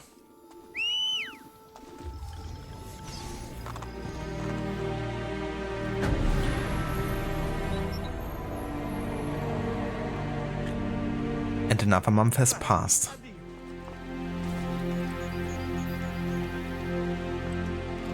Isn't she a thing of beauty? Very impressive. More men join us every day. It has become very competitive, which is just the way I like it. As you can see, this board shows the ranks of our top warriors. Prove your skills, and you will move up the list. Shouldn't I already be at the top? Chance fighting downstairs. If you're looking to show off, we also have fights. Now, if you'll excuse me, I've got money on this match. That laugh. Where is Bartolomeo? At the fight downstairs. He has such an aggressive view of the world. However, strategy is equally important. Take these carrier pigeons, for example. Each one sent from Machiavelli bears the name of an important Templar in Roma. Eliminate them, and you will have more of an impact than a battle ever could. Thank you, Madonna. Can you ask Bartolomeo to come see me at Isola Tiberina with a report about Cesare and Rodrigo's whereabouts? He will be there.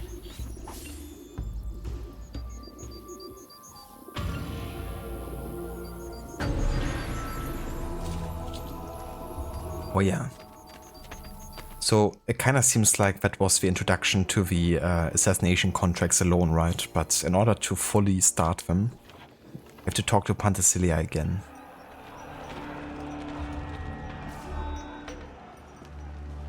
Madonna, has Machiavelli sent word? Yes.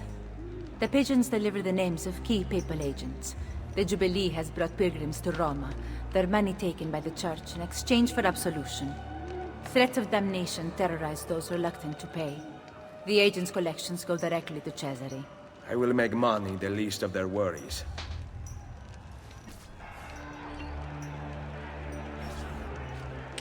There we go. And now we have fully unlocked the assassination contracts. Oh yeah.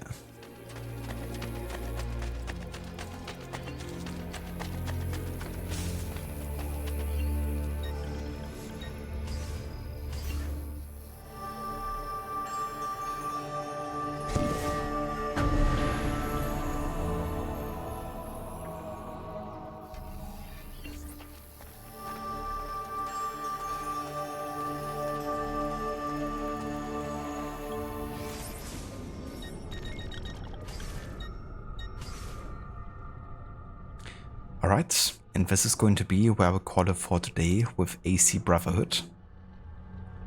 But yeah, made some good progress. About 70% synchronization. We played for about 2.5 hours, like raw playtime.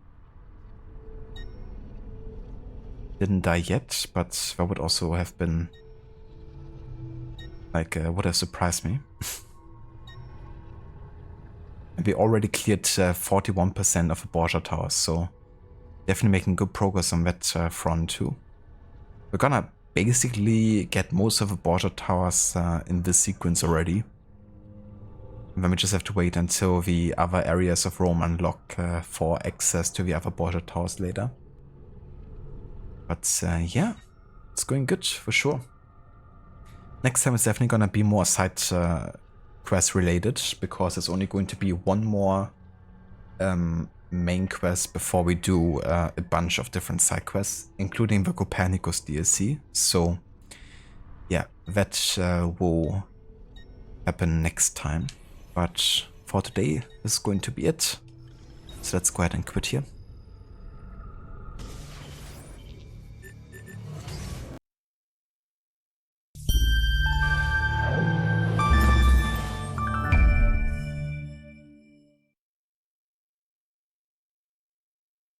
Weird how 2 random conversation-based cutscenes I needed to unlock them. Yeah, for sure. And then you also gotta revisit as well, like the different quest givers like La Volpe, Pantasilea, and of course Claudia to unlock more assignments per the guild. I do like those cutscenes, but it can be a bit confusing to people playing it for the first time. Like why they're missing missions they should have on the map.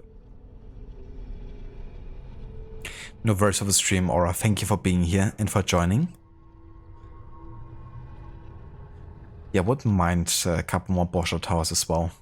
I definitely took it to the next level with games like Origins or games like Syndicate, with the amount of like territories you could clear out, or like forts and you know, kind of like main commanders. No worries, thank you also for being here and for joining us today. And thank you everyone who's joined us today as well. Really appreciate it for the start of our Brotherhood playthrough. We're gonna carry on with that at the latest on Friday for another longer session. Tomorrow's gonna be spontaneous again, depending you know, how busy I am. But there could be a short stream tomorrow. But yeah, for now though, let's have a look to see who's online and who we could raid today.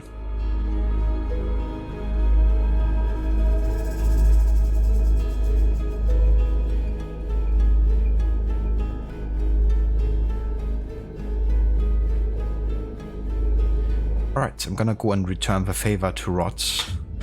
He's been raiding me earlier when he did his break on AC3. But he's back with the game again, and he's just played for the Connor introduction, I believe.